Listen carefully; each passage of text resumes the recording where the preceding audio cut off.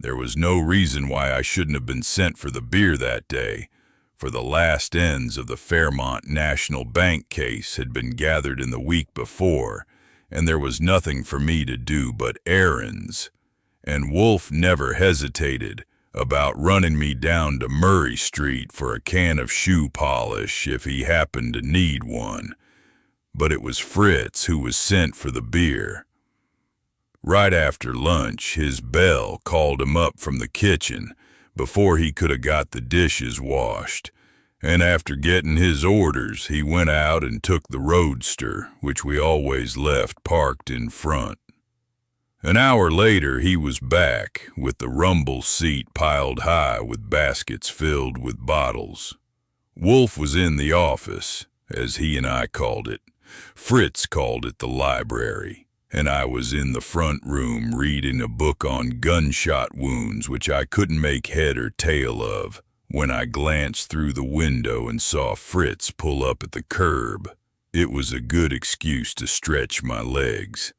So I went out and helped him unload and carry the baskets into the kitchen, where we were starting to stow the bottles away in a cupboard when the bell rang. I followed Fritz into the office. Wolfe lifted his head. I mentioned that because his head was so big that lifting it struck you as being quite a job. It was probably really bigger than it looked, for the rest of him was so huge that any head on top of it but his own would have escaped your notice entirely. "Where's the beer?" "In the kitchen, sir. The lower cupboard on the right, I thought." "I want it in here. Is it cold? And an opener and 2 glasses." "Mostly cold, yes, sir." "Very well." I grinned and sat down on a chair to wonder what Wolfe was doing with some pieces of paper he had cut into little discs and was pushing around into different positions on the desk blotter. Fritz began bringing in the beer, 6 at a time on a tray. After the third trip, I had another grin when I saw Wolfe glance up at the array on the table and then around at Fritz's back going through the door. 2 more trays full, whereupon Wolfe halted the parade. "Fritz, would you inform me when this is likely to end?" "Very soon, sir. There are 19 more, 49 in all." "Nonsense." "Excuse me, Fritz, but obviously it's nonsense." "Yes, sir. You said one of every kind procurable. I went to a dozen shops, at least that." "All right. Bring 'em in, and some plain salt crackers. None shall lack opportunity, Fritz. It wouldn't be fair." It turned out that the idea was, as Wolfe explained to me after he had invited me, to draw my chair up to the desk and begin opening the bottles, that he had decided to give up the bootleg beer, which for years he had bought in barrels and kept in a cooler in the basement, if he could find a brand of the legal 3.2 that was potable. He had also decided, he said, that 6 quarts a day was unnecessary and took too much time, and thereafter he would limit himself to 5. I grinned at that, for I didn't believe it, and I grinned again when I thought how the place would be cluttered up with empty bottles unless Fritz ran his legs off all day long. I said to him something I had said before more than once, that beer slowed up a man's head, and with him running like a brook 6 quarts a day, I never would understand how he could make his brain work so fast and deep that no other man in the country could touch him. He replied, also as he had before, that it wasn't his brain that worked, it was his lower nerve centers.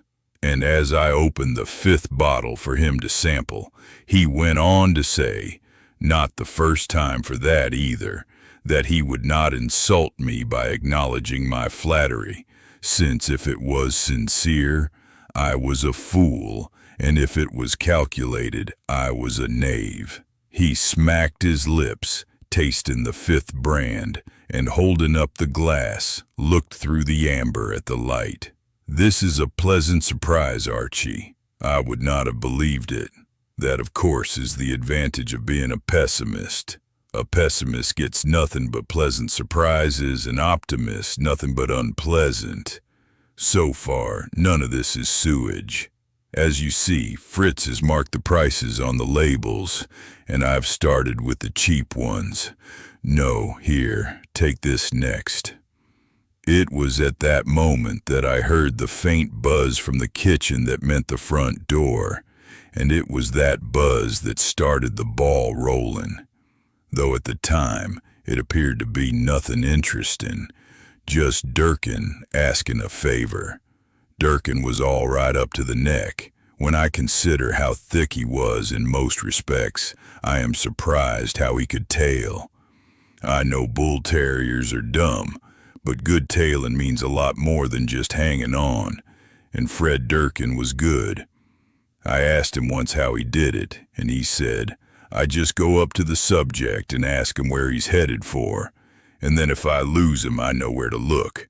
I suppose he knew how funny that was. I don't know, I suspect him. When things got so Wolfe had to cut down expenses like everybody else, from bankers to bums, Saul Panzer and I got our weekly envelopes sliced, but Durkin's was stopped altogether. Wolfe called him in when he was needed and paid him by the day, so I still saw him off and on and knew he was having hard sledding. Things had been slow, and I hadn't run across him for a month or more when the buzzer sounded that day, and Fritz brought him to the door of the office. Wolfe looked up and nodded. Hello, Fred. Do I owe you something? Durkin, approaching the desk with his hat in his hand, shook his head. How are you, Mr. Wolfe? I wish to God you did. If there was anybody owed me anything, I'd be with him like a saddle on a horse. Sit down. Will you sample some beer? No thanks. Fred stayed on his feet. I've come to ask a favor. Wolfe looked up again, and his big, thick lips pushed out a little, tight together. Just a small movement, and back again, and then out, and back again. How I loved to watch him doing that. That was about the only time I ever got excited, when Wolfe's lips were moving like that. It didn't matter whether it was some little thing like this with Durkin or when he was on the track of something big and dangerous. I knew what was going on. Something was happening so fast inside of him, and so much ground was being covered, the whole world aflash, that no one else could ever really understand it, even if he had tried his best to explain, which I never did. Sometimes, when he felt patient, he explained to me, and it seemed to make sense, but I realized afterward that that was only because the proof had come, and so I could accept it. I said to Saul Panzer once that it was like being with him in a dark room which neither of you has ever seen before, as he describes all of its contents to you. And then when the light is turned on, his explanation of how he did seems sensible, because you see everything before you, just as he described it. Wolfe said to Durkin, You know my failing on the financial side, but since you haven't come to borrow money, your favor is likely granted. What is it? Durkin scowled. Wolfe always upset him. Nobody needs to borrow money worse than I do. How do you know it's not that? No matter. Archie will explain. You're not embarrassed enough, and you wouldn't have brought a woman with you. What is it? I leaned forward and broke in. Damn it, he alone. My ears are good anyhow. A little ripple, imperceptible except to eyes like mine that had caught it before, ran over Wolfe's enormous bulk. Of course, Archie. Splendid ears. BV, there was nothing to hear. The lady made no sound audible at this distance, and Fritz did not speak to her, but in greeting Fred, there was a courtesy in his tone, which he saves for softer flesh. If I should hear Fritz using that tone to a lone man, I'd send him to psychoanalyst at once. Durkin said, It's a friend of my wife's. Her best friend. You know my wife's Italian. Maybe you don't know, but she is. Anyway, this friend of hers is in trouble, or thinks she is. It sounds to me like a washout. Maria keeps after Fanny, and Fanny keeps after me, and they both keep after me together. All because I told Fanny once that you've got a devil in you that can find out anything in the world. A boob thing to say, Mr. Wolfe, but you know how a man's tongue will get started. Wolfe only said, "Bring her in." Durkin went out to the hall and came right back with a woman in front of him. She was little but not skinny, with black hair and eyes, and Italian all over, though not the shawl kind. She was somewhere around middle age and looked neat and clean in a pink cotton dress and a black rayon jacket. I pulled over a chair and she sat down facing Wolfe in the light. Durkin said, "Maria Maffei, Mr. Wolfe." She tossed Fred a smile, showing little white teeth, and then said to Wolfe, "Maria Maffei?" pronouncing it quite different. Wolfe said, "Not Mrs. Maffei." She shook her head. "No, sir, I'm not married. But in trouble anyhow." "Yes, sir. Mr. Durkin thought you might be good enough." "Tell us about it." "Yes, sir. It's my brother Carlo. He's gone." "Gone where?" "I don't know, sir. That's why I'm afraid. He's been gone 2 days." "Where did he—" No. These are not phenomena, merely facts." Wolfe turned to me. "Go on, Archie." By the time he had finished his no, I had my notebook out. I enjoyed this sort of business in front of Wolfe more than at any other time because I knew damn well I was good at it. But this wasn't much of a job. This woman knew what to get down as well as I did. She told her tale quick and straight. She was housekeeper at a swell apartment on Park Avenue and lived there. Her brother Carlo, 2 years older than her, lived in a rooming house on Sullivan Street. He was a metal worker, first class, she said. For years he had made big money working on jewelry for Rathbun and Cross, but because he drank a little and occasionally didn't turn up at the shop, he had been one of the first to go when the Depression came. For a while after that he had got odd jobs here and there.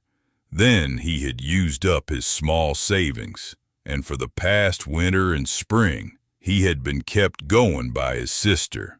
Around the middle of April, completely discouraged, he had decided to return to Italy, and Maria had agreed to furnish the necessary funds. She had, in fact, advanced the money for the steamship ticket. But a week later, he had suddenly announced that the trip was postponed. He wouldn't say why, but he had declared that he would need no more money.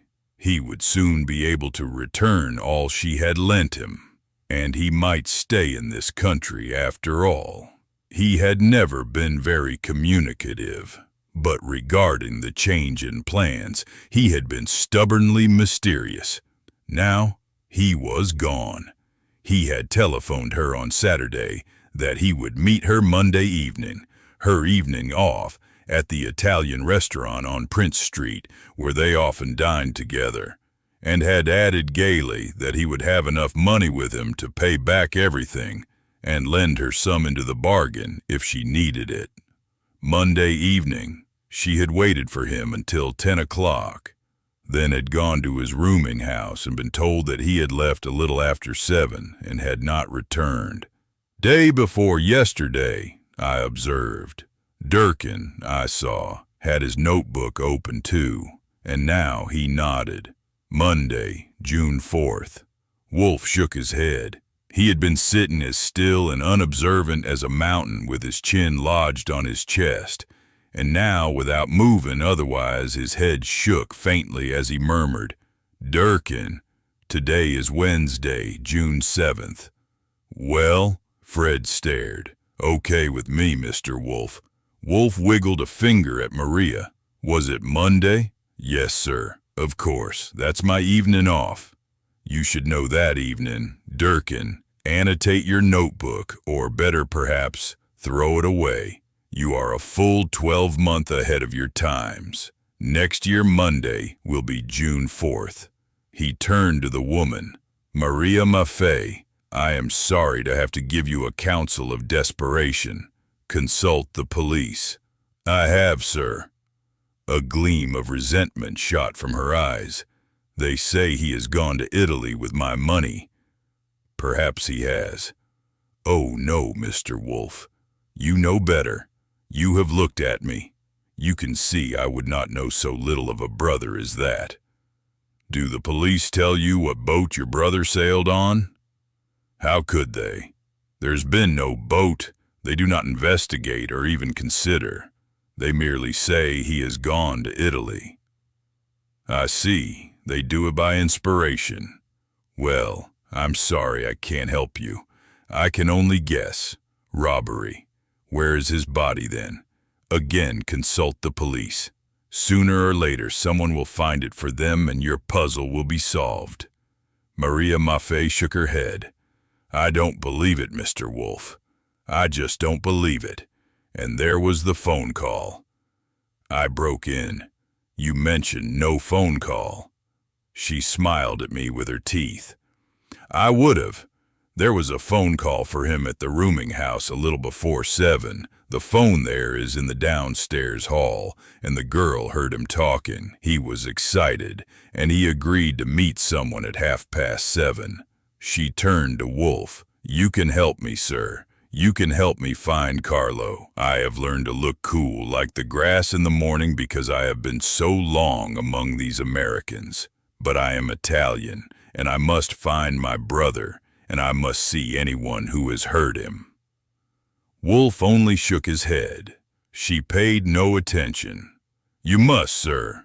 Mr. Durkin says you are very tight about money. I still have something left and I could pay all expenses and maybe a little more. And you are Mr. Durkin's friend, and I am Mrs. Durkin's friend. My friend Fanny. Wolfe said, I am nobody's friend. How much can you pay? She hesitated. How much have you got? I have, well, more than $1,000. How much of it would you pay? I would pay all of it. If you find my brother alive, all of it. If you find him not alive and show him to me and show me the one who hurt him, I would still pay a good deal. I would pay first for the funeral. Wolfe's eyelids lowered slowly and raised slowly. That, as I knew, meant his approval. I had often looked for that sign, and frequently in vain, when I was reporting to him.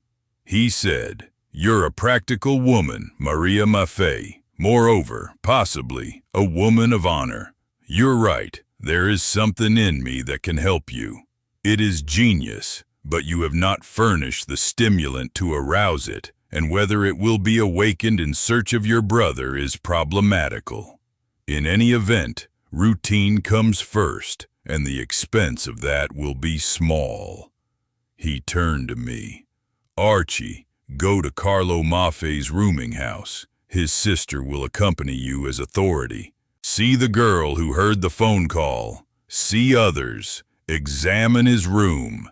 If any trail is indicated, phone here for Saul Panzer any time after 5.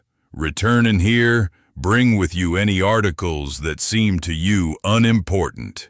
I thought it was unnecessary for him to take that dig at me before a stranger, but I had long since learned that there was no point in resenting his pleasantries. Maria Maffei got up from her chair and thanked him. Durkin took a step forward. About that being tight with money, Mr. Wolfe, you know how a man's tongue will get started. I rescued him. Come on, Fred, we'll take the roadster and I might as well drop you on the way. Chapter 2.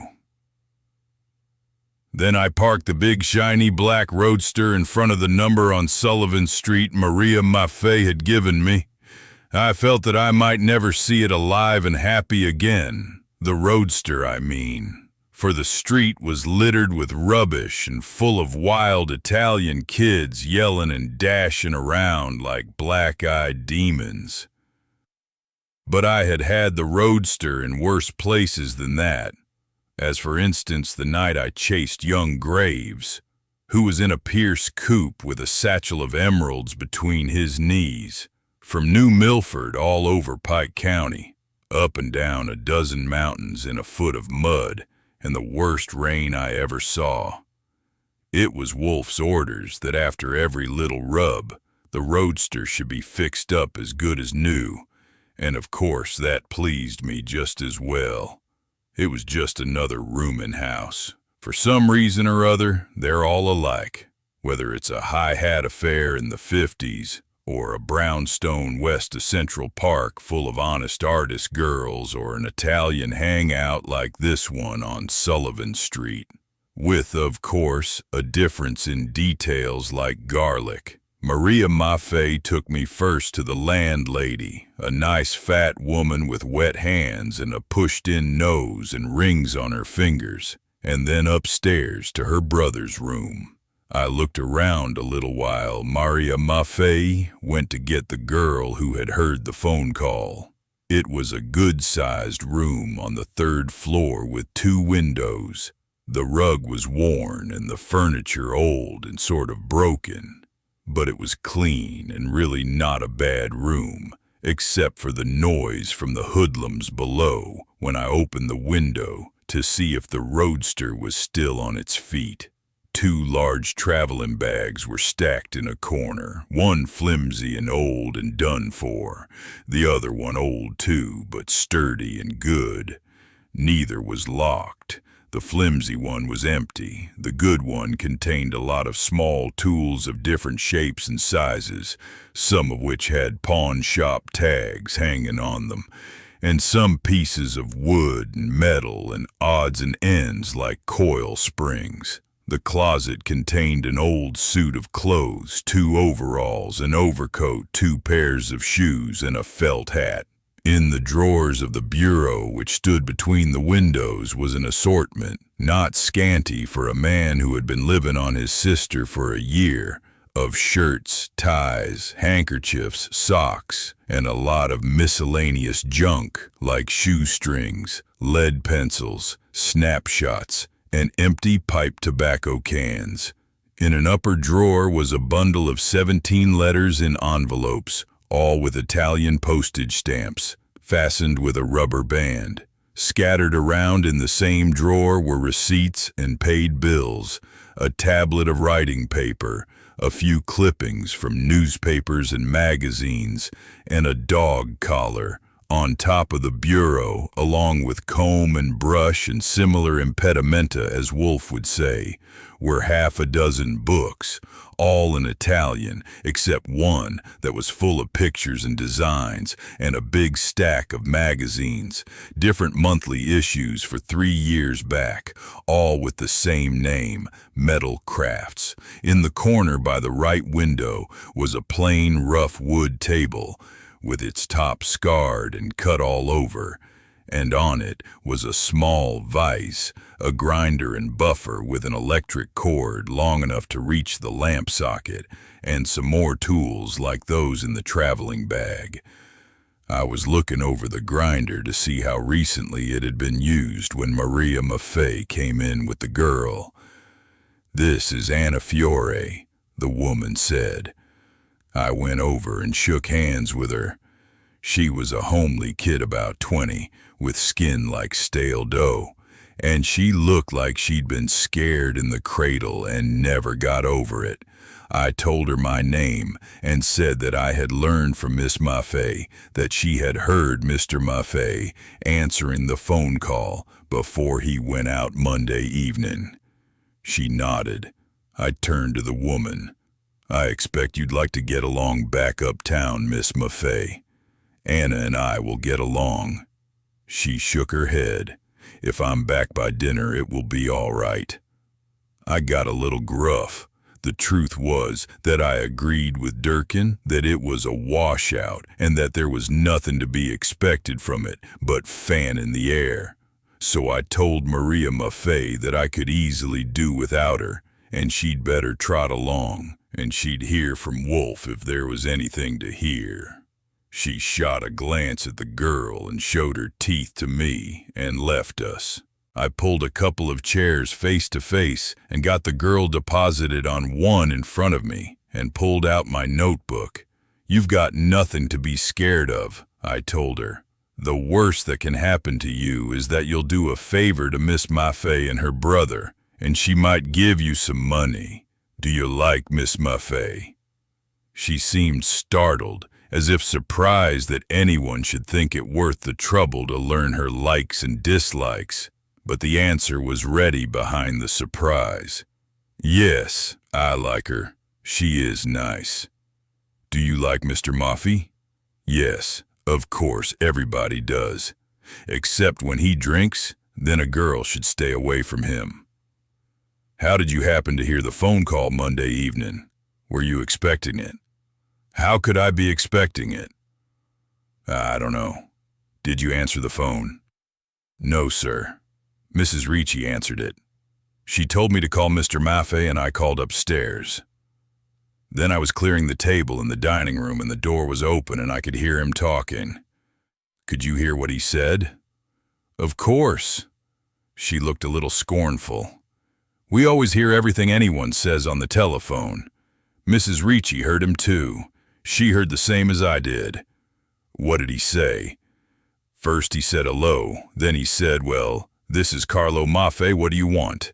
Then he said, 'That's my business, I'll tell you when I see you.' Then he said, 'Why not here in my room?' Then he said, 'No, I'm not scared, I'm not the one to be scared.' Mrs. Ricci says it's not me that's scared, but she don't remember right. Then he said, 'Sure, I want the money and a lot more.' Then he said, 'All right, 7:30 at the corner.' Then he said, 'Shut up yourself, what do I care?' Then he said, 'All right, 7:30, I know that car.'" She stopped. I said, "Who was he talking to?" I supposed, of course, that the answer would be that she didn't know, since Maria Maffei had not known, but she said at once, "The man that called him up before." "Before? When?" "Quite a few times. In May, one day twice. Mrs. Ricci says 9 times before Monday altogether." "Did you ever hear his voice?" "No, sir. Mrs. Ricci always answers." "Did you ever hear this man's name?" "No, sir. After Mrs. Ricci got curious, she asked it, but he always just said, 'Never mind, tell him he's wanted on the phone.' I began to think there might be some fun in this somewhere, possibly even some money. Not that the money interested me. That was for Wolfe. It was the fun I was after. Anyway, it might not be just a stick-up and a stiff in the East River. I decided to see what I could get. And I went after that girl." I had heard Wolfe do it many a time, and while I knew most of his results came from a kind of feeling that wasn't in me, still a lot of it was just patience and hit or miss. So I went after her. I kept at it 2 hours and collected a lot of facts, but not one that meant anything to me. Once I thought I might be getting warm when I learned that Carlo Maffei had 2 different women with whom he appeared publicly on different occasions, and one of them was married. But when I saw that wouldn't tie up with the phone call, I threw it out. Maffei had mentioned going to Italy, but had given no details. He had pretty well kept his business in his own bosom. He had never had callers except his sister and a friend from his old prosperous days with whom he had occasionally gone to dine. I pumped her for 2 hours and couldn't see a gleam anywhere, but something about that phone call kept me from calling it a dull day and putting on my hat. Finally, I said to her, "You stay here a minute, Anna, while I go down and see Mrs. Ricci." The landlady confirmed the girl's version of the phone call and said she had no idea who the caller was, though she had tried on several occasions to find out.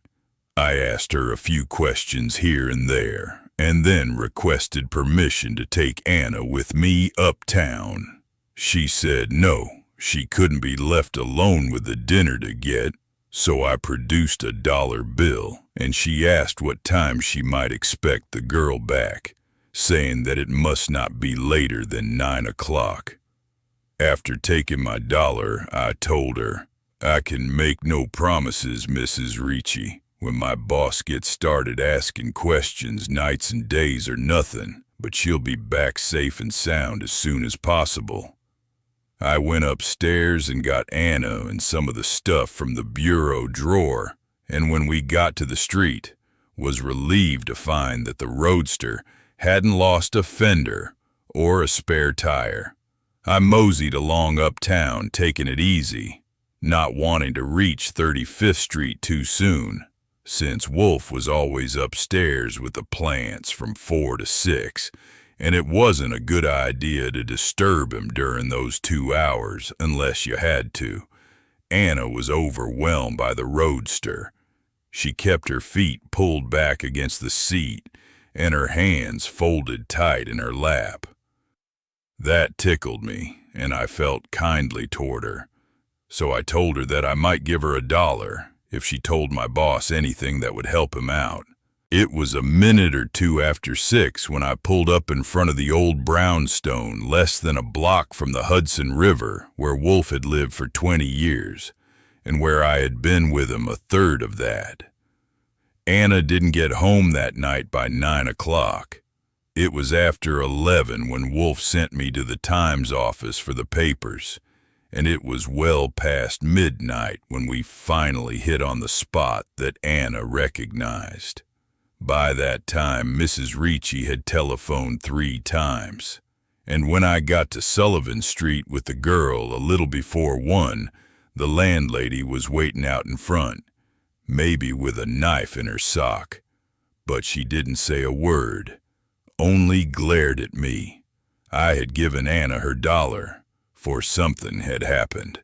I had reported to Wolfe up in the front plant room, the sunroom, leaving Anna down in the office. He sat there in the big chair with a red and tan orchid 8 inches wide tickling the back of his neck, looking not interested. He really wasn't interested. He barely glanced at the papers and things I had brought with me from Maffei's room. He admitted that the phone call had a dash of possibility in it, but couldn't see that there was anything to bother about. I tried to persuade him that since the girl was already downstairs, he might as well take it up and see what he could get, and I added with malice, "Anyway, she cost $1. I had to give the landlady $1. "That was your $1, Archie." "No, sir, it was an expense $1. It's down in the book." I went with him to the elevator. If he had had to do his own lifting and lowering, I don't think he would ever have gone upstairs, even for the plants. He began on Anna at once. It was beautiful. 5 years earlier, I wouldn't have appreciated it. It was beautiful because it was absolutely comprehensive. If there was anything in that girl, any bit of knowledge, any apparently forgotten shred of feeling or reaction that could show us a direction or give us a hint, it simply could not have kept away from him. He questioned her for 5 hours. He asked her about Carlo Maffei's voice, his habits, his clothing, his meals, his temper, his table manners, his relations with his sister, with Mrs. Ricci, with Anna herself, with everyone Anna had ever seen him with.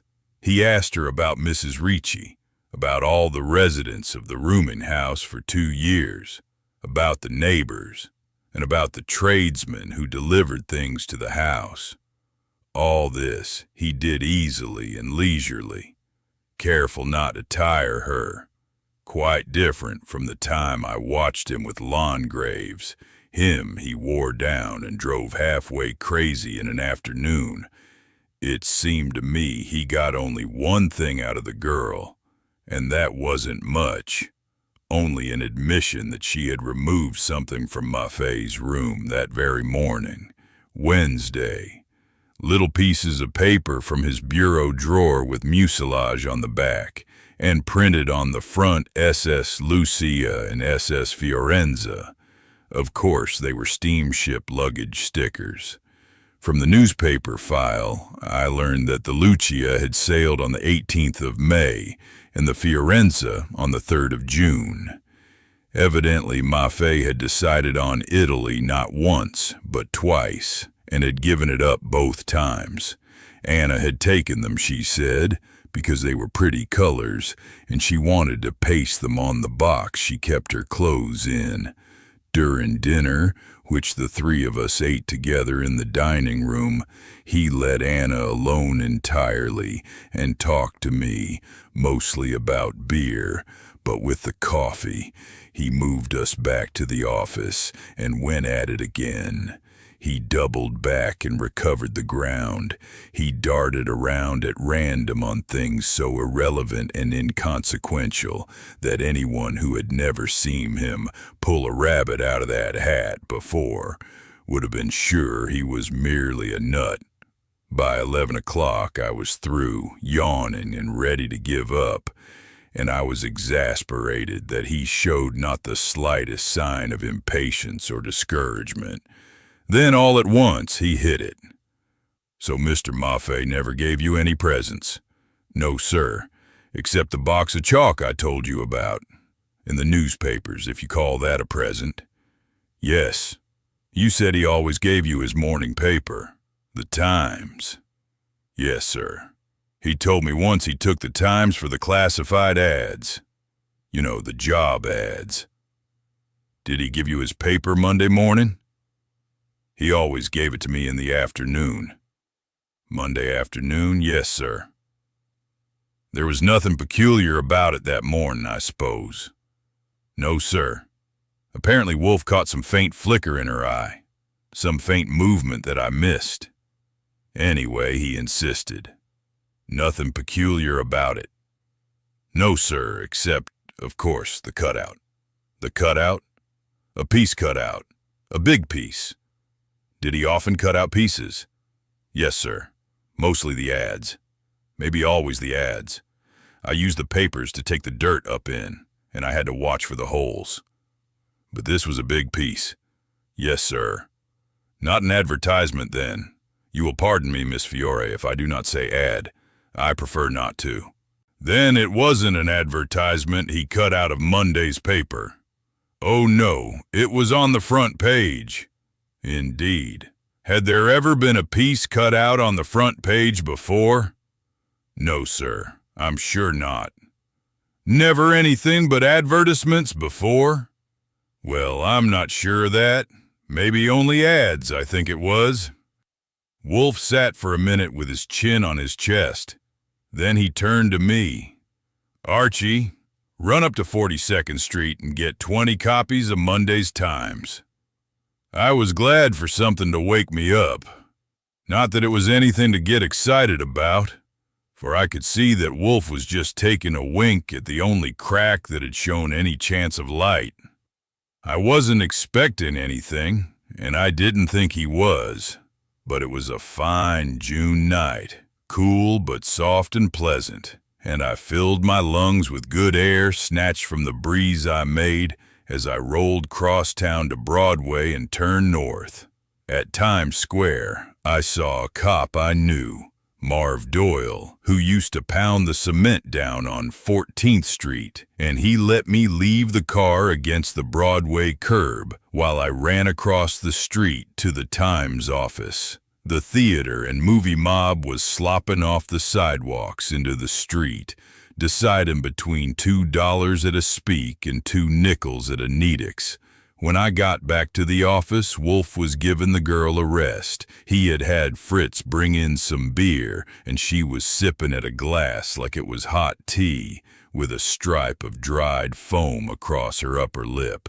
He had finished 3 bottles, though I couldn't have been gone more than 20 minutes at the outside. As I came in, he said, "I should have told you City Edition." "Sure, that's what I got." "Good." He turned to the girl. "If you don't mind, Miss Fiore, it would be better if you did not overlook our preparations. Turn her chair around, Archie. There, the little table for her beer. Now the papers. No, don't rip it off. Better intact, I think. That's the way she first saw it. Remove the second sections. There'll be a fine for Miss Fiore. Think of all the dirt they'll hold. Here. I spread open a first section on the desk before him, and he pulled himself up in his chair to hunch over it. It was like seeing a hippopotamus in the zoo get up for a feed. I took out all the second sections and stacked them on a chair, and then took a front page for myself and went over it.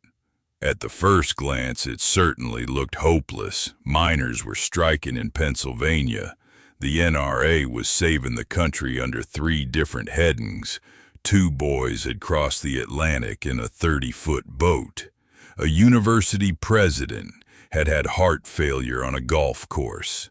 A gangster had been tear-gassed out of a Brooklyn flat. A Negro had been lynched in Alabama. And someone had found an old painting somewhere in Europe. I glanced at Wolfe. He was drinking the whole page. The only thing that looked to me worth trying at all was the painting which had been found in Switzerland and was supposed to have been stolen from Italy. But when Wolfe finally reached for the scissors out of the drawer, it wasn't that one he clipped. It was the gangster piece. Then he laid the paper aside and called for another one. I handed it to him, and this time I grinned as I saw him go after the article about the painting. I came in second anyhow. When he called for a third paper, I was curious, and as he ran the scissors around the edges of the story about the university president, I stared at him. He saw me. He said without looking up, "Pray for this side, Archie. If it's this one, we shall have an Angersecum sesquipedale for Christmas."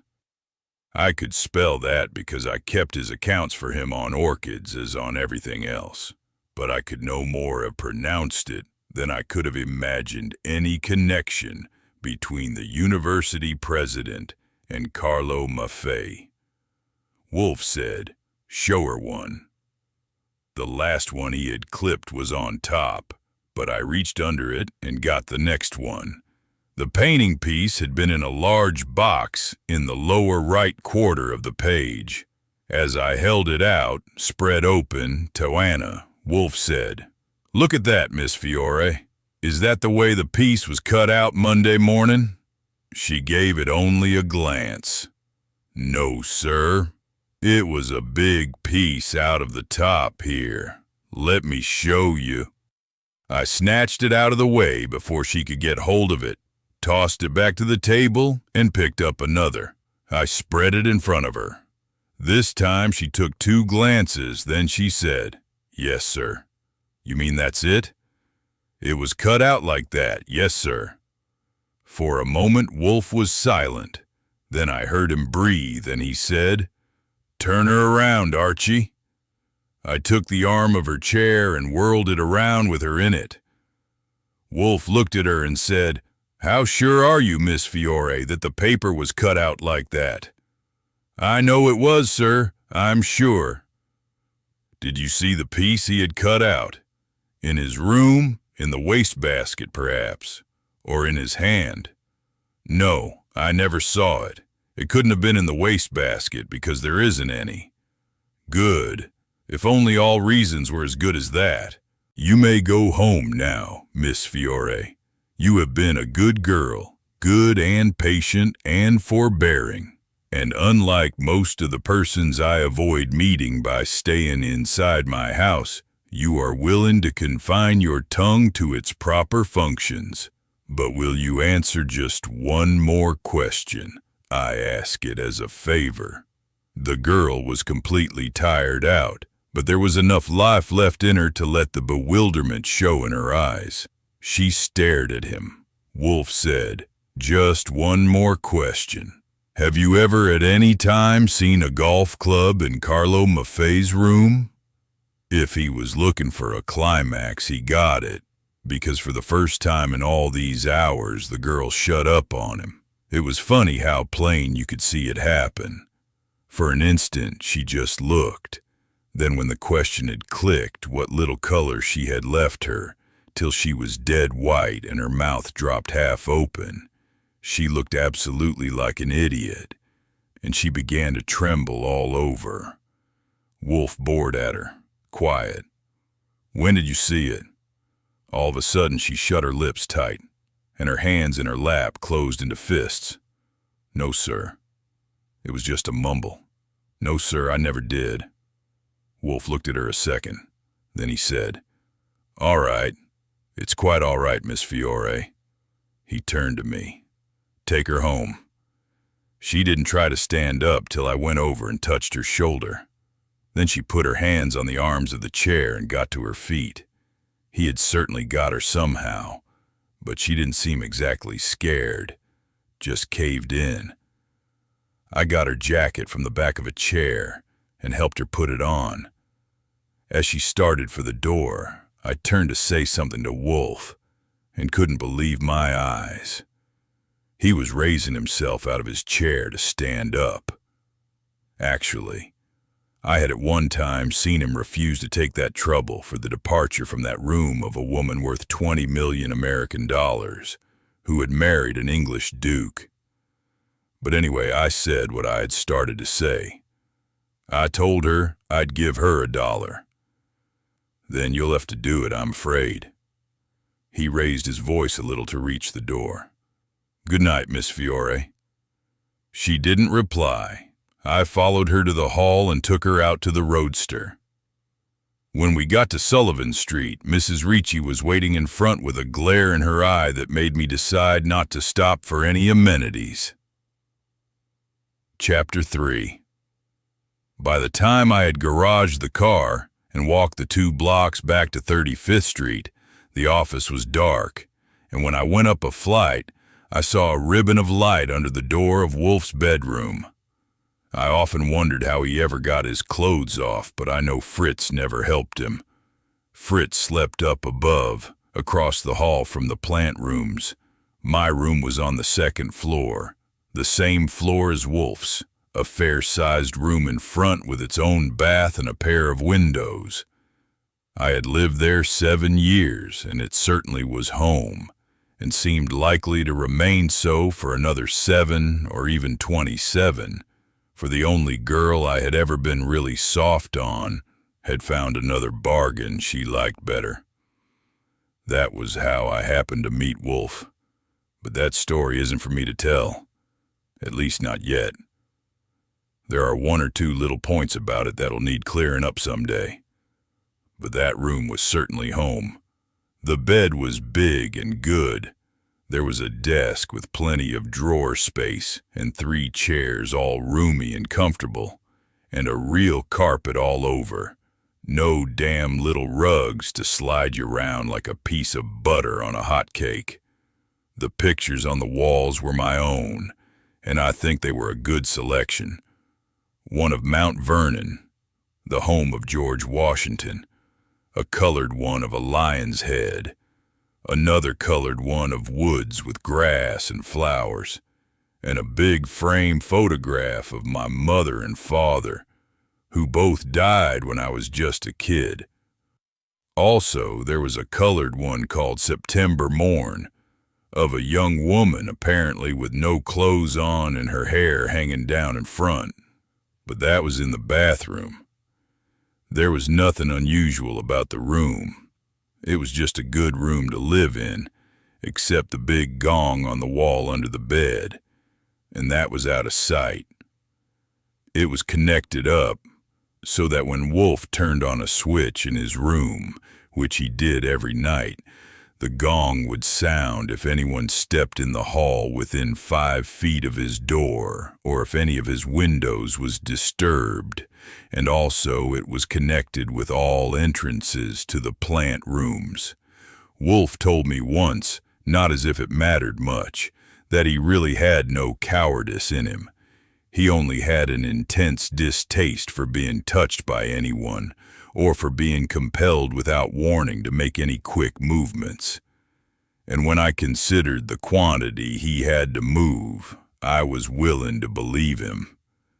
For some reason, questions like that of cowardice have never interested me as regards Wolfe, though ordinarily if I have cause to suspect that a man is yellow, as far as I'm concerned, he can eat at another table. I took one of the newspapers from the office upstairs with me, and after I had undressed and got into pajamas and slippers, I made myself comfortable in a chair with cigarettes and ashtray handy, and read that University President article 3 times. It was headed like this: Peter Oliver Barstow dead from stroke. President of Holland succumbs on Link's friends reach his side with his last breath. It was quite a piece, with a full column on the front page, another column and a half on the inside, and in another article, a long obituary with comments from a lot of prominent people. The story itself didn't amount to much, and there was really nothing to it except another man gone. I read the paper every day, and this one was only 2 days old, but I couldn't remember noticing this. Barstow, 58-year-old president of Holland University, had been playing golf Sunday afternoon on the links of the Green Meadow Club near Pleasantville, 30 miles north of New York, a foursome with his son Lawrence and 2 friends named E.D. Kimball and Manuel Kimball. On the fairway of the 4th hole, he had suddenly pitched forward and landed on his face, flopped around on the ground a few seconds, and then lay still. His caddy had jumped to him and grabbed his arm, but by the time the others got to him, he was dead. Among the crowd that collected from the clubhouse and other players was a doctor who was an old friend of Barstow's, and he and the son had taken the body in Barstow's own car to the Barstow home 6 miles away. The doctor had pronounced it heart disease.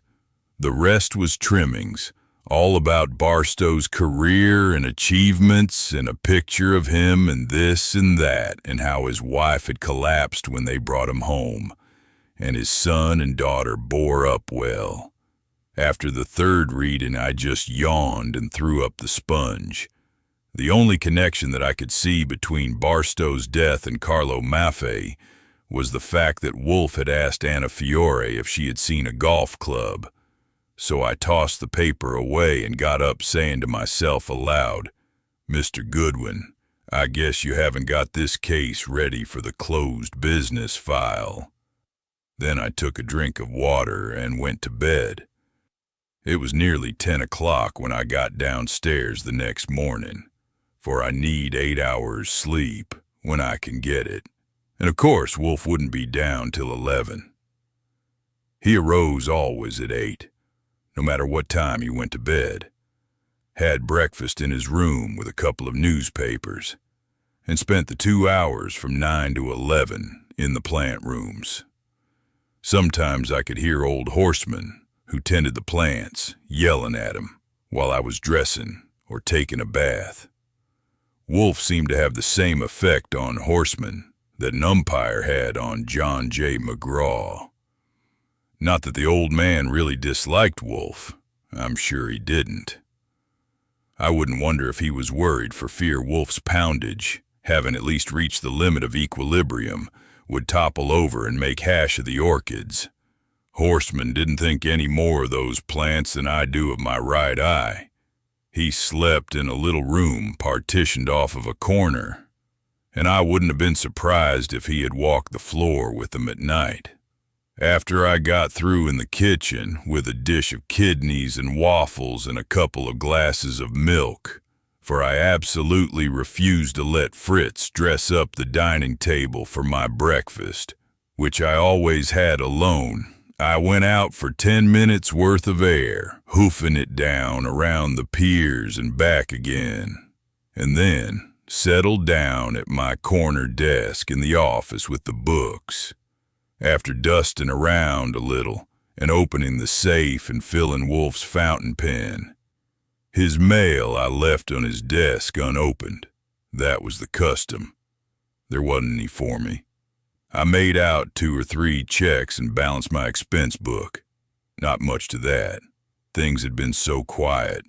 And then began going over the plant records to be sure Horseman had his reports up to date. I was in the middle of that when I heard the buzzer in the kitchen, and a minute later, Fritz came to the door and said a man named O'Grady wanted to see Mr. Wolfe. I took the card and looked at it and saw it was a new one on me. I knew a lot of the dicks on the homicide squad, but I had never seen this O'Grady. I told Fritz to usher him in. O'Grady was young and very athletic, judging from his makeup and the way he walked. He had a bad eye, conscientious and truculent. From the way he looked at me, you might have thought I had the Lindbergh baby in my pocket. He said, "Mr. Nero Wolfe?" I waved at a chair. "Have a seat." I glanced at my wrist. "Mr. Wolfe will be down in 19 minutes. He scowled. "This is important. Couldn't you call him?" "I sent in my card. I'm from the homicide squad." "Sure, I know. That's all right. Just have a seat. If I called him, he'd throw something at me." He took the chair, and I went back to the plant records. Once or twice during the wait, I thought I might try pumping him just for the fun of it, but a glance at his face was enough. He was too young and trustworthy to bother with. For 19 minutes he sat as if he was in church, not saying a word. He got up from the chair as Wolfe entered the office. Wolfe, as he made steady progress from the door to the desk, bade me good morning, asked me to open another window, and shot a glance at the visitor. Seated at the desk, he saw the card I had laid there. Then he took a look at the mail, flipping the corners of the envelopes with his quick fingers the way a bank teller does the checks when he is going over a deposit. He shoved the mail aside and turned to the dick. "Mr. O'Grady?" O'Grady stepped forward. "Mr. Nero Wolfe?" Wolfe nodded. "Well, Mr. Wolfe, I want the papers and other articles you took yesterday from Carlo Maffei's room." "No." Wolfe lifted his head to see him better. "Really? That's interesting, Mr. O'Grady. Have a chair. Pull him up a chair, Archie." "No, thanks. I've got a job on. I'll just take those papers and things." "What things?" "The things you took. Enumerate them." The dick stuck his chin out. "Don't try to get funny. Come on, I'm in a hurry." Wolfe wiggled a finger at him. "Easy, Mr. O'Grady." Wolfe's voice was clear and low, with a tone he didn't use very often. He had used it on me only once, the first time I had ever seen him, and I had never forgotten how it sounded. It had made me feel that if he had wanted to, he could have cut my head off without lifting a hand. He went on with it. "Easy now. Sit down. I mean it, really. Sit down." I had a chair shoved behind the dick's knees, and he came down onto it slowly. "What you're getting is a free but valuable lesson," Wolfe said. "You are young and can use it. Since I entered this room, you have made nothing but mistakes. You were without courtesy, which was offensive. You made a statement contrary to fact, which was stupid. You confused conjecture with knowledge, which was disingenuous. Would you like me to explain what you should have done? My motives are entirely friendly." O'Grady was blinking. "I don't charge you with motives." "Good. Of course you had no way of knowing how ill-advised it was to imply that I made a journey to Carlo Maffei's room. Unfamiliar with my habits, you were not aware that I would not undertake that enterprise, though a Cattleya Dovriana aurea were to be the reward. Certainly not for some papers and, as you say, things. Archie Goodwin, a finger circled in my direction, doesn't mind that sort of thing, so he went. What you should have done was this. First, answered me when I wished you good morning. Second, made your request courteous, complete, and correct as to fact. Third, though this was less essential, you might, as a matter of professional civility, have briefly informed me that the body of the murdered Carlo Maffei has been found and identified, and that the assistance of these papers is required in the attempt to discover the assassin. Don't you agree with me that that would have been better, Mr. O'Grady?" The Dick stared at him. "How the hell—" he started and stopped and then went on. "So it's already in the papers. I didn't see it, and his name couldn't have been, for it's only 2 hours since I learned it myself. You're quite a guesser, Mr. Wolfe." "Thank you. Neither did I see it in the papers. But since Maria Maffei's report of her brother's disappearance did not arouse the police beyond a generous effort at conjecture, it seemed to me probable that nothing less than murder would stir them to the frenzy of discovering that Archie had visited his room and removed papers. So, would you mind telling me where the body was found?" O'Grady stood up. "You can read it tonight. You're a Lulu, Mr. Wolfe. Now those papers." "Of course." Wolfe didn't move. "But I offer a point for your consideration. All I ask of you is 3 minutes of your time and information, which will be available from public sources within a few hours. Whereas, who knows, today or tomorrow or next year, in connection with this case or another, I might happen upon some curious little fact which, conveyed to you, would mean promotion, glory, a raise in pay, and, I repeat, you make a mistake if you ignore the demands of professional civility. Was the body by any chance found in Westchester County?" "What the hell," O'Grady said. "If I hadn't already looked you up, and if it wasn't so plain you'd need a boxcar to get around in, I'd guess you did it yourself." "All right, yes, Westchester County. In a thicket 100 feet from a dirt road 3 miles out of Scarsdale, yesterday at 8 p.m., by 2 boys hunting birds' nests. Shot, perhaps? Stabbed. The doctor says that the knife must have been left in him for a while, an hour or more, but it wasn't there and wasn't found. His pockets were empty. The label on his clothes showed a Grand Street store, and that and his laundry mark were turned over to me at 7 o'clock this morning. By 9, I had his name, and since then, I've searched his room and seen the landlady and the girl." "Excellent," Wolfe said. "Really exceptional." The Dick frowned. "That girl," he said. "Either she knows something, or the inside of her head is so unfurnished that she can't remember what she ate for breakfast. You had her up here. What did you think when she couldn't remember a thing about the phone call that the landlady said she heard every word of?" I shot a glance at Wolfe, but he didn't blink an eyelash. He just said, "Miss Anna Fiore is not perfectly equipped, Mr. O'Grady. You found her memory faulty then." "Faulty?" She had forgot Maffei's first name. "Yes, a pity." Wolfe pushed his chair back by putting his hands on the edge of the desk and shoving.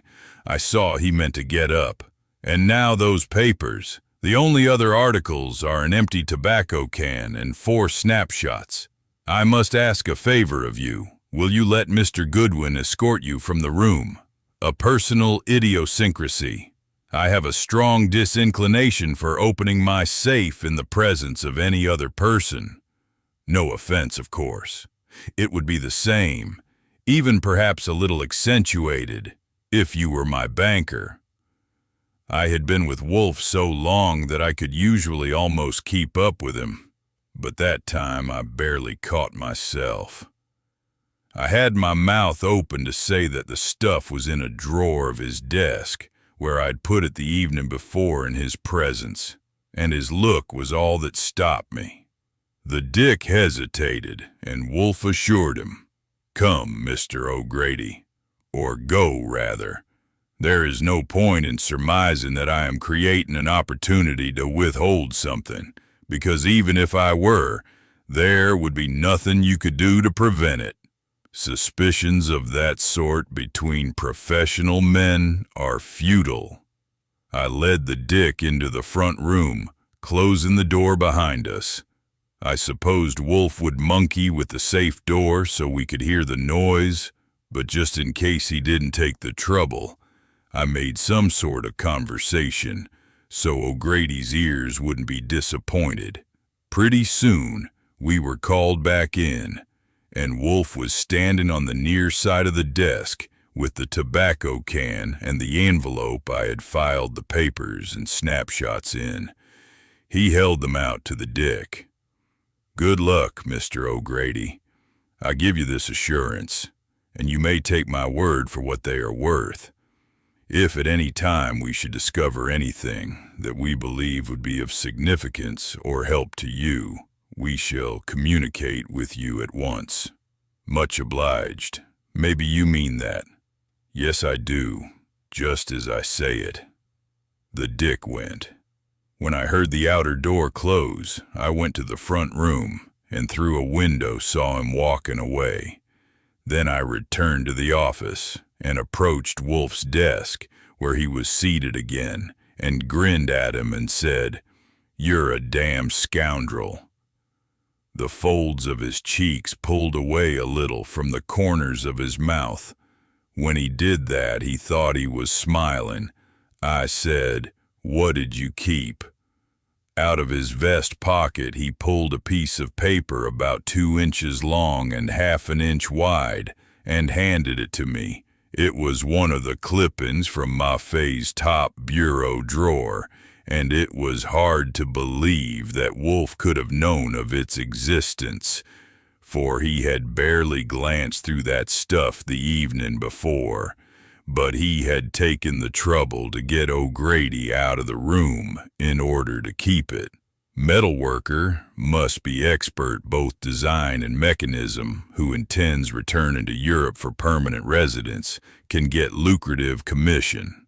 Times H67 downtown.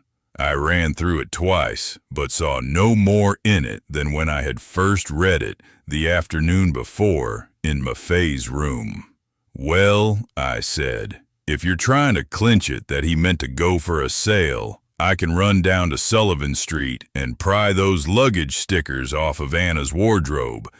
And anyway, granting even that it means something, when did you ever see it before?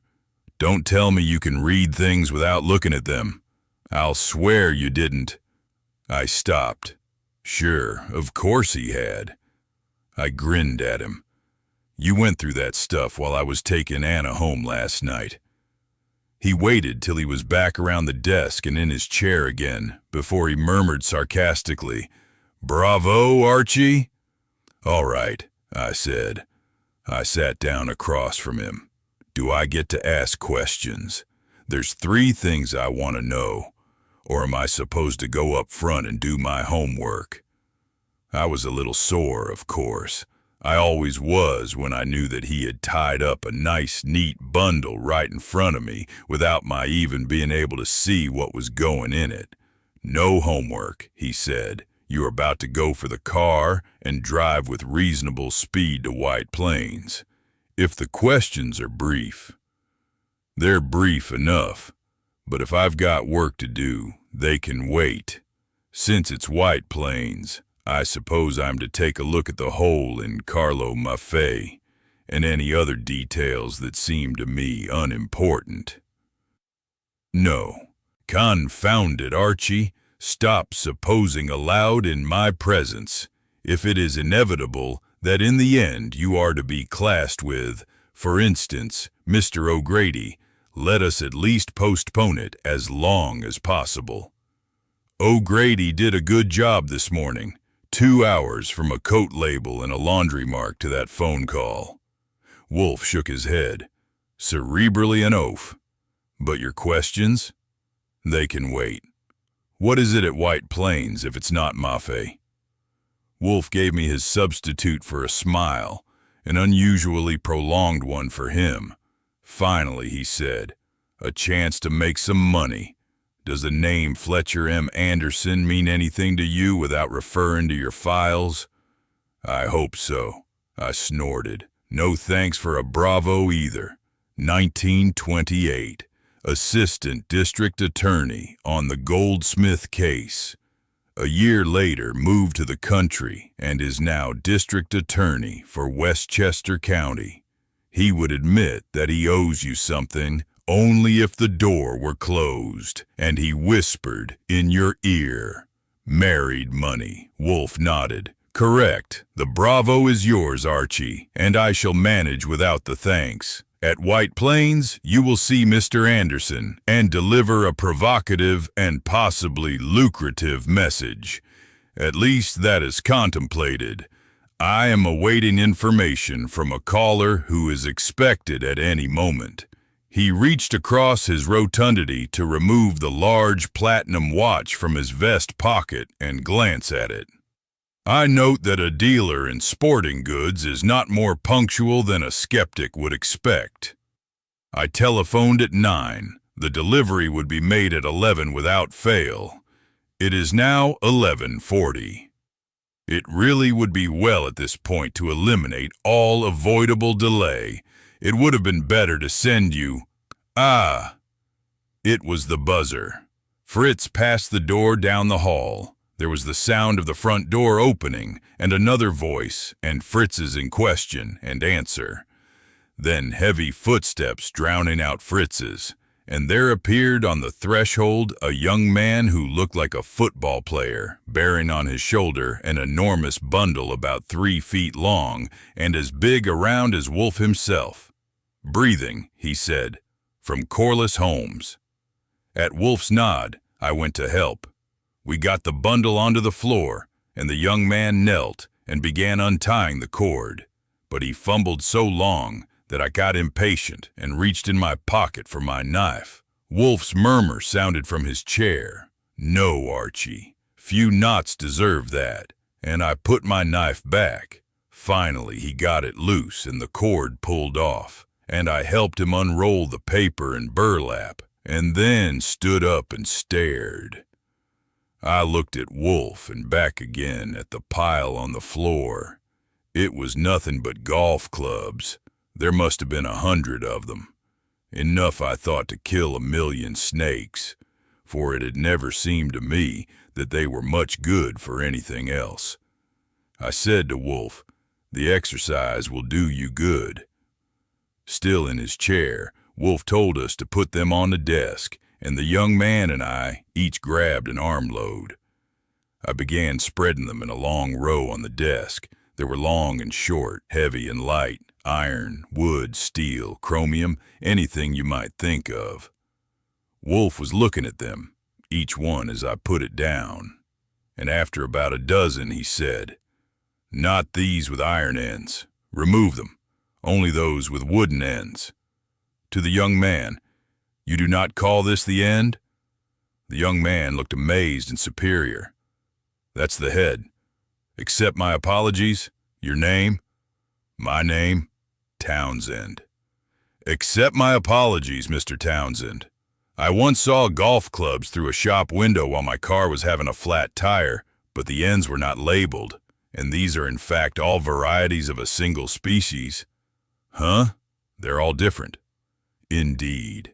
Indeed, indeed. Plain wooden faces, inset faces, bone, composition, ivory. Since this is the head, I presume that is the face." "Sure, that's the face." "Of course. And the purpose of the inset? Since everything in life must have a purpose except the culture of orchidaceae." "Purpose?" "Exactly. Purpose." "Well..." The young man hesitated. "Of course it's for the impact. That means hitting the ball. It's the inset that hits the ball, and that's the impact." "I see. Go no further. That'll do nicely. And the handles, some wood, really fine and sensitive, and steel. I presume the steel handles are hollow?" "Hollow steel shaft, yes, sir. It's a matter of taste. That one's a driver. This is a brassy. See the brass on the bottom? brassy. Faultless sequitur, Wolfe murmured. That, I think, will be all. The lesson is complete. You know, Mr. Townsend, it is our good fortune that the exigencies of birth and training furnish all of us with opportunities for snobbery. My ignorance of this special nomenclature provided yours. Your innocence of the elementary mental processes provides mine. As to the object of your visit, you can sell me nothing. These things will forever remain completely useless to me. You can reassemble your bundle and take it with you, but let us assume that I should purchase 3 of these clubs and that the profit on each should be $1. $3? If I give you that amount, will it be satisfactory? The young man had, if not his own dignity, at least that of Corliss Holmes. There is no obligation to purchase, sir. No, but I haven't finished. I have to ask a favor of you. Will you take one of these clubs, here, this one, and stand there, beyond that chair, and whirl it about you in the orthodox manner? Whirl it. Yes, club, strike, hit, whatever you call it. Pretend that you are impacting a ball. Beyond snobbery, the young man was now having difficulty to conceal his contempt. He took the driver from Wolfe, backed away from the desk, shoved a chair aside, glanced around, behind, and up, then brought the driver up over his shoulder and down and through with a terrific swish. Wolfe shuddered. Ungovernable fury, he murmured. Again, more slowly. The young man complied. If possible, Mr. Townsend, more slowly yet. This time he made it slow motion, a cartoon, derisive, but Wolfe watched it keenly and soberly. Then he said, Excellent. 1,000 thanks, Mr. Townsend. Archie, since we have no account at Corliss Holmes, will you please give Mr. Townsend $3? A little speed now, if you don't mind.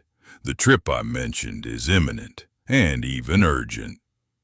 After the quiet weeks that had passed, it made my heart jump to hear Wolfe ask for speed. The young man and I had the package together again in no time.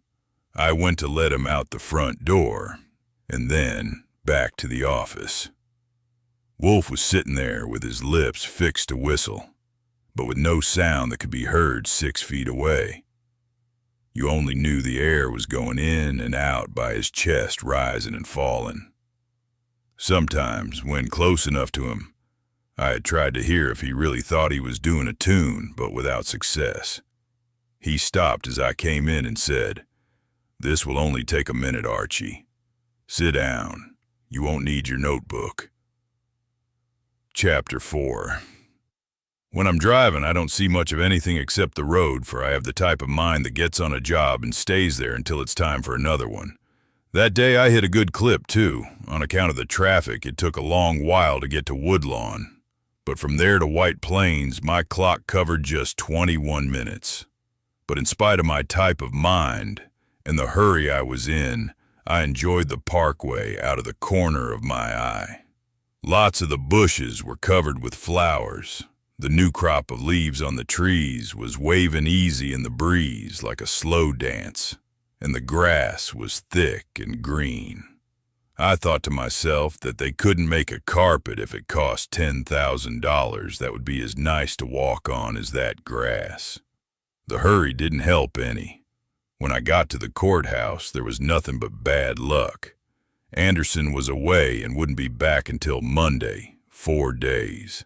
In the Adirondacks, they said, but wouldn't give me his address. It wouldn't have been a bit unpleasant to head the roadster for Lake Placid and step on it. His chief assistant, whose name, Derwin, I had never heard before, was still out to lunch and wouldn't be back for half an hour. No one around seemed to care about being helpful. I went down the street to a phone and got Wolfe in New York.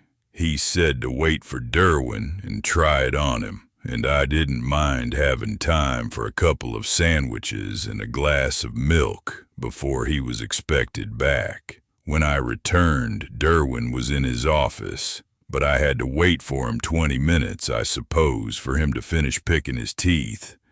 The place was certainly dead. When I consider the different kinds I've seen, it seems silly to say it, but somehow to me, all lawyers look alike. It's a sort of mixture of a scared look and a satisfied look, as if they were crossing a traffic-filled street where they expect to get run over any minute, but they know exactly the kind of paper to hand the driver if they get killed. And they've got one right in their pocket. This Derwin looked like that. Otherwise, he seemed very respectable, well-dressed and well-fed, somewhere around 40, under rather than over, with his dark hair brushed back slick and his face happy and pleased looking.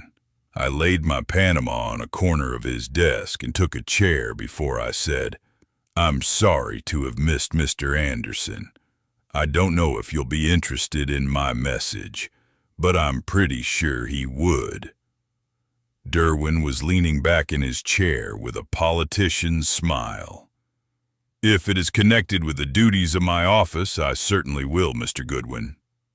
"It's connected, all right, but I'm at a disadvantage since you don't know my employer, Nero Wolfe. Mr. Anderson knows him." "Nero Wolfe?" Derwin wrinkled his forehead. "I've heard of him. The private detective, you mean, of course. This is only White Plains, you see. The provinces begin a little farther north." "Yes, sir. Not that I would call Nero Wolfe a private detective. As a description, well, for one thing, it's a little too active, but that's the man I work for." "You have a message from him?" "Yes, sir. As I say, the message was for Mr. Anderson, but I telephoned him half an hour ago and he said to give it to you. It may not work out the same, for I happen to know that Mr. Anderson is a rich man, and I don't know that much about you. Maybe you're like me, maybe your salary is the only rope that holds Saturday and Sunday together for you." Derwin laughed, just a trick laugh. For in a second his face was solemn and businesslike. "Maybe I am, but although I am not particularly rushed this afternoon, I am still waiting for the message. Yes, sir. It's like this. Last Sunday afternoon, 4 days ago, Peter Oliver Barstow, president of Holland University, died suddenly while playing golf on the links of the Green Meadow Club over toward Pleasantville. You know about that?" "Of course. It was a loss to the community, to the whole country, in fact." "Of course." I nodded. "His funeral was Tuesday, and he was buried at Agawwalk Cemetery. Mr. Nero Wolfe wants to bet you. He would rather bet Mr. Anderson, but he says you'll do, that if you'll have the body lifted and an autopsy made, you'll find proof of poison. He will bet $10,000 and will deposit a certified check for that amount with any responsible person you name." I just grinned as Derwin stared at me. He stared a long time. Then he said, "Mr. Nero Wolfe is crazy." "Oh no," I said. "Whatever you bet on, don't bet on that. I haven't finished yet with Nero Wolfe's bet. The rest of it is that somewhere in Barstow's belly, probably just below the stomach, somewhere between 1 and 3 inches in from the skin, will be found a short, sharp, thin needle, probably of steel, but possibly of very hard wood. It will be pointing upward, approximately at an angle of 45 degrees, if not deflected by a bone." Derwin kept staring at me. When I stopped, he tried his trick laugh again, but it didn't work so well. "This is about as big a bunch of nonsense as I've ever heard," he said. "I suppose there's a point to it somewhere, if you're not crazy too." "There's a point, all right." I reached in my pocket for the check Wolfe had given me. There are very few people in the world who would risk $10,000 on a bunch of nonsense, and you can take it from me that Nero Wolfe isn't one of them. Peter Oliver Barstow was murdered, and he's got that needle in him. I say it, Nero Wolfe says it, and this 10 grand says it. That's a lot of testimony, Mr. Derwin. The lawyer was beginning to look not nearly as happy and pleased as he had when I went in. He got up from his chair and then sat down again. I waited. He said, "It's preposterous. Absolutely preposterous. Wolfe isn't betting on that." I grinned. "He's just betting that it's true. But it can't be. It's merely preposterous and monstrous. Whatever the stunt may be you're trying to pull, you've hit the wrong man. I happen to be acquainted with the Barstow family and therefore know the facts. I won't recite them to you. Such idiotic nonsense. Do you know who signed the death certificate? I don't suppose." "Sure," I put in. "Dr. Nathaniel Bradford. Coronary thrombosis. But if all the doctors in the world were as good as him, and if they all said coronary thrombosis, Nero Wolfe's money is still right here, ready to talk." I had seen the change come over Derwin's face.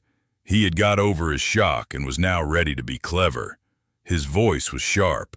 "See here, what's your game?" "No game at all. None. Except to win 10 grand. "Let me see that check." I handed it to him. He looked it over thoroughly and then pulled his desk telephone over, took off the receiver, and in a moment spoke to someone. "Miss Ritter, please get me the 34th Street branch of the Metropolitan Trust Company." He sat and looked at the check, and I folded my arms and got patient. When the bell rang, he took the phone again and began asking questions. Plenty of them. He certainly made sure there could be no mistake. When he hung up, I said pleasantly, "Anyway, we're getting started now that you know it's real dollars." He paid no attention, but just sat frowning at the check. Finally, he said in a shrewd voice, "Do you mean that you are actually empowered to wager this money on that proposition, as you stated it?" "Yes, sir. That check is made out to me, and certified. I can endorse it just like that. If you want to phone Wolfe, the number is Bryant 92828. In order to avoid any misunderstanding, I would suggest that you have your stenographer type a memorandum of the details for us to sign. I should tell you that Wolfe undertakes to furnish no reasons or suggestions or clues, and will not discuss the matter. It's a bet, that's all." "Bet, hell, you're not expecting any bet. Who do you expect to bet with you, Westchester County?" I grinned. "We hoped for Mr. Anderson, but lacking him, we're not particular. Anyone with $10,000. Wolfe wouldn't care. A chief of police or a newspaper editor, or maybe some prominent Democrat with a strong sense of civic duty." "Indeed." "Yes, sir, indeed. My instructions are to do my best to get the money covered before dark." Derwin got up, kicking his chair back. "Ha! Bet? Bluff. You think so, sir? Try me. Try covering it." Evidently he had decided something, for with my words he was crossing the room. At the door he turned to say, "Will you wait here for me 10 minutes? I imagine you will, since I have your check in my pocket." It wasn't endorsed. He was gone before I could toss a nod at him. I settled down to wait. How was it going, I wondered. Had I passed up any advantages? Would it have been better to postpone my last threat for more stubbornness if he had it in him? How could I force him to act quick? And after all, did this third-rater have the authority or the guts to undertake a thing like this with his boss gone? What Wolfe wanted was quick action. Of course I knew he no more expected a bet than I expected him to give me the 10 grand for my birthday. He was after an autopsy and that needle.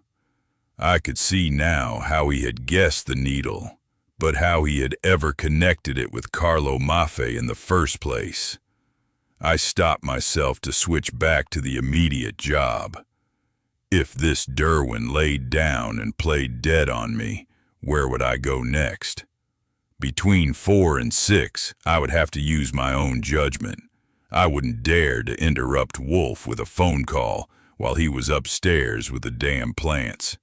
It was now 2:50. Derwin had been gone 10 minutes. I began to feel silly. What if he left me sitting there holding my fingers all afternoon, and him with the check? If I let a third-rate brief shark do that to me, I'd never be able to look Wolfe in his big, fat face again. I should never have let him out of my sight, certainly not without getting the check back.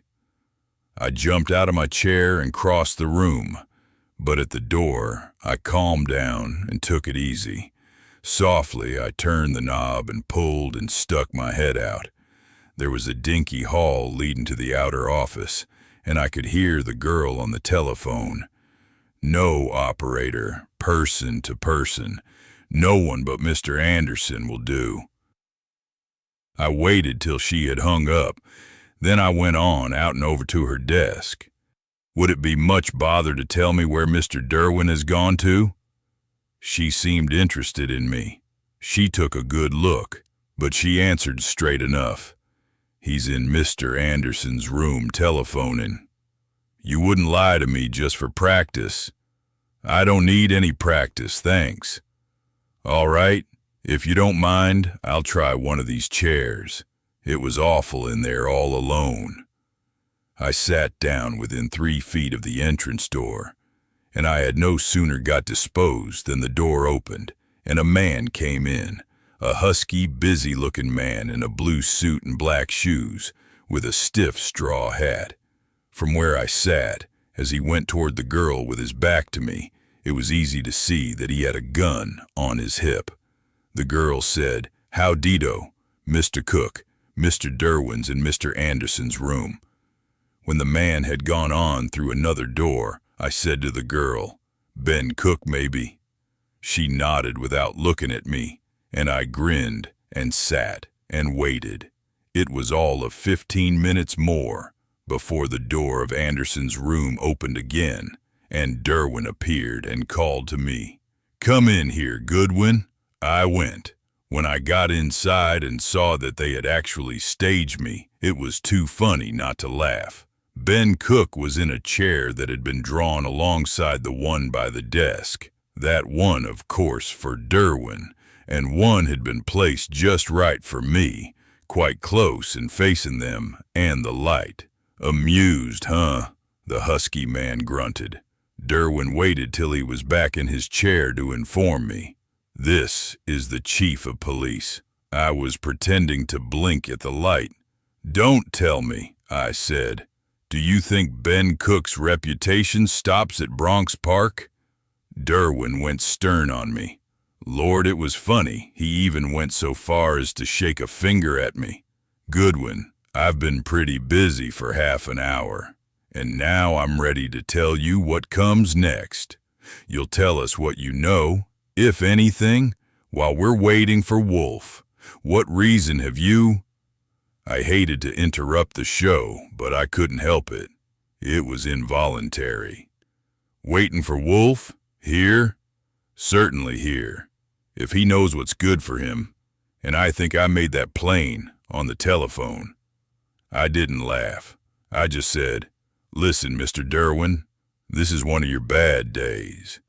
You never had a chance at so many rotten bets in your life. Nero Wolfe is about as apt to come here as I am to tell you who killed Barstow. Yeah, it was Ben Cook. You'll tell us plenty. Maybe. But I won't tell you who killed Barstow, because I don't know. Now, if you want to ask about Rhodes, for instance, cut it out." Derwin got sterner. "Goodwin, you have made a most startling accusation in a most sensational manner. I won't pretend that I have a lot of questions ready for you, because I obviously have nothing to base them on. I have just one question, and I want a prompt and complete answer. For what reason and for what purpose did your employer send you here today?" I sighed and looked solemn. "I've told you, Mr. Derwin, to get a bet down." "Come on, act as if you had some sense. You can't get away with that, you know damn well you can't. Come on, let's hear it." Ben Cook said, "Don't try to be bright. You'd be surprised how we treat bright boys up here sometimes. I could have kept it going all night, I suppose, if I had wanted to, but time was passing, and they gave me a pain." I said, "Listen a minute, gentlemen. Of course you're peeved, and that's too bad, but I can't help it. Let's say I tell you to go to hell and get up and walk out. What are you going to do?" "Yes, Chief, I know it's only a short distance to the station, but I'm not going that way. Honest, you're acting like a pair of dumb flat feet. I'm surprised at you, Mr. Derwin. Nero Wolfe offers to let you in right at the beginning of a big thing, and the first thing you do is spill it to Ben Cook, and the next is to drive me to take it away from both of you and toss it to the wolves. You can't touch me, don't be silly. Nero Wolfe would love a suit for false arrest, and I never go to police stations except to visit friends unless you can show me a warrant.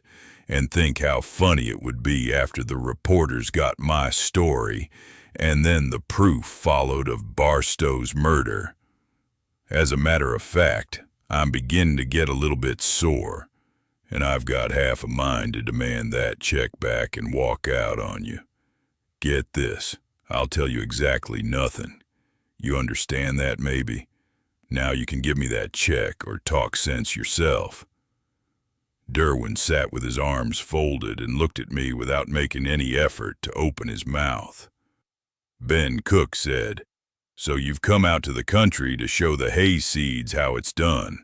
Sonny, I'm plenty big enough to take you to the station with nothing at all but the inclination. That's all I need." "You can afford to be breezy," I told him. "Derwin has handed you a firecracker that he might have to set off himself, and you know it." I turned to Derwin. "Who did you telephone to in New York?" "Headquarters." "No, the district attorney." "Did you get him?"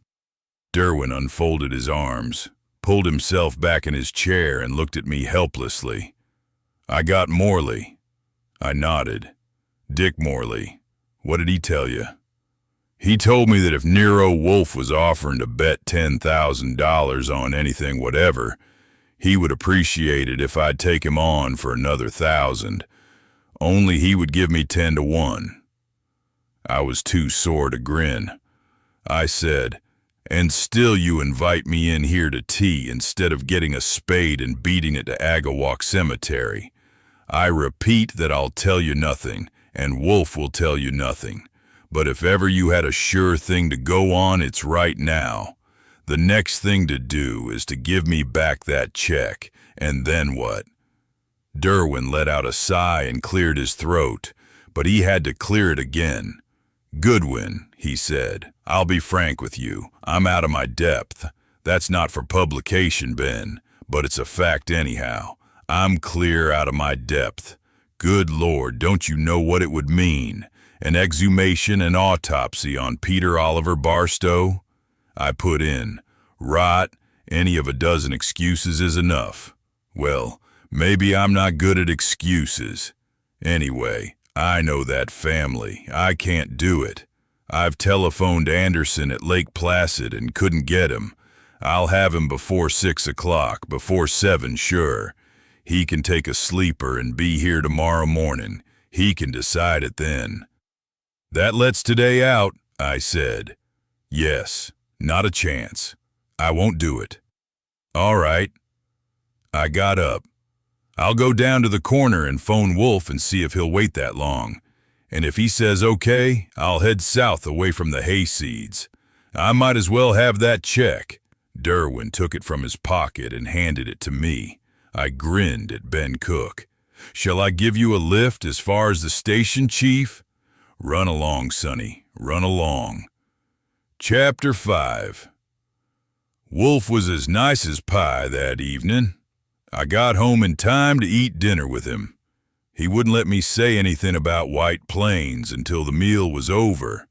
In fact, there wasn't any conversation to speak of about anything, for he had the radio going. He was accustomed to say that this was the perfect era for the sedentary man. Formerly, such a man could satisfy any amount of curiosity regarding bygone times by sitting down with Gibbon or Ranke or Tacitus or Green, but if he wanted to meet his contemporaries, he had to take to the highways, whereas the man of today, tiring for the moment of Galba or Vitellius, had only to turn on the radio and resume his chair.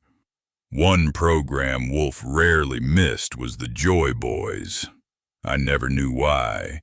He would side with his fingers interlaced on his belly, his eyes half closed, and his mouth screwed up as if there was something in it he would spit out any minute. Frequently, I went for a walk at that time, but of course when dinner was a little early so that it came, then I was caught. I have my radio favorites all right, but the Joy Boys seemed to me pretty damn vulgar. In the office after dinner, it didn't take me long to report. I hated apologizing to Wolfe because he was so invariably nice about it. He always took it for granted that I had done everything possible and that there was nothing to criticize but the contrariety of the environment, as he put it. He made no comments and didn't seem much interested in the report or the apology either. I tried to get him started, tried for instance to find out if he had really had some sort of wild idea that I might kid a district attorney into covering a bet of $10,000 just like that, but he only stayed nice and quiet. I asked him if he thought it likely that I could have taken any line at all that would have persuaded Derwin to start the digging that afternoon. He said probably not. Frogs don't fly. He was sitting at his desk examining with a magnifying glass the rostellum from a Cymbidium alexanderi that Horseman had brought down wilty on the stem. He would have needed a touch of imagination. Just a touch, but I would judge from your description that he lacks it. I beg you not to reproach yourself. This affair may prove unprofitable in the end. With Fletcher M. Anderson, it might have been different. He is a rich man with professional ambitions, and no fool. He might easily have reflected that if a quiet and unadvertised autopsy proved me wrong, he would win $10,000. If it proved me right, he would have to pay me, but he would get a remarkable and sensational case in return. And he might also infer that having pocketed his money, I would have further information to be placed at his disposal. Your errand at White Plains was in essence a primitive business enterprise, an offer to exchange something for something else. If Mr. Anderson had only been there, he would probably have seen it so. It may yet materialize. It is still worth some small effort. I believe, though, it is getting ready to rain. What are you doing now, changing the subject? I stuck to the chair near his desk, though I saw that I was being regarded as a mild nuisance, for I had some questions to ask. It was clouding up as I came in. Is it gonna rain all over your clues? He was placid, still bent over the magnifying glass.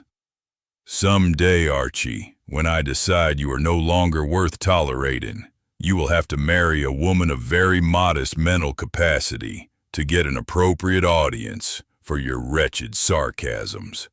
When I mentioned the rain, I had your own convenience and comfort in mind. This afternoon, it struck me as desirable that you should visit Sullivan Street, but tomorrow will do as well. It was hard to believe unless you were as well acquainted with him as I was. I knew that he was really serious. He thought that leaving the house at any time was an unpleasant venture, but to go out in the rain was next to foolhardy. I said, "What do you think I am, the Chinese army?" "Of course I'll go. That was one of my questions. Why do you suppose Anna Fiore closed up so hard on O'Grady? Because he wasn't all grace and charm like you and me?" "Likely. Excellent conjecture, Archie. The more so because when I sent Panzer for her today, she confessed only reluctantly to her name, and she would not budge. So your grace and charm will be needed. If it would be convenient, have her here in the morning at 11. It's not of great importance, but can do no harm for passing the time, and such stubbornness deserves a siege. I'll go get her now." "No, really, tomorrow. Sit down. I would prefer to have you here, idle and useless, while I purposelessly inspect this futile flower. Futile and sterile, apparently. As I have remarked before, to have you with me like this is always refreshing because it constantly reminds me how distressing it would be to have someone present, a wife, for instance, whom I could not dismiss at will." "Yes, sir," I grinned. "Go on with the rest of it." "Not just now. Not with the rain falling. I dislike it." "All right, then tell me a few things. How did you know Carlo Maffei had been murdered? How do you know Barstow was poisoned? How do you know he's got a needle in him? Of course I see how it got there since you had the boy from Corliss home show us, but how did you get that far?" Wolfe laid down his magnifying glass and sighed. I knew I was making him uncomfortable, but aside from curiosity, it was a matter of business. He never seemed to realize that while it was all very well for me to feel in my bones that he would never get us committed to a mistake, I could do my part with a little more intelligence if I knew what was making the wheels go round. I don't believe he ever would have opened up once, on any case, big or little, if I hadn't kept nudging him. He sighed. "Must I again remind you, Archie, of the reaction you would have got if you had asked Velasquez to explain why Aesop's hand was resting inside his robe instead of hanging by his side? Must I again demonstrate that while it is permissible to request the scientist to lead you back over his footprints, a similar request of the artist is nonsense, since he, like the lark or the eagle, has made none? Do you need to be told again that I am an artist? No, sir. All I need to be told is how you knew Barstow was poisoned." He took up the magnifying glass. I sat and waited, lighting another cigarette. I had finished it and had about decided to go to the front room for a book or magazine when he spoke. "Carlo Maffei is gone. Common enough, beaten and robbed probably, until the telephone call and the advertisement. The telephone call as a whole does not lack interest, but it is the threat, I'm not the one to be scared, that has significance. The advertisement adds a specification. To that point, Maffei has been this and that. He now becomes also a man who may have made something intricate and difficult that would work. The word mechanism made that a good advertisement, but it also offered magnificent suggestions to an inquiring mind. Then, quite by accident, just as the creation of life was an accident, Maffei becomes something else, a man who clipped the Barstow news from the paper on the morning of his disappearance. So, read the Barstow news again and find the aspect of it that closely concerned Carlo Maffei. An obscure Italian metalworker immigrant, a famous, learned, wealthy university president. Still, there must be a connection, and the incongruity of the elements would make it only the more plain if it was visible at all. There is the article. Find the link if it is there. Stop every word and give it passage only if its innocence is sure. But little effort is required. The link is so obvious that it is at once apparent, At the moment of, and for some time immediately preceding, his collapse, Barstow had in his hands and was using not one, but an entire assortment of instruments, which, if they were not intricate and difficult mechanisms, were admirably adapted to such a use. It was a perfectly composed picture, but while it needed no justification, nothing indeed but contemplation, as a work of art, if it were to be put to practical uses, a little fixative would help. So I merely asked Miss Fiore if she had ever seen a golf club in Maffei's room. The result was gratifying. "All right," I said. "But what if the girl had just looked and said no? She never saw one anywhere." "I have told you before, Archie, that even for your amusement, I shall not advise replies to hypothetical questions. Sure, that's an easy out." Wolfe shook his head regretfully. "To reply is to admit the validity of your jargon, but I have learned not to expect better of you. How the devil do I know what I would have done, if anything? Probably bade her good night. Would I have found varnish for my picture elsewhere? Maybe. Maybe not. Shall I ask you how you would have seen to eat if your head had been put on backwards?" I grinned. "I wouldn't have starved, neither will you. If I know anything, I know that. But how did you know that Maffei had been murdered?" "I didn't, until O'Grady came. You heard what I said to him. The police had searched his room. That could only be if he had been taken in a criminal act, or been murdered. The first was unlikely in the light of other facts." "All right, but I've saved the best till the last. Who killed Barstow?" "Ah," Wolfe murmured it softly. "That would be another picture, Archie, and I hope an expensive one. Expensive for the purchaser and profitable for the artist. Also, one of its characters would be a worthy subject. To continue my threadbare metaphor, we shan't set up our easel until we are sure of the commission. Yet in point of fact, that isn't strictly true. We shall get in a spot of the background tomorrow morning if you can bring Miss Fiore here.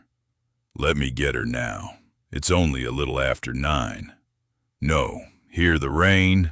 Tomorrow will do."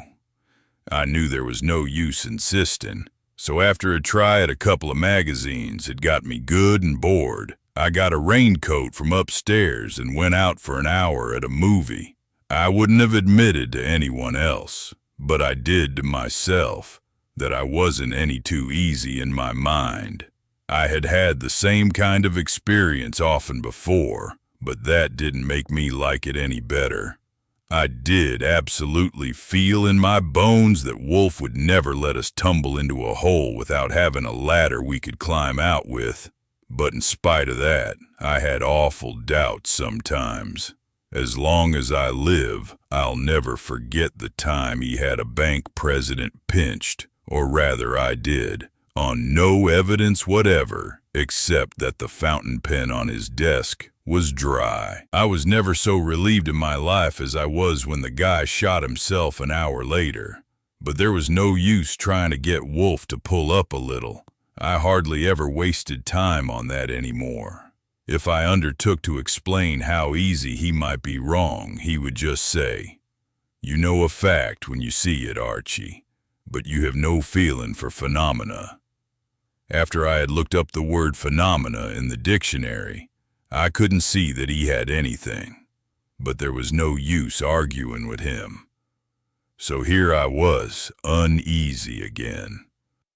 I wanted to think it over, so I got my raincoat and went to a movie where I could sit in the dark with something to keep my eyes on and let my mind work. It wasn't hard to see how Wolfe had doped it out. Someone wanted to kill Barstow, call him X. He put an ad in the paper for an expert to make him something, fixing it to get someone intending to leave the country for good, so if he had any curiosity, later on, it wouldn't hurt him any. Maffei answered the ad and got the job, namely to make an arrangement inside a golf club, so that when the inset on the face hit a ball, it would release a trigger and shoot a needle out of the handle at the other end. Probably X presented it as a trial of skill for the European Commission to follow, but he gave the Italians so much money for doing it that Maffei decided not to go back home after all. Anyhow, X proceeded to use the club for its calculated purpose, putting it in Barstow's bag. It had, of course, been made identical in appearance with Barstow's own driver. Then Maffei happened to read Monday's Times and put two and two together, which wasn't strange considering the odd affair he had been paid to construct. X had telephoned. Maffei had met him, made him a present of his suspicions, and tried blackmail. That started an argument. X didn't wait this time for an expert design and mechanism. He just used a knife, leaving it in Maffei's back to keep from soiling the upholstery of the car. He then drove around the Westchester Hills until he found a secluded spot, put the body in a thicket, and pulled out the knife and later tossed it into a handy stream or reservoir. Arriving home at a decent hour, he had a drink or two before going to bed, and when he got up in the morning, put on a cutaway instead of a business suit because he was going to his friend Barstow's funeral. Of course, that was Wolfe's picture, and it was a Lulu, but what I figured as I sat in the movie was this, that though it used all the facts without any stretching, anyone could have said that much 1,000 years ago, when they thought the sun went around the earth. That didn't stretch any of the facts they knew, but what about the ones they didn't know? And here was Wolfe risking 10 grand and his reputation to get Barstow dug up. Once one of Wolfe's clients had told him he was insufferably blithe. I liked that. Wolfe had liked it too. But that didn't keep me from reflecting that if they cut Barstow open and found only coronary thrombosis in his veins and no oddments at all in his belly, within a week everybody from the DA down to a Bath Beach flatfoot would be saving 20 cents by staying home and laughing at us instead of going to a movie to see Mickey Mouse. I wasn't so dumb. I knew anyone may make a mistake. But I also knew that when a man sets himself up as cocksure as Wolfe did, he had always got to be right. I was dumb in a way, though. All the time I was stewing, I knew damn well Wolfe was right. It was that note I went to sleep on when I got home from the movie and found that Wolfe had already gone up to his room. The next morning I was awake a little after 7, but I dawdled in bed, knowing that if I got up and dressed, I would have to dawdle anyway, since there was no use bringing Anna Fiore until time for Wolfe to be down from the plant rooms. I lay, yawning, looking at the picture of the woods with grass and flowers, and at the photograph of my father and mother, and then closed my eyes, not to nap for I was all slept out, but to see how many different noises from the street I could recognize. I was doing that when there was a knock on the door, and in answer to my call, Fritz came in. "Good morning," I said. "I'll have grapefruit juice and just a tiny cup of chocolate." Fritz smiled. He had a sweet sort of faraway smile. He could catch a joke, but never tried to return it. "Good morning. There's a gentleman downstairs to see Mr. Wolfe." I sat up. "What's his name?" He said Anderson. He had no card. "What?"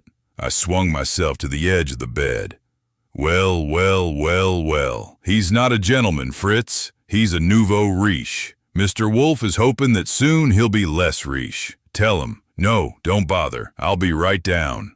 I doused some cold water over my face, got on enough clothes for an emergency, and gave my hair a few swipes with a brush. Then I went down. Anderson didn't get up from his chair when I entered the office. He was so sunburned that on the street it would have taken me a second glance to recognize him. He looked sleepy and sore, and his hair hadn't been brushed any better than mine. I said, "My name's Archie Goodwin. I don't suppose you remember me." He kept his chair. "I suppose not. I'm sorry. I came to see Wolfe." "Yes, sir. I'm afraid you'll have to wait a little. Mr. Wolfe isn't up yet." "Not long, I hope." "I couldn't say. I'll see, if you'll excuse me." I beat it to the hall and stood there at the foot of the stairs. I had to decide whether this was a case when Wolfe would want to break a rule. It was 7:45. Finally, I went on upstairs and down the hall to a point about 10 feet from his door, where there was a push button in the wall. I pushed it, and right away heard his voice faintly. "Well, turn off the switch. I'm coming in." I heard the little click, and then, "Come." You would never believe there was such a thing in the world as Wolfe in bed if you didn't see it. I had seen it often, but it was still a treat. On top was a black silk puffy cover which he always used, winter and summer. From the mound in the middle, it sloped precipitously on all sides, so that if you wanted to see his face, you had to stand well up front, and then you had to stoop to look under the canopy arrangement that he had sticking out from the head of the bed. It was also of black silk, and extended a foot beyond his chin, and hung quite low on all three sides. Inside it, on the white pillow, his big fat face reposed like an image in a temple. His hand came from beneath the cover to pull a cord that hung at his right, and the canopy folded back against the headboard. He blinked. I told him that Fletcher M. Anderson was downstairs and wanted to see him. He cursed. I hated to hear him curse. It got on my nerves. The reason for that, he told me once, was that whereas in most cases cursing was merely a vocal explosion, with him it was a considered expression of a profound desire. He did it seldom. That morning he cursed completely. At the end he said, "Leave, get out, go." I hated to stammer too. But, Anderson. If Mr. Anderson wishes to see me, he may do so at 11 o'clock, but that's unnecessary. What do I pay you for? Very well, sir. Of course you're right. I break a rule and I get bawled out. But now that that's done with, may I suggest that it would be a good idea to see Anderson? You may not. $10,000? No. In the name of heaven, sir, why not? Confound it, you badger me. Wolfe's head turned on the pillow, and he got a hand around a wiggle finger. Yes, you badger me, but it is a valuable quality at times, and I won't cavil at it. Instead, I answer your question. I shall not see Mr. Anderson for 3 reasons. First, being still in bed, I am undressed and in an ugly temper. Second, you can do business with him just as well. Third, I understand the technique of eccentricity. It would be futile for man to labor at establishing a reputation for oddity. He were ready at the slightest provocation to revert to normal action. Go, at once. I left the room and went downstairs to the office and told Anderson that if he wanted to wait, he could see Mr. Wolfe at 11 o'clock. Of course, he couldn't believe his ears. As soon as he became able to credit the fact that the message dubos like that and that it was meant for him, he blew up. He seemed especially indignant that he had come straight to Wolfe's place from a sleeper at Grand Center Station, though I couldn't see why. I explained to him several times how it was. I told him it was eccentricity, and there was no help for it. I also told him that I had been to White Plains the day before and was acquainted with the situation. That seemed to calm him a little, and he began asking me questions. I fed it to him in little pieces and had the fun of seeing the look on his face when I told him about Derwin calling Ben Cook in. When he had the whole story, he sat back and rubbed his nose and looked over my head. Finally, he brought his look down to me. "This is startling conclusion Wolfe has made, isn't it?" "Yes, sir, it is indeed." "Then he must have some startling information." I grinned. "Mr. Anderson, it is a pleasure to talk with you, but there's no use wasting time. As far as startling information is concerned, Wolfe and I are the same as two mummies in a museum until that grave is opened and Barstow is cut up. Not a chance." "Well, that's too bad. I might offer Wolfe a fee as a special investigator, a sort of inquiry and report." "A fee? That's like saying as long as a piece of string." "Say, $500. I shook my head. "I'm afraid he's too busy." "I'm busy too. I may have to run up to White Plains this morning." "Oh." Anderson bit his lip and looked at me. "You know, Goodwin, I rarely go out of my way to be offensive, but doesn't it occur to you that this whole thing is fairly nasty? It might be better to say unethical." I got sore at that.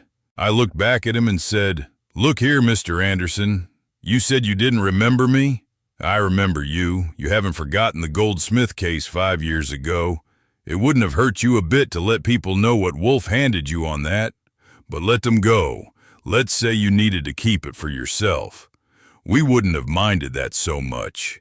But how ethical was it for you to turn it around so that Wolfe got a nice black eye instead of what was really coming to him? You tend to your own ethics, maybe." "I don't know what you're talking about." "All right, but if I go to White Plains today, somebody will know what I'm talking about. And whatever you get this time, you'll pay for." Anderson smiled and got up. "Don't bother, Goodwin. You won't be needed at White Plains today. On information that I have received, I have decided definitely on the exhumation of Barstow's body. You will be here throughout the day, or Wolfe. I may wish to get in touch with him later. Wolfe is always here, but you can't get him between 9 and 11 or 4 and 6. Well, such an eccentric." "Yes, sir. Your hat's in the hall." I went to the front room window and watched his taxi roll off. Then I turned to the office, to the telephone.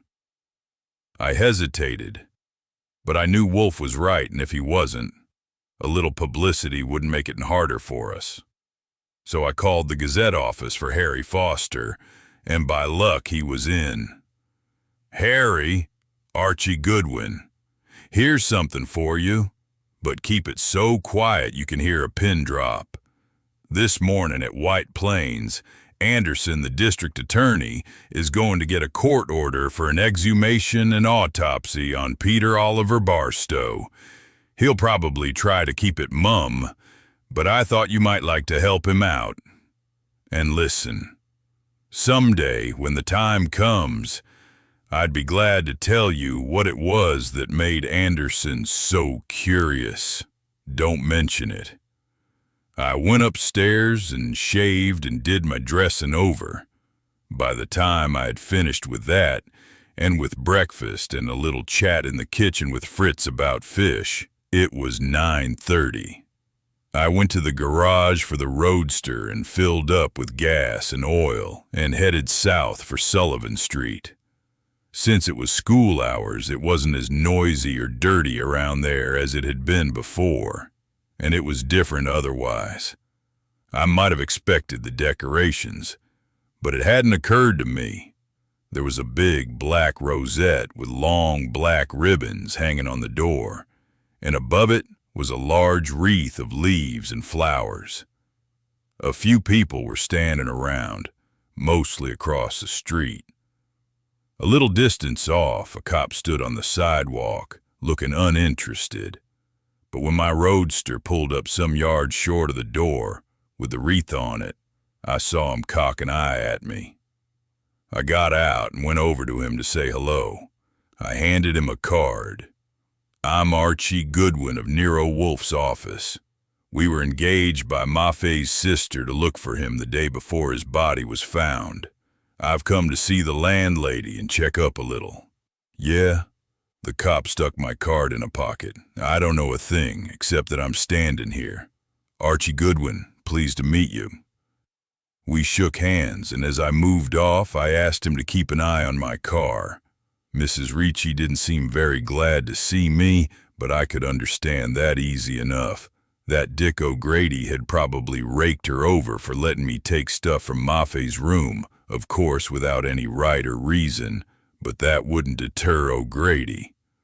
I grinned when I saw the landlady's lips go shut, getting ready for the questions she thought I had come to ask.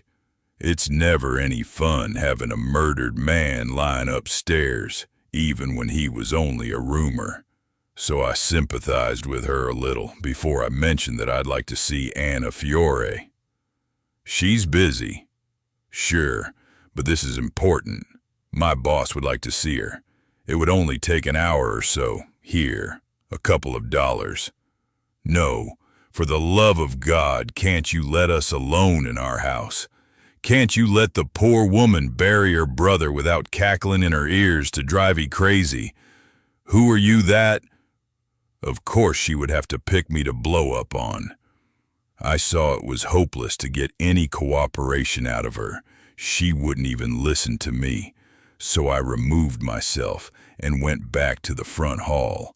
The door to the dining room was open, but the room was empty. After I had slipped in there, I heard footsteps in the hall, and looking through the crack between the door and the jamb, I saw Mrs. Ricci start upstairs. She went on up, and I could hear her continue the second flight. I stood behind the door and waited, and luck came my way. Not more than 10 minutes had passed before there were steps on the stairs, and using the crack again, I saw Anna. I called her name, softly. She stopped and looked around. I called still softly, in the dining room. She came to the threshold, and I moved around where she could see me. "Hello, Anna. Mrs. Ricci told me to wait here till you came down." "Oh, Mr. Archie." "Sure. I came to take you for a ride. Mrs. Ricci was angry that I came for you, but you remember on Wednesday I gave her $1. Today I gave her $2, so she said all right. But hurry up, I told you we'd be back before noon." I grabbed Anna's hand, but she held back. "In the car like the other day?" "Sure, come on. My jacket is upstairs, and look at my dress. It's too warm for a jacket. Hurry. What if Mrs. Ricci changed her mind? We can buy you one. Come on." With my hand on her arm, I worked her out of the dining room and down the short hall to the entrance door. But I didn't want to look anxious outside. There was no telling how important that cop might think he was, and any interruption might queer it. So I threw the door open and said, "Go on and get in. I'll tell Mrs. Ricci goodbye." I waited only a few seconds before I followed her. She was at the roadster opening the door.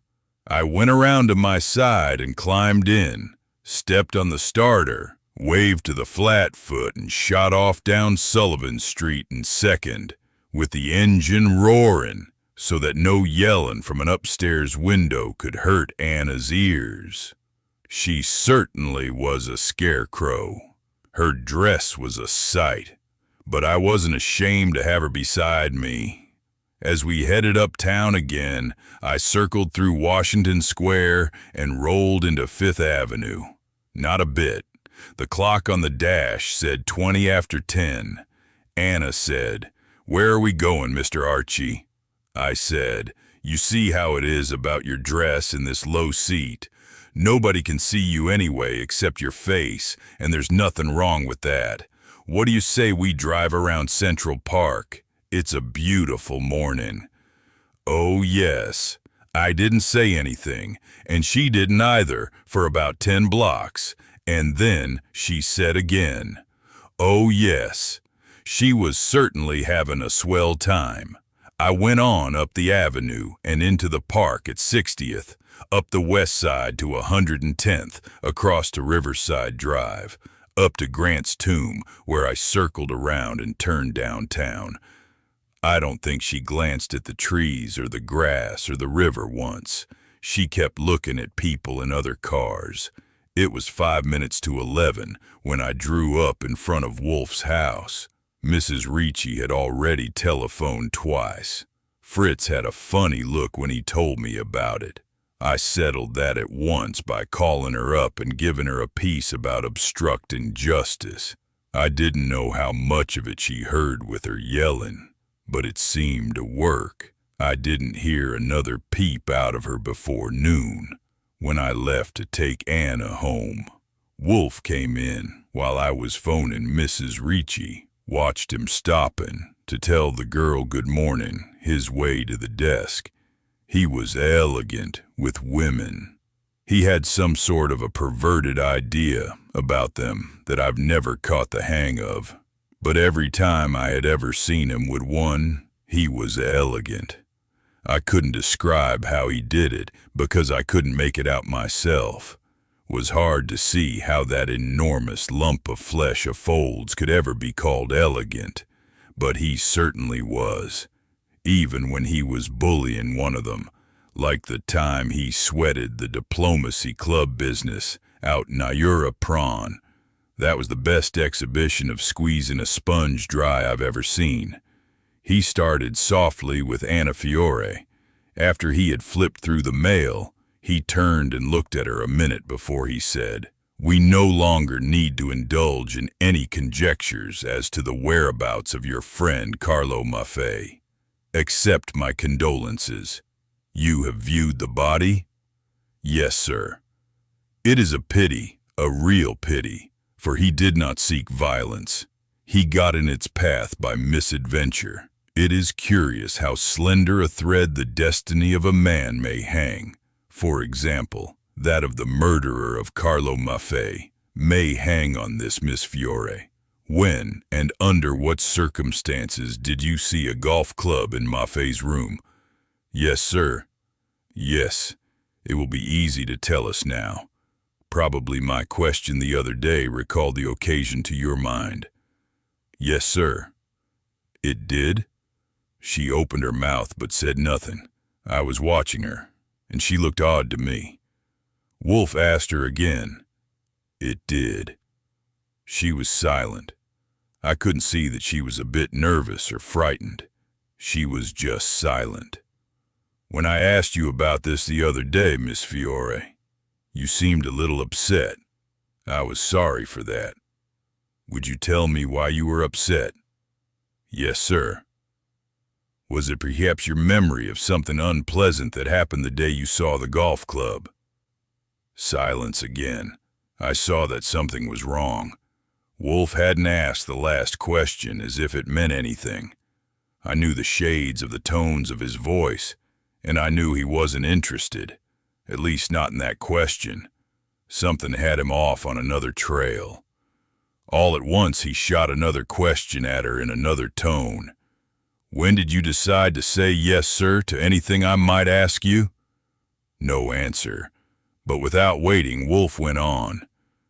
"Miss Fiore, I would like to make you understand this. My last question had nothing whatsoever to do with a golf club or with Carlo Maffei. Don't you see that?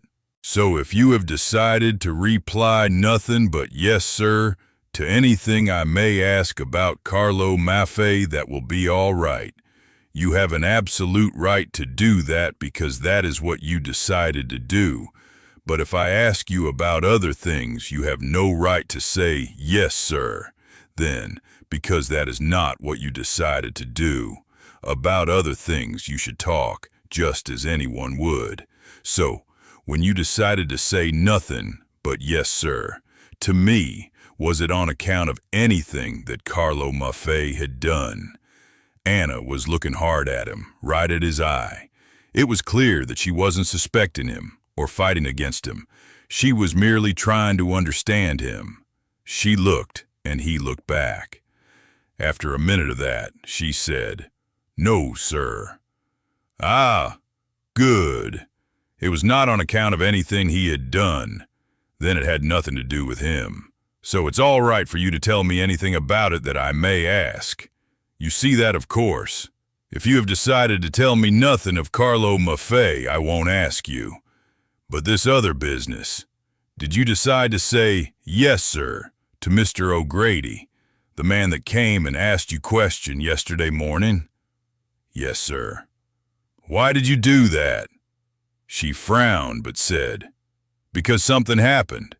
"Good. What happened?" She shook her head. "Come, Miss Fiore." Wolfe was quiet. "There's no reason on earth why you shouldn't tell me." She turned her head to look at me and then back at him again. After a moment, she said, "I'll tell Mr. Archie." "Good. Tell Mr. Archie." She spoke to me. "I got a letter." Wolfe shot a glance at me, and I took it up. "You got a letter yesterday?" She nodded.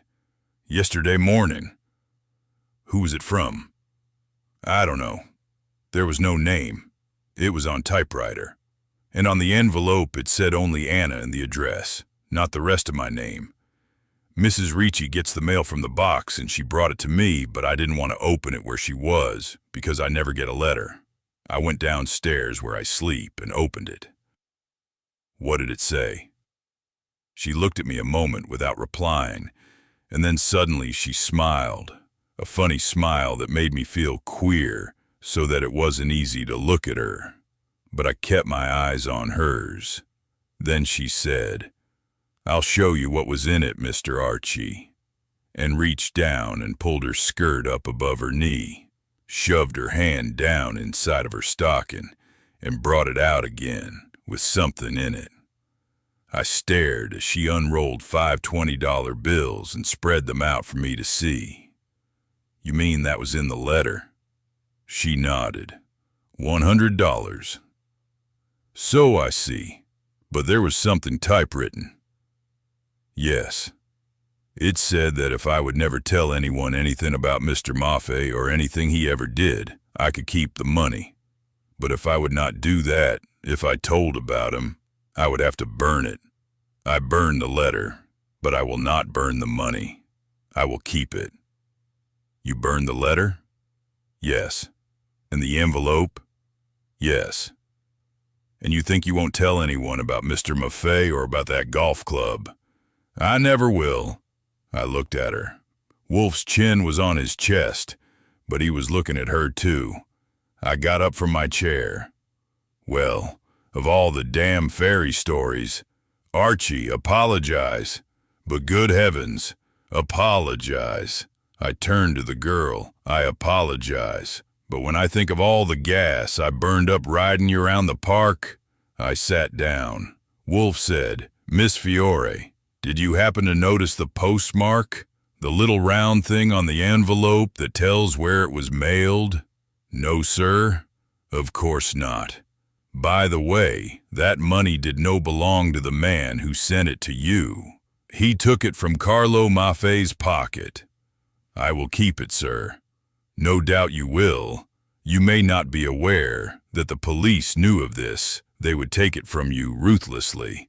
But do not be alarmed. Your confidence in Mr. Archie is not misplaced." He turned to me.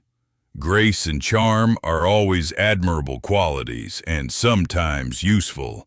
Take Miss Fiore home," I protested. "But why not?" "No, get her to burn those bills by replacing them from your expense book." "No, she would not do it. But even if she would, I would not see money burned to save Beauty herself from any grave that might be dug for her. The destruction of money is the only authentic sacrilege left us to abhor. Possibly you don't realize what that $100 means to Miss Fiore. To her, it represents the unimaginable reward for a desperate and heroic act. Now that she has it safely back in its crypt, take her home." He started to get himself out of his chair. "Good day, Miss Fiore.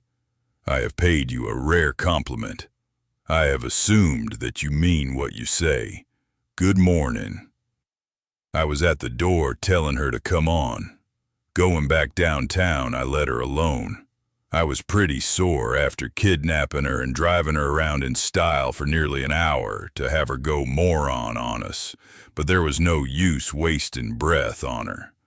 At Sullivan Street, I just dumped her out on the sidewalk with a good deal of satisfaction, thinking that Wolfe had been elegant enough for both of us. She stood there. As I pulled the gear shift lever to go on, she said, "Thank you, Mr. Archie." She was being elegant. She had caught it from Wolfe. I said, "You're not welcome, Anna, but goodbye and no hard feelings," and rolled off. Chapter 6. It was during the half hour that I was gone taking Anna Fiore home that Wolfe had a relapse. It was a bad one, and it lasted 3 days. When I got back to 35th Street, he was sitting in the kitchen by the little table where I always ate breakfast, drinking beer with 3 bottles already gone, arguing with Fritz whether chives should be used in tomato tarts. I stood and listened a few minutes without saying anything. Then I went upstairs to my room and got a bottle of rye from the closet and took a drink. I had never really understood Wolfe's relapses. Sometimes it seemed plain that it was just ordinary discouragement and funk, like the time the taxi driver ran out on us in the Pine Street case. But other times, there was no accounting for it at all. Everything would be sailing along, and it would look to me as if we were about ready to wrap up the package and deliver it COD, when for no reason at all, he would lose interest. He was out, and that was all there was to it. Nothing that I could say made the slightest dent on him. It might last anywhere from one afternoon up to a couple of weeks, or it was even possible that he was out for good and wouldn't come back until something new turned up. While it lasted, he acted one of 2 different ways. Either he went to bed and stayed there, living on bread and onion soup, refusing to see anyone but me, and forbidding me to mention anything I had on my mind. Or he sat in the kitchen telling Fritz how to cook things, and then eating them on my little table. He ate a whole half a sheep that way in 2 days once, different parts of it cooked in 20 different ways. At such times, I usually had my tongue out from running all over town from the Battery to Bronx Park, trying to find some herb or root or maybe cordial that they needed in the dish they were going to do next. The only time I ever quit Wolfe was when he sent me to a Brooklyn dock where a tramp steamer from China was tied up to try to buy some Baden root from the captain. The captain must have had a cargo of opium or something to make him suspicious. Anyway, he took it for granted that I was looking for trouble and filled my order by having half a dozen skinny savages wrap things around my skull. I quit the next afternoon, phoning from the hospital, but a day later, Wolfe came and took me home, and I was so astonished that he actually came himself that I forgot I had quit. That finished that relapse too. This day I knew it was a relapse as soon as I saw him sitting in the kitchen arguing with Fritz, and I was so disgusted that after I had gone upstairs and had a couple of drinks, I came down again and went out. I started walking, but after a few blocks the appetite from the drinks was quite active, and I stopped at a restaurant for a meal. No restaurant meal was much after 7 years of Fritz's everyday cooking, but I wouldn't go home to eat. In the first place, I was disgusted, and in the second place, those relapse menus couldn't be depended on. Sometimes it was a feast for an epicure. Sometimes it was a dainty little taste good for 80 cents in Schrafts, and sometimes it was just a mess. But after the meal, I felt better, and I walked back to 35th Street and told Wolfe what Anderson had said that morning, and added that it looked to me as if there would be something doing before the full moon came. Wolfe was still sitting at the little table, watching Fritz stir something in a pan. He looked at me as if he was trying to remember where he had seen me before. He said, "Don't ever mention that shyster's name to me again." I said, hoping to get him sore, "This morning I phoned Harry Foster at the Gazette and told him what was up. I knew you'd want plenty of publicity." He didn't hear me. He said to Fritz, "Have boiling water ready in case it should disunite." I went upstairs to tell Horstman he'd have to nurse his babies alone that afternoon, and maybe for a week. He would be miserable. It was always funny how he pretended to be annoyed when Wolfe was around, but if anything happened to keep Wolfe from showing up on the dot at 9 or 4, he was so worried and anxious you might have thought mealy bugs were after him. So I went upstairs to make him miserable.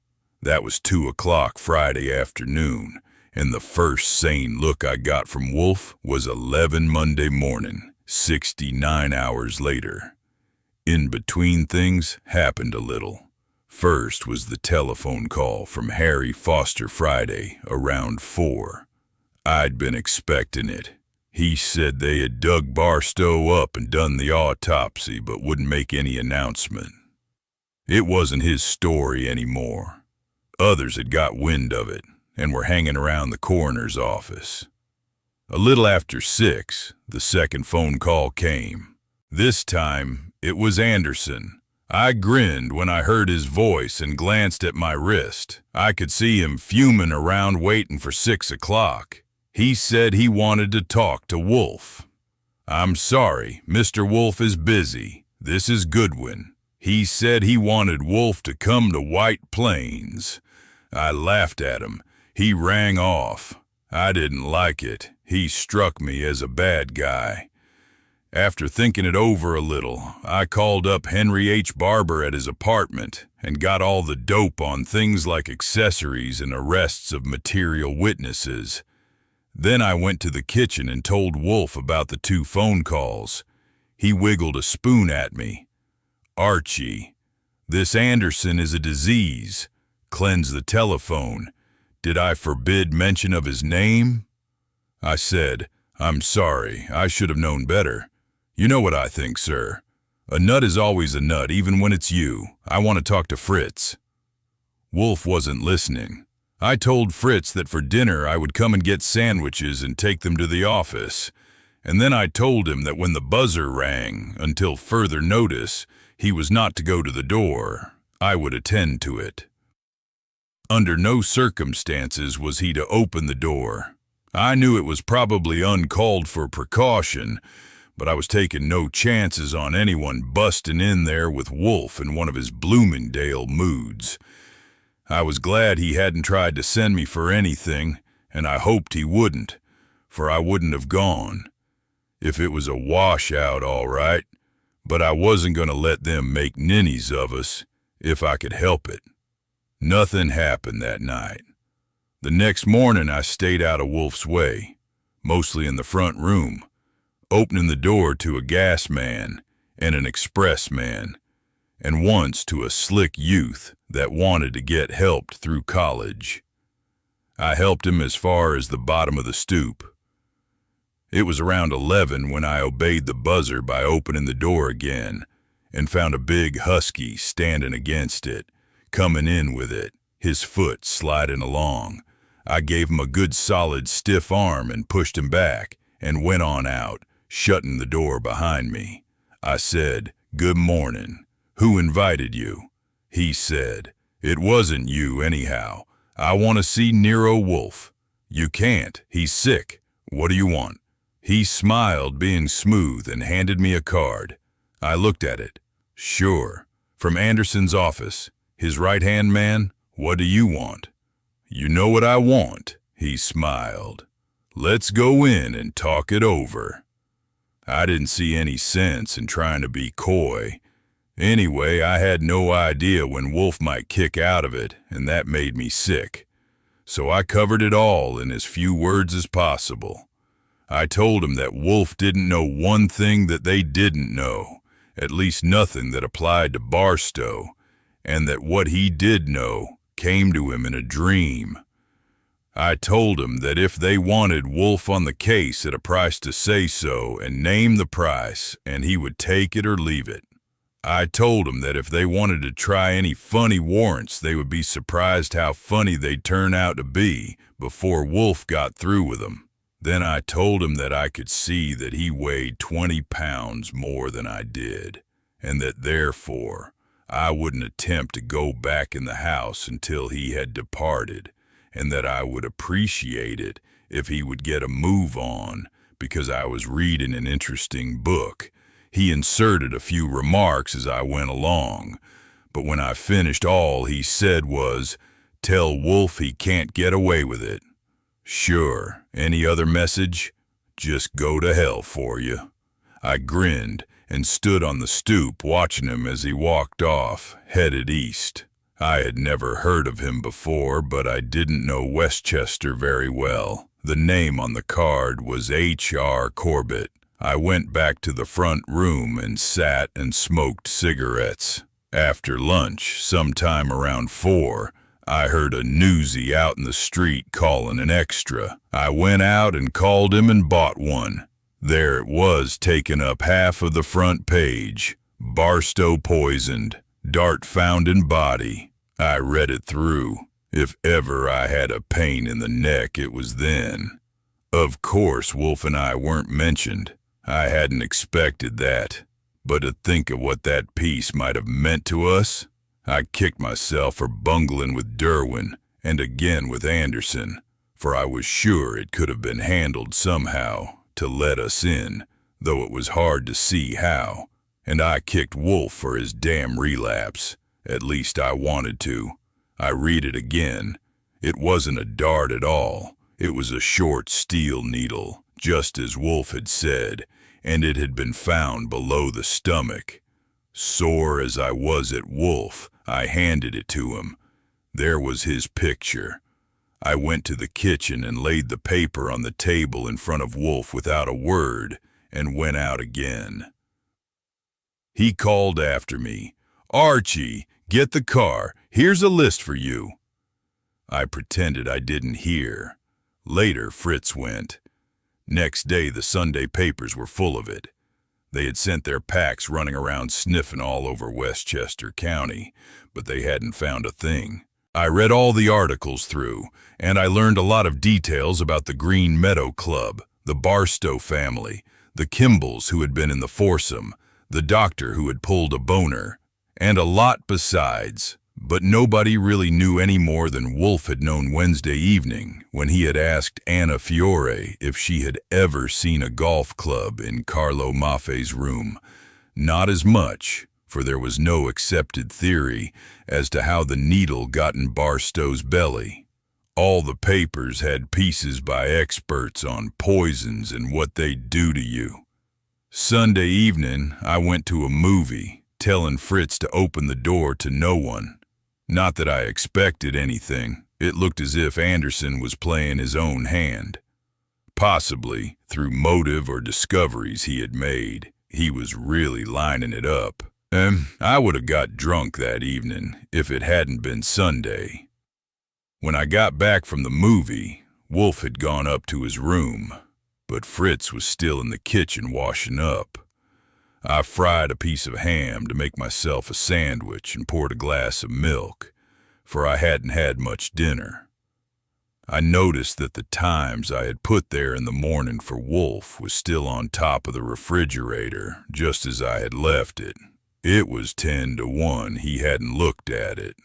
I read in my room until after midnight, and then had trouble going to sleep on account of my mind working. But apparently, there was no trouble about it after I once got started, for when I pried my eyes open in the morning enough to glance at the clock on the stand, it was after 9. I was sitting on the edge of the bed yawning when I heard a noise overhead. that woke me up good. Either that was two pairs of footsteps, and I knew both of them, or I was still dreaming. I went out in the hail and listened a minute and then ran downstairs. Fritz was in the kitchen drinking coffee. "Is that Mr. Wolfe up with horsemen? And how?" That was the only slang Fritz ever used, and he always welcomed a chance to get it in. He smiled at me, glad to see me excited and happy. "Now I will just get a leg of lamb and rub garlic on it. Rub poison ivy on it if you want to." I went back up to dress. The relapse was over. I was excited all right. I shaved extra clean and whistled in the bathtub. With Wolfe normal again, anything might happen. When I got back down to the kitchen, a dish of figs and a fat omelet were ready for me, and the newspaper was propped up against the coffee pot. I started on the headlines and the figs at the same time, but halfway through a fig, I stopped chewing. I raced down the paragraphs, swallowing the mouthful whole to get it out of the way. It was plain. The paper stated it as a fact. Although no confirmation was needed, I turned the pages over, running my eyes up and down and across. It was on page 8 toward the bottom. A neat little ad in a neat little box. "I will pay $50,000 reward to any person or persons who will furnish information resulting in the discovery and righteous punishment of the murderer of my husband, Peter Oliver Barstow, Ellen Barstow." I read it through 3 times and then tossed the paper away and got calm. I finished the fruit and omelet with 3 pieces of toast and 3 cups of coffee. 50 grand, with the Wolfe bank balance sagging like a clothesline under a wet horse blanket. And not only that, but a chance of keeping our places on the platform in the biggest show of the season. I was calm and cool, but it was only 20 minutes after 10. I went to the office and opened the safe and dusted around and waited. When Wolfe came down at 11, he looked fresh, but not noticeably good-humored. He only nodded for good morning and didn't seem to care much whether I was there or not. As he got himself into his chair and started looking through the mail, I just waited, thinking I would show him that other people could be as hard-boiled as he was. But when he began checking off the monthly bill from Harvey's, I popped at him. "I hope you had a nice weekend, sir." He didn't look at me, but I saw his cheeks folding. "Thank you, Archie. It was delightful, but on awakening this morning, I felt so completely waterlogged that with only myself to consider, I would have remained in bed to await disintegration. Names battered at me: Archie Goodwin, Fritz Brenner, Theodore Horstman. Responsibilities, and I arose to resume my burden. Not that I complain. The responsibilities are mutual, but my share can be done only by me. "Excuse me, sir, but you're a damn liar. What you did was look at the paper." He checked off items on the bill. "You can't rile me, Archie. Not today. Paper. I have looked at nothing this morning except life, and that not through a newspaper." "Then you don't know that Mrs. Barstow has offered $50,000 for her husband's murderer?" The pencil stopped checking. He didn't look at me, but the pencil was motionless in his fingers for seconds. Then he placed the bill under a paperweight, laid the pencil beside it, and lifted his head. "Show it to me." I exhibited first the ad and then the first-page article. Of the ad, he read each word. The article he glanced through. "Indeed," he said. "Indeed. Mr. Anderson does not need the money, even granting the possibility of his earning it. And only a moment ago, I was speaking of responsibilities. Archie, do you know what I thought in bed this morning? I thought how horrible and how amusing it would be to send Theodore away and let all those living and breathing plants, all that arrogant and pampered loveliness, thirst and gasp and wither away. Good God. Yes, just an early morning fantasy. I haven't the will for such a gesture. I would be more likely to offer them at auction, should I decide to withdraw from responsibilities and take passage for Egypt. You know, of course, that I own a house in Egypt which I have never seen. The man who gave it to me, a little more than 10 years ago. Yes, Fritz. What is it? Fritz was a little awry, having put on his jacket hurriedly to go to the door. A lady to see you, sir. Her name? She had no card, sir. Wolfe nodded, and Fritz went out. In a moment he was back on the threshold, bowing at a young woman. I was on my feet. She started toward me, and I inclined my head in Wolfe's direction. She looked at him, stopped, and said, "Mr. Nero Wolfe, my name is Sarah Barstow." "Be seated," Wolfe said. "You must pardon me. For engineering reasons, I arise only for emergencies." "This is an emergency," she said. Chapter 7. She started to explain herself, but Wolfe wiggled a finger at her. "It is unnecessary and possibly painful to you, Miss Barstow, I know. You are the only daughter of Peter Oliver Barstow. All you need tell is why you have come to me." "Yes." She hesitated. "Of course you would know, Mr. Wolfe. It is a little difficult. Perhaps I wanted a preamble." She had a try at a smile. "I'm going to ask you a favor. I don't know how much of a favor it will be." "I can tell you that." "Of course. First I must ask you, do you know that my mother had an advertisement in the paper this morning?" Wolfe nodded. "I have read it." "Well, Mr. Wolfe, that is we, the family, must ask you to disregard that advertisement." Wolfe breathed and let his chin down. "An extraordinary request, Miss Barstow. Am I supposed to be as extraordinary in granting it, or do I get reasons?" "There are reasons, of course." She hesitated. "It is not a family secret. It is known that my mother is, in some degree and on various occasions, irresponsible." Her eyes were earnest on him. "You must not think there is anything ugly about this, or that it has anything to do with money. There's plenty of money, and my brother and I are not niggardly. Nor must you think that my mother is not a competent person, certainly not in the legal sense.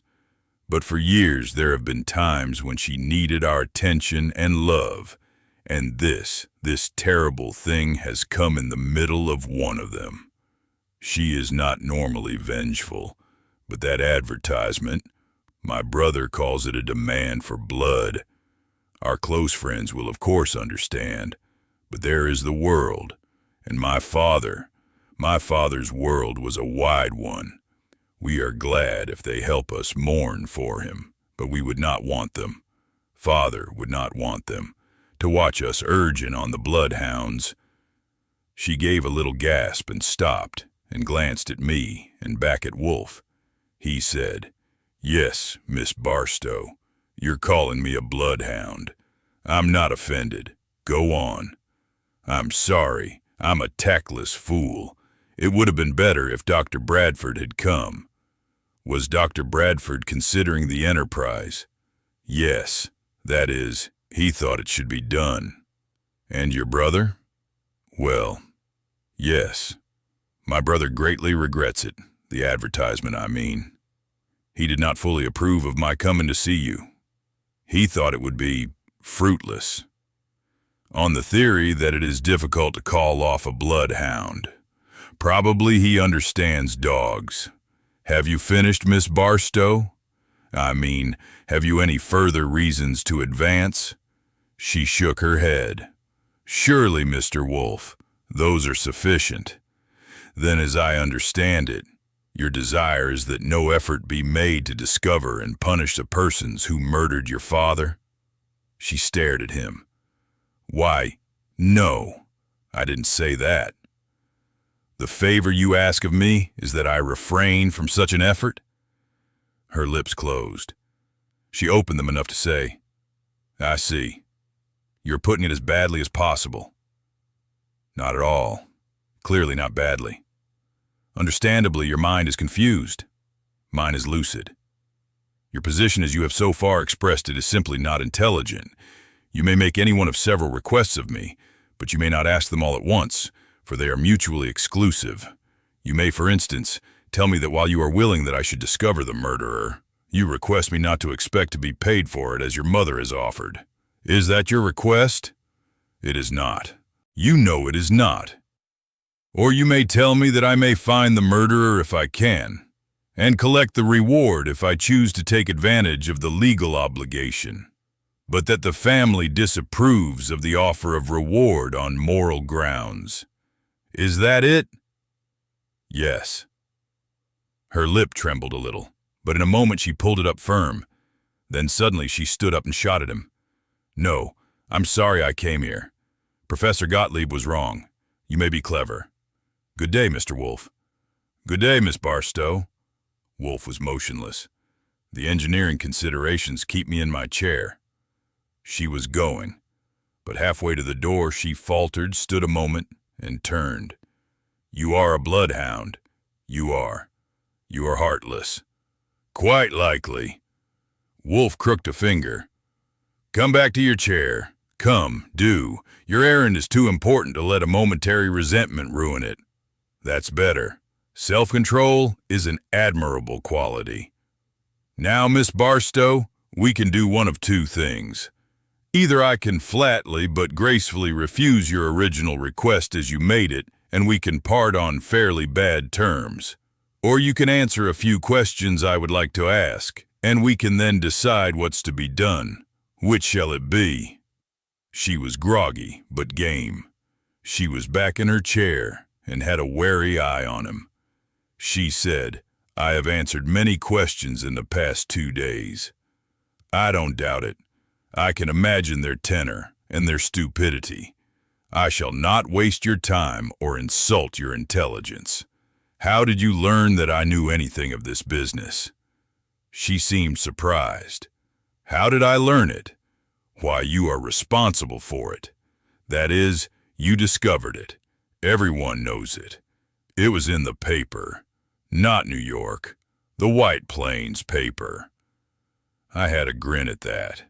Derwin would phone Ben Cook to come and assist me to the station, would he? Wolfe nodded. "Have you asked the favor of Mr. Anderson that you have asked of me?" "No." "Why not?" She hesitated. "Well, it didn't seem necessary.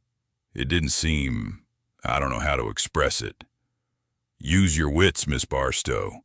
Was it because it appeared unlikely that he would do any discovering worthy the name?" She was holding herself tight. Her hands, damn good hands with strong fingers and honest knuckles, were little fists in her lap. "No," she said. "Very well. But what made you think it likely, at least possible, that my discovering might be more to the point?" She began. "I didn't think," but he stopped her. "Come, control yourself. It is an honest, plain question. You did think me more competent at discovery than Mr. Anderson, did you not? Was it because I had made the original discovery?" "Yes. That is, because I had somehow known that your father was killed by a poison needle propelled from the handle of a golf club. I don't know. I don't know, Mr. Wolfe. Courage. This will soon be over. Curiosity alone prompts the next question. What gave you the strange idea that I was so rare a person as to respond favorably to the idiotic request you meant to make of me?" "I didn't know. I didn't have that idea, really. But I was ready to try, and I had heard a professor at the university, Gottlieb, the psychologist, mention your name. He had written a book called Modern Crime Detection." "Yes. A book that an intelligent criminal should send as a gift to every detective he knows." Perhaps. His opinion of you is more complimentary. When I telephoned Professor Gottlieb, he said that you were not susceptible of analysis because you had intuition from the devil, and that you were a sensitive artist as well as a man of probity. That sounded. Well, I decided to come to see you. Mr. Wolfe, I beg you. I beg of you. I was sure she was going to cry, and I didn't want her to. But Wolfe brusquely brought her up. That's all, Miss Barstow. That is all I need to know. Now I shall ask a favor of you. Will you permit Mr. Goodwin to take you upstairs and show you my plants? She stared. He went on. No subterfuge is intended. I merely wish to be alone with the devil. Half an hour, perhaps, and to make a telephone call. When you return, I shall have a proposal for you. He turned to me. Fritz will call you. She got up and came with me without a word. I thought that was pretty good, for she was shaky and suspicious all over. Instead of asking her to walk up 2 flights of stairs, I took her down the hall and used Wolfe's elevator. As we got out on the top floor, she stopped me by catching my arm. Mr. Goodwin, why did Mr. Wolfe send me up here? I shook my head. No good, Miss Barstow. Even if I knew, I wouldn't tell you. And since I don't know, we might as well look at the flowers. As I opened the door to the passage, Horseman appeared from the potting room. All right, Horseman. May we look around a little? He nodded and trotted back. As many times as I had been there, I never went in the plant rooms without catching my breath. It was like other things I've noticed. For instance, no matter how often you may have seen Snyder leap in the air and one-handed spear a hotliner, like one streak of lightning stopping another one, when you see it again, your heart stops. It was that way in the plant rooms. Wolfe used concrete benches and angle iron staging with a spraying system Horseman had invented for humidity. There were 3 main rooms, one for Cattleyas laelius and hybrids, one for odontoglossums, oncidiums, and Miltonia hybrids, and the tropical room. Then there was the potting room, Horstman's den, and a little corner room for propagation, supplies, pots, sand, sphagnum, leaf mold, loam, osmandine, charcoal, and crocks were kept in an unheated and unglazed room in the rear alongside the shaft where the outside elevator came up. Since it was June, the lath screens were on, and the slices of shade and sunshine made patterns everywhere, on the broad leaves, the blossoms, the narrow walks, the 10,000 pots. I liked it that way. It seemed gay. It was a lesson to watch the flowers get Miss Barstow. Of course, when she went in, she felt about as much like looking at flowers as I did like disregarding her mother's ad. And down the first rows of cattleyas, she tried to be polite enough to pretend there was something there to see. The first one that really brought her up was a small side bunch, only 20 or so, of Laeliocattleya luster. I was pleased because it was one of my favorites. I stopped behind her. Astonishing, she said. I've never seen one like that. The colors, amazing. Yes, it's a bigeneric hybrid. They don't come in nature like that. She got interested. In the next walk were some Brassocattlelias truffotianus, and I cut off a couple and handed them to her. I told her a little about hybridization and seedlings and so on, but maybe she didn't hear me. Then, in the next room, I had a disappointment. She liked the odontoglossums better than the Cattleyas and hybrids. I suspected it was because they were more expensive and difficult, but it turned out that she hadn't known that. No accounting for tastes, I thought. And best of all, even after we had been through the tropical room, she liked a little thing I had never looked at twice, a Miltonia blue anaximina. She talked about its delicacy and form. I nodded and began to lose interest. And anyway, I was wondering what Wolfe was up to.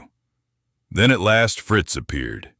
He came down the walk clear up to us and bent himself at the middle and said that Mr. Wolfe expected us. I grinned and would have liked to dig him in the ribs as I went by, but I knew he'd never forgive me. Wolfe was still in his chair, and there was no indication that he had been out of it. He nodded at Miss Barstow's chair and at mine, and waited till we were arranged to say, "You like the flowers. They are wonderful." She had a new eye on him. I could see that. "They are too much beauty." Wolfe nodded. "At first, yes, but a long intimacy frees you of that illusion, and it also acquaints you with their scantiness of character. The effect they have produced on you is only their bluff. There is not such a thing as too much beauty." Perhaps. She had lost interest in the orchids. Yes, perhaps. Anyway, they passed your time, and of course you would like to know how I passed mine. First, I telephoned my bank and asked them to procure immediately a report on the financial standing of Ellen Barstow, your mother, and the details of the will of Peter Oliver Barstow, your father. I then telephoned Dr. Bradford and endeavored to persuade him to call on me this afternoon or evening, but he will be otherwise engaged. I then sat and waited. 5 minutes ago, my bank telephoned me the report I had requested. I sent Fritz for you. Those were my activities. She was getting worked up again. Her lips were getting tight. Apparently, she didn't intend to open them. He went on. "I said I would have a proposal for you. Here it is. Your notebook, Archie. Verbatim, please. I shall use my best efforts to find the murderer of Peter Oliver Barstow. I shall disclose the result of my efforts to you, Sarah Barstow, and if you interpose no objection, I shall also disclose them to the proper public authorities, and at the proper time shall expect a check for the sum your mother has offered as a reward.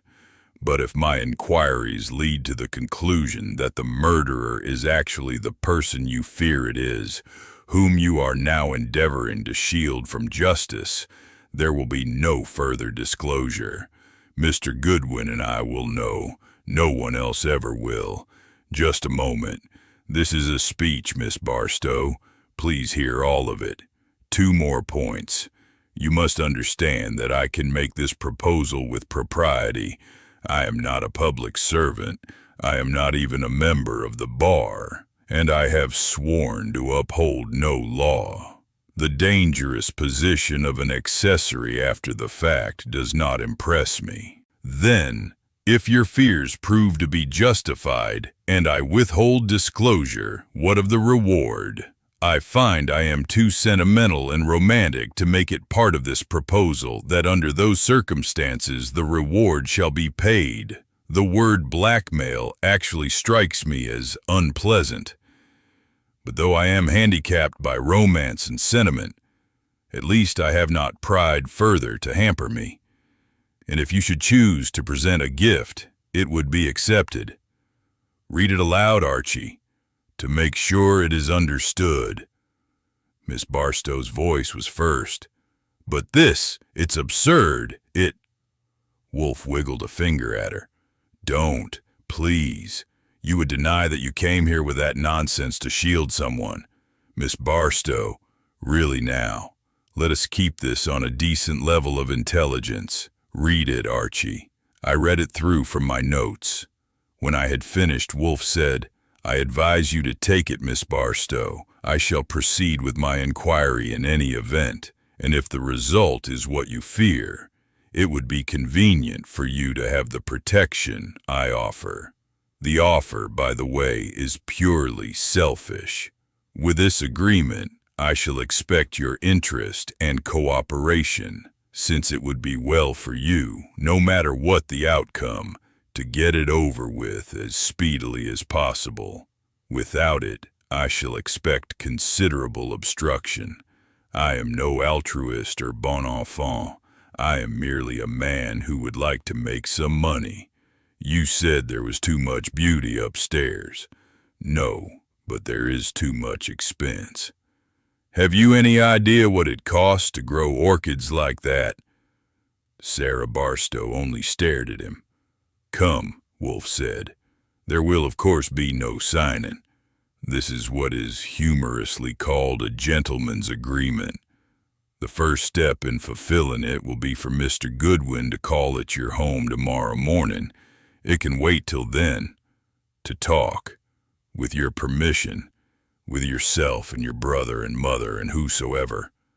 "No!" she exploded. Then she shut up. "But yes, I'm sorry, but it is essential. Mr. Goodwin is a man of discretion, common decency, and immeasurable valor.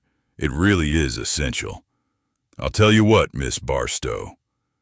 He put his hands on the edge of the desk and shoved his chair back, moved his hands to the arms of the chair, and got himself to his feet, and stood in front of her. "You go on home, or about your errands, whatever they may be. People often find it difficult to think in my presence. I do not leave enough space. I know you are suffering. Your emotions are tormenting you with their unbearable clamor. But you must free your mind to do its work. Go. Buy hats, or keep a rendezvous, or attend to your mother. Whatever you may have in mind. Telephone me this evening between 6 and 7 and tell me what time Mr. Goodwin may arrive in the morning. Or tell me that he is not to come, and we are enemies. Go." She stood up. "Well, I don't know. My God, I don't know. Please, that is not your mind speaking. It's the foam of churned feelings and has no meaning. I do not wish to be your enemy." She was right in front of him, facing him, with her chin tilted up so that her eyes could be on his. "I believe you," she said. "I really believe you don't." "Indeed, I do not. Good day, Miss Barstow." "Good day, Mr. Wolfe." I took her to the front door and let her out. I thought she might have handed me a good day too, but she didn't. She didn't say anything. As she went out, I saw her car at the curb, a dark blue coupe. Back in the office, Wolfe was in his chair again. I stood on the other side of the desk, looking at him. "Well," I said, "what do you know about that?" His cheeks folded. "I know I'm hungry, Archie. It is pleasant to have an appetite again. I've had none for weeks." Naturally, I was indignant. I stared at him. You can say that, after Friday and Saturday and Sunday. But no appetite, a desperate search for one. Now I'm hungry. Lunch will be in 20 minutes. Meantime, I have learned that there is a person attached to a golf club called a professional. Find out who fills that post at the Green Meadow Club. See if we have any grateful client who might introduce us on the telephone. Invite the professional urgently to dine with us this evening. There's a goose left from Saturday. After lunch, you will pay a visit to the office of Dr. Nathaniel Bradford and stop at the library for some books I need. Yes, sir. Who do you think, Miss Barstow? Not now, Archie. I would prefer just to sit here quietly and be hungry. After lunch. Chapter 8. At 10 o'clock, Tuesday morning, June 13th, I drove the roadster through the entrance gate of the Barstow place, after it had been opened for me by a state trooper who was there on guard. Another husky was with him, a private watchman of the Barstows, and I had to furnish plenty of proof that I was the Archie Goodwin Sarah Barstow was expecting. It looked likely that many a newspaper man had been sent to climb a tree around there in the past 3 days. The house was at the low point of a saddle between two hills about 7 miles northeast of Pleasantville. It was built of stone, quite large, well over 20 rooms, I should say, and there were a lot of outbuildings, After going through about 300 yards of trees and shrubbery, the drive circled around the edge of an immense sloping lawn and entered under the shelter of a roof with 2 steps up to a flagged terrace. This was really the side of the house. The front was around the corner looking over the lawn down the hill. There were gardens ahead as you entered and more gardens at the other edge of the lawn with boulders and a pool. As I eased the roadster along taking it in, I thought to myself that 50 grand was nothing.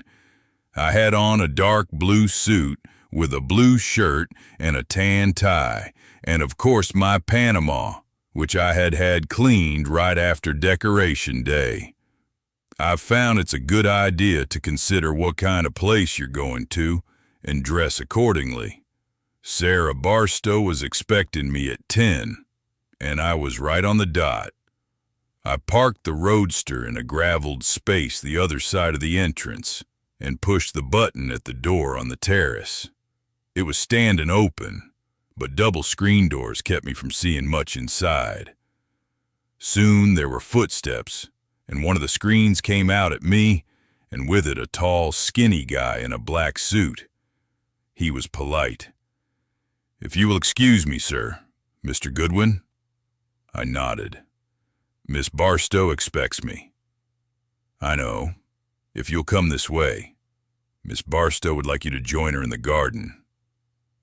I followed him across the terrace and along a walk to the other side of the house, then down an arbor and among a lot of shrubbery till we came to an acre of flowers.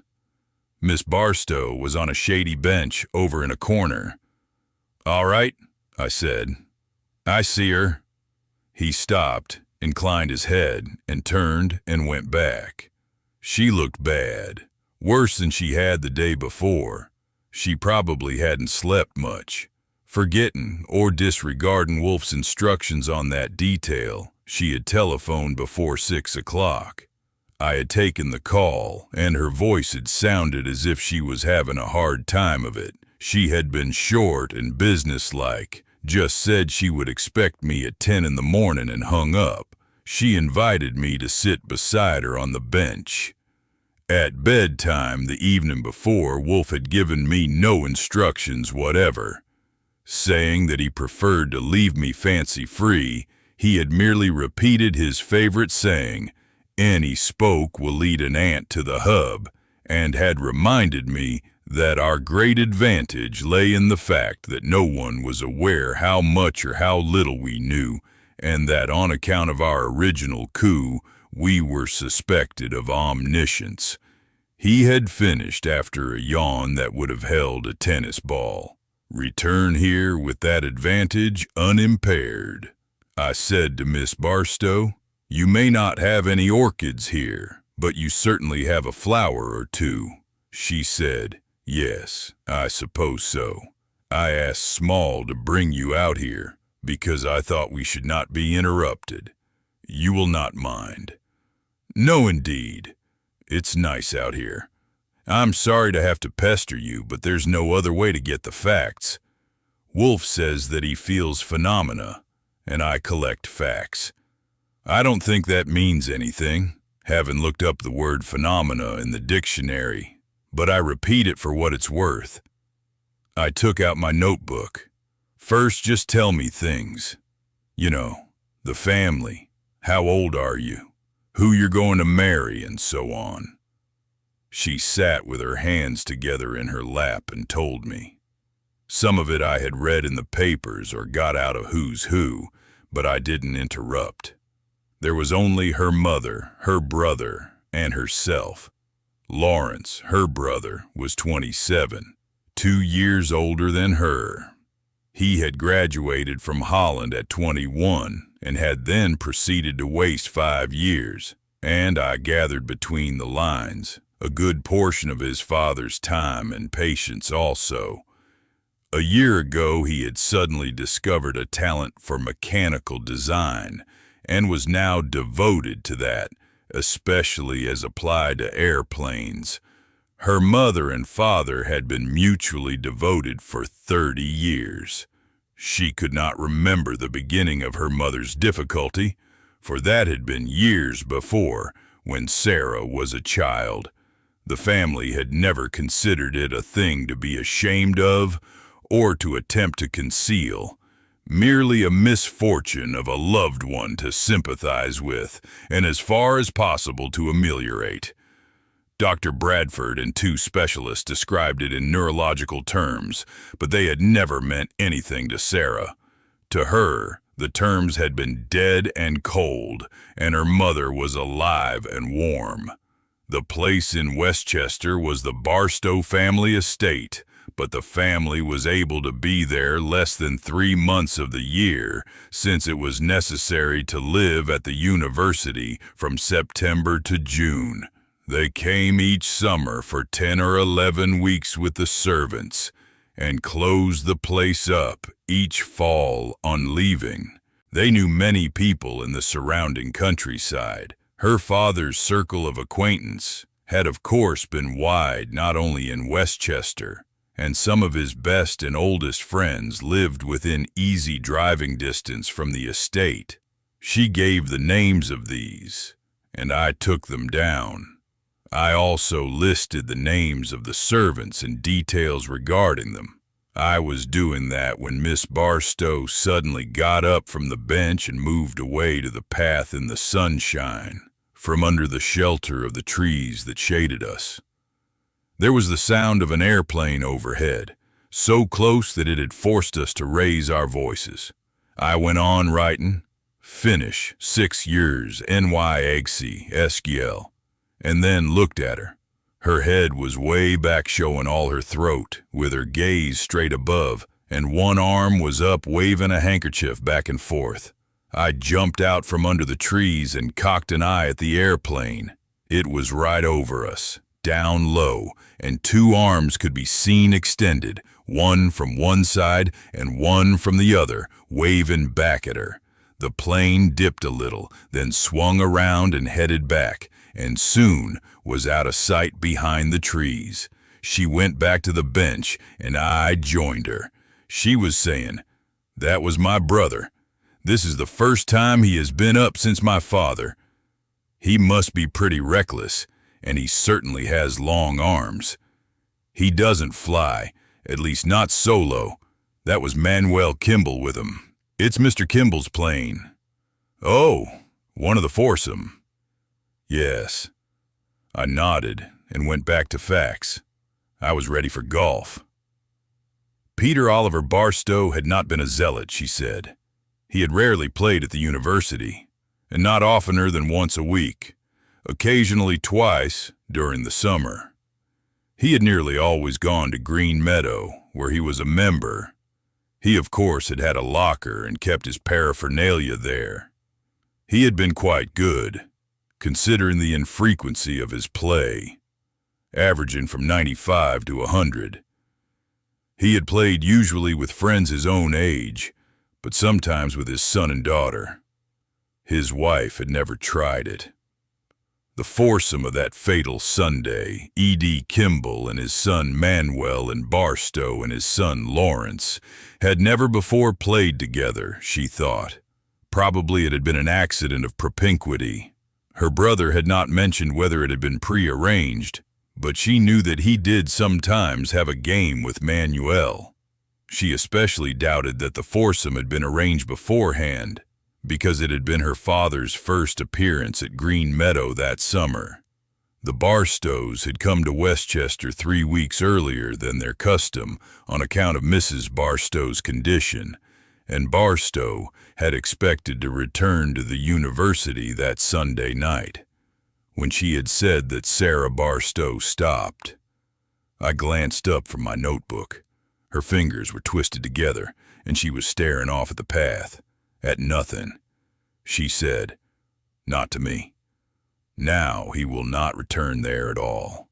All the things he wanted to do, all he would have done, not at all."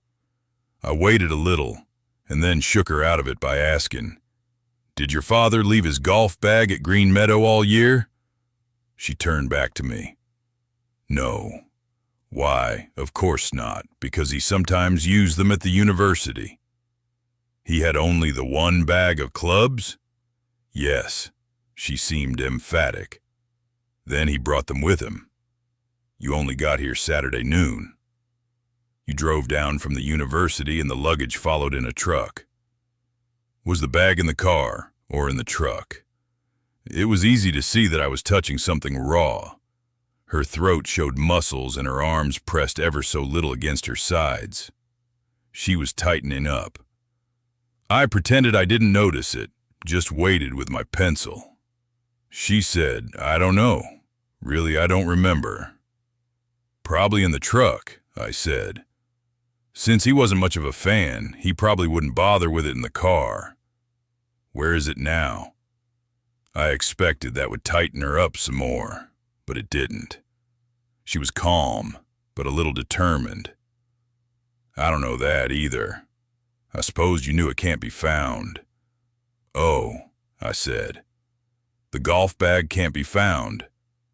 No, the men from White Plains and Pleasantville have searched everywhere, this whole house, the club, even all over the links.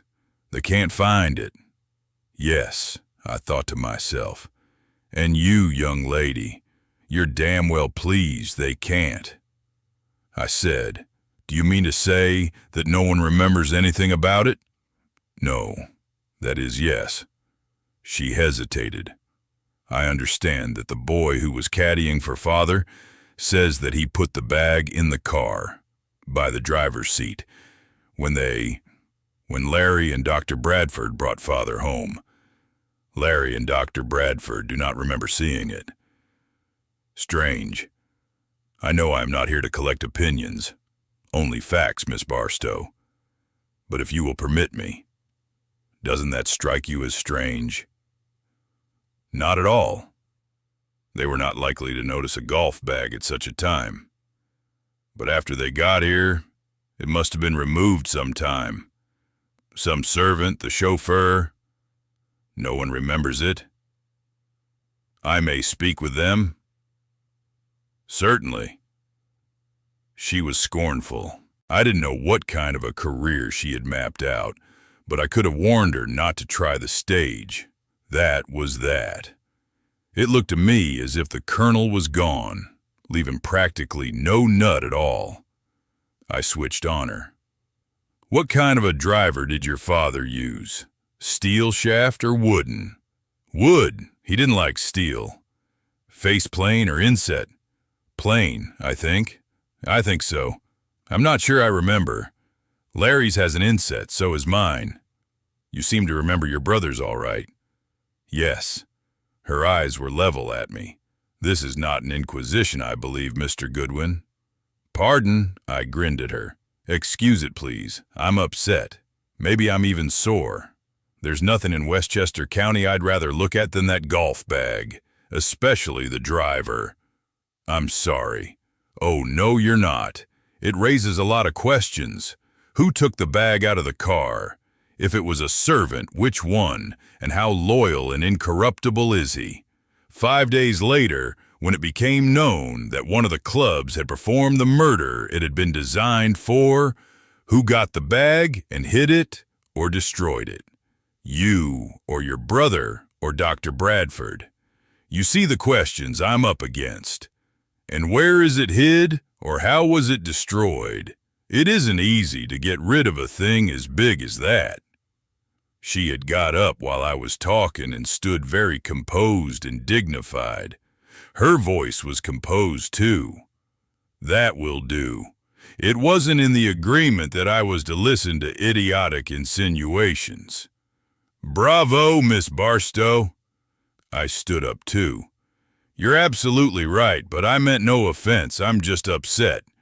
Now, if I could see your mother for a moment, I'll not get upset anymore. No, you can't see her. That was in the agreement. You've broken it. Rubbish, I grinned. It's the agreement that makes it safe for you to let me take liberties with it. I'll take no liberties with your mother. While I may be a roughneck, I know when to keep my gloves on. She looked at me. Will 5 minutes be enough? I don't know. I'll make it as short as possible. She turned and started for the path that led toward the house, and I followed her. On the way, I saw a lot of pebbles I wanted to kick. The missing golf bag was a hot one.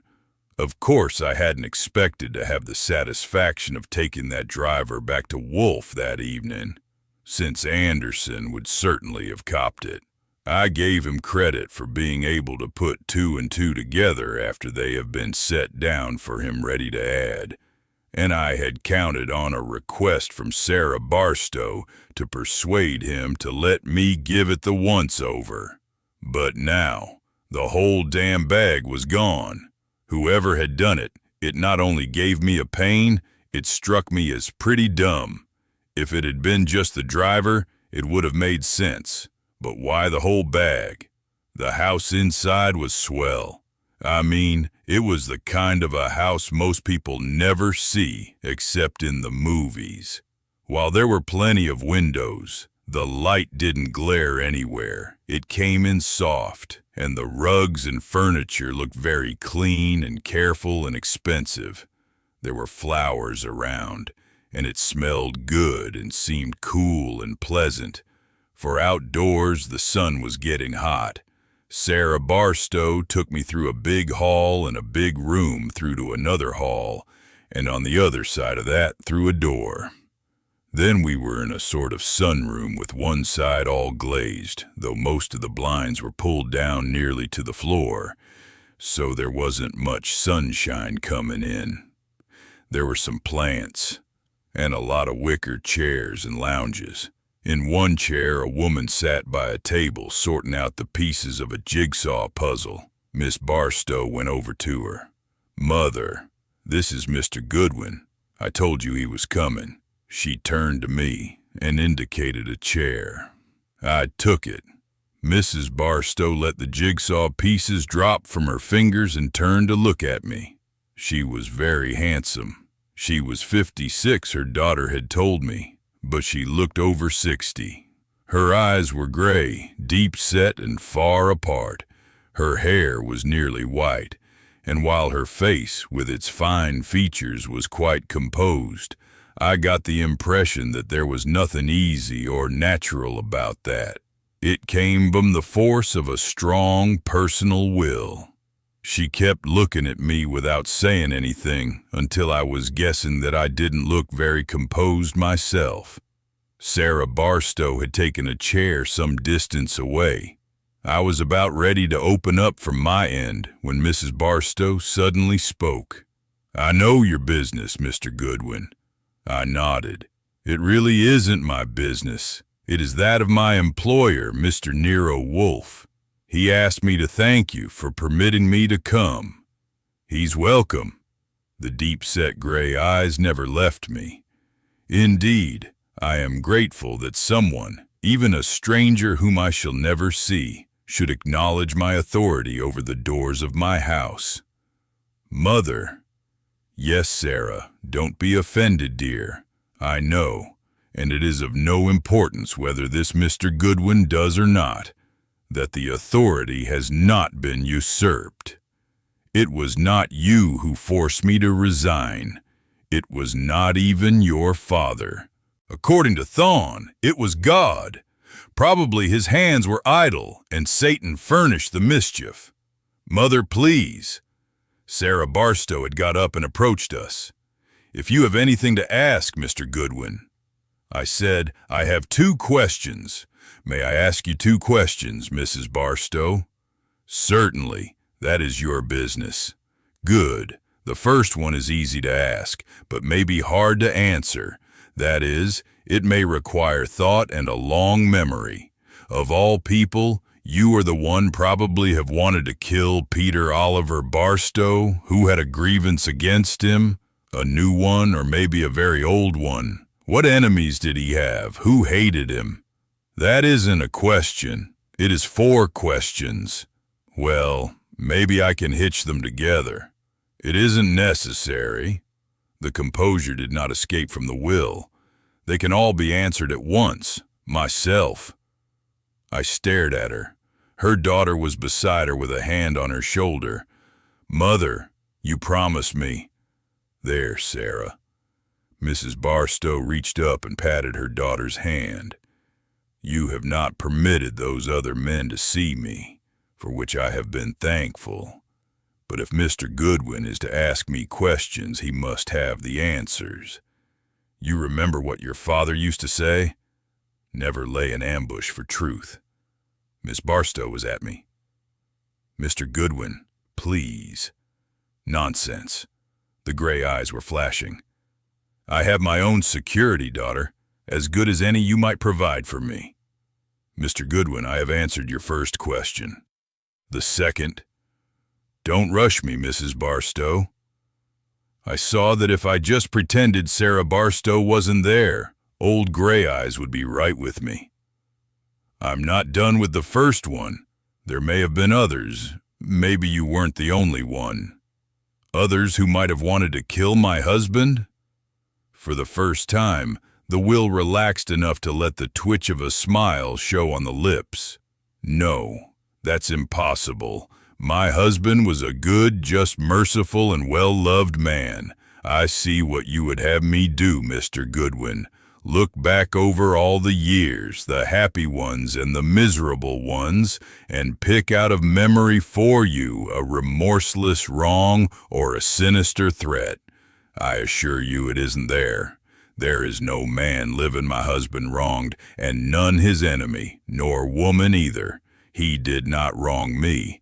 My answer to your question was direct and honest, and was a relief to me. But since you are so young, not much more than a boy, it probably shocked you, as it did my daughter. I would explain the answer if I could. I do not wish to mislead you. I do not wish to give pain to my daughter. When God compelled me to resign my authority, he did not stop there. If by any chance you understand him, you understand my answer too. All right, Mrs. Barstow. Then the second question. Why did you offer a reward? No. Sarah Barstow stood between us. No, no more of this. Sarah. The voice was sharp. Then it softened a little. Sarah, dear, I will answer. This is my share. Will you stand between us? Sarah. Sarah Barstow went to her mother's side, placed her arm across her mother's shoulders, and lowered her forehead onto the gray hair. The will recreated the composure. Yes, Mr. Goodwin, the reward. I am not insane. I am only fantastic. I now greatly regret that the reward was offered, for I see its sordidness. It was in a fantastic moment that I conceived the idea of a unique vengeance. No one could have murdered my husband, since no one could have wanted to. I am certain that his death has never seemed desirable to any person except myself, and to me only during torments which God should never impose even on the guiltiest.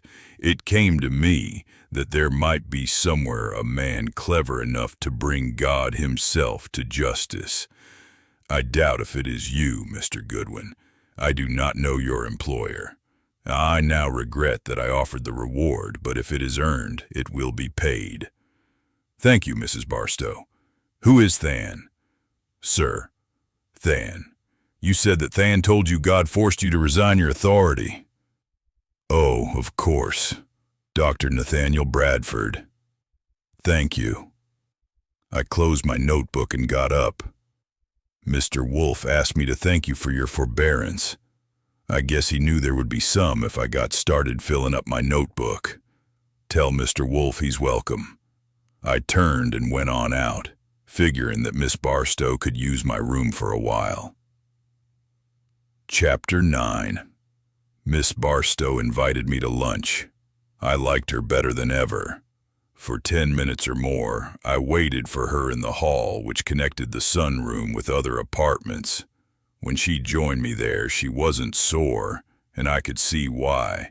I hadn't pulled Mrs. Barstow's leg for any of that stuff.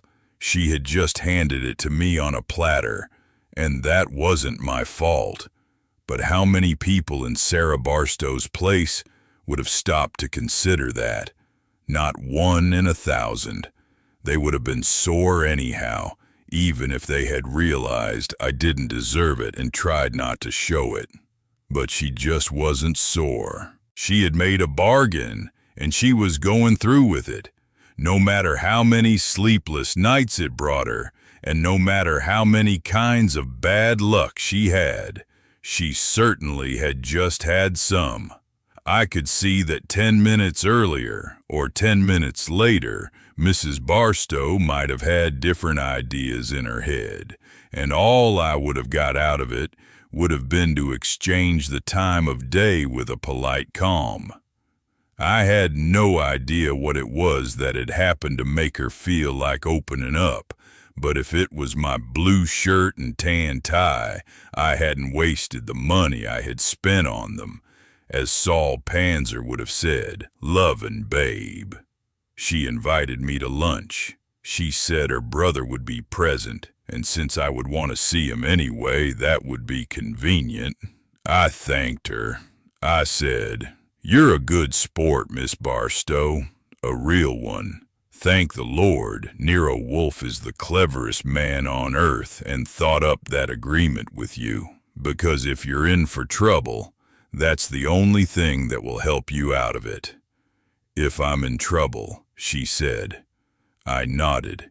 "Sure, I know you've got plenty, but the one that bothers you most is your fear that there's worse ahead. I just wanted to say that you're a good sport." As it turned out, I not only met her brother at lunch, I met Manuel Kimball too. I was glad of that, for it seemed to me that what I had learned that morning made the members of that foursome more important than they had been before.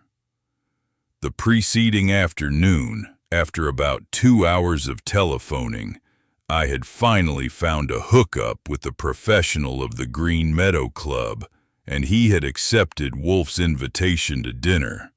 He had never had any dealings with Barstow, had only known him by sight, but Wolfe had got out of him 20 bushels of facts regarding the general setup at the club and around the links by the time the professional left to go home. Around midnight, he had a bottle of Wolfe's best port inside of him, and Wolfe knew as much about a golf club as if he had been a professional himself.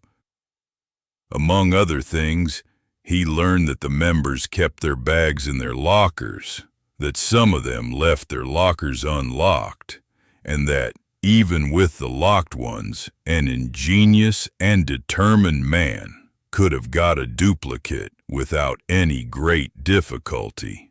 With such a key, of course, it would have been simple to await a propitious moment to open the locker, take the driver from the bag, and substitute another one. So Barstow's companions in the foursome that Sunday were of no more importance than any of the members or attendants or visitors who had access to the locker rooms. But now that was out, since Barstow's bag had not been in his locker since the September before. He had brought it down with him from the university. That changed the picture and made the members of the foursome a little more interesting than lots of other people. Where we ate surely wasn't the dining room because it wasn't big enough, but it had a table and chairs and windows that you couldn't see much through on account of a lot of shrubbery just outside. The tall, skinny guy in the black suit, otherwise small, the butler, as an established guest like myself was aware, waited on us. And while the meal seemed to me a little light, it was nothing that Fritz would have been ashamed of. There was some stuff in tambour shells that was first class. The table was small. I sat across from Miss Barstow with her brother on my right and Manuel Kimball on my left. Lawrence Barstow didn't resemble his sister any, but I could see traces of his mother. He was well put together and had the assurance that goes with his kind of life. His features were good and regular without anything noticeable about them. I've seen hundreds of him in the lunch restaurants in the Wall Street section and in the 40s. He had a trick of squinting when he decided to look at you, but I thought that was perhaps due to the blowing his eyes had got in the airplane breeze. The eyes were gray, like his mother's, but they didn't have the discipline behind them that hers had. Manuel Kimball was quite different. He was dark and very neat and compact, with black hair brushed straight back and black restless eyes that kept darting around at us, and seemed to find any degree of satisfaction or repose only when they were looking at Sarah Barstow. He made me nervous, and it seemed to me that he set Sarah Barstow a little on edge too, though that may have been only because he didn't know where I came in on the family crisis and wasn't supposed to know. That morning, she had informed me that there had been no intimacy between the Kimballs and Barstows. The only points of contact had been propinquity in their summer residences, and the fact that Manuel was a skilled amateur pilot, and his offers to take Larry Barstow up and teach him to fly had been most convenient since Larry had developed an interest in airplane design. She herself had been up with Manuel Kimball 2 or 3 times the summer before, but aside from those occasions, she had scarcely ever seen him except as the companion of her brother. The Kimballs were newcomers, having bought their place 2 miles south only 3 years previously. E.D. Kimball, Manuel's father, was known to the Barstows only slightly, through chance and infrequent meetings at large social or public gatherings. Manuel's mother was dead, long since, she had vaguely gathered. She could not remember that there had ever been more than a few casual words exchanged between her father and Manuel Kimball, except one afternoon the preceding summer when Larry had brought Manuel to the Barstow place to settle a wager at tennis, and she and her father had acted as umpire and linesman, in spite of which I was interested in Manuel Kimball. He had at any rate been one of the foursome, and he looked like a foreigner and had a funny combination for a name, and he made me nervous. At lunch, the conversation was mostly about airplanes. Sarah Barstow kept it on that when there was any sign of lagging, and once or twice when her brother started questions on affairs closer to her bosom, she abruptly headed him off. I just ate. When Miss Barstow finally pushed her chair back, punching Small in the belly with it, we all stood up. Larry Barstow addressed me directly almost for the first time. I had seen indications of his idea that I might as well have been eaten out back somewhere. "You want to see me?" I nodded. "If you can spare a quarter of an hour." He turned to Manuel Kimball. "If you don't mind waiting, Manny, I promised Sis I'd have a talk with this man." "Of course." The other's eyes darted to rest on Sarah Barstow. "Perhaps Miss Barstow would be kind enough to help me wait." She said yes, without enthusiasm. But I got a word in. "I'm sorry." To Miss Barstow, "May I remind you that you agreed to be present with your brother?" It hadn't been mentioned, but I had taken it for granted, and I wanted her there. "Oh." I thought she looked relieved. "Yes, I'm sorry, Mr. Kimball. Shall we leave you here with the coffee?" "No, thanks." He bowed to her and turned to Larry. "I'll trot along and have a look at that gas line. If one of your cars can run me over." "Thanks. I'll be expecting you at the hangar any time." "Thank you for a pleasant luncheon, Miss Barstow." One thing that had surprised me about him was his voice. I had expected him on sight to sound like a tenor, but the effect he produced was more like that of a murmuring bull. The voice was deep and had a rumble in it, but he kept it low and quite pleasant. Larry Barstow went out with him to tell someone to take him home. His sister and I waited for Larry to come back, and then all three of us went out to the garden, to the bench where I had been taken on my arrival.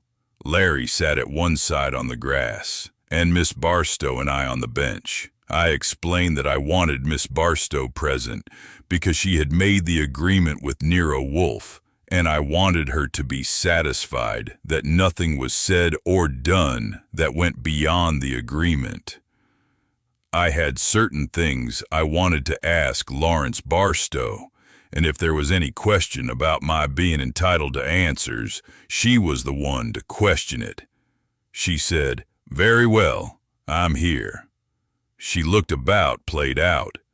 In the morning she had sat with her shoulders straight, but now she let them sag down. Her brother said, "As far as I'm concerned, your name's Goodwin, isn't it?" "That's it."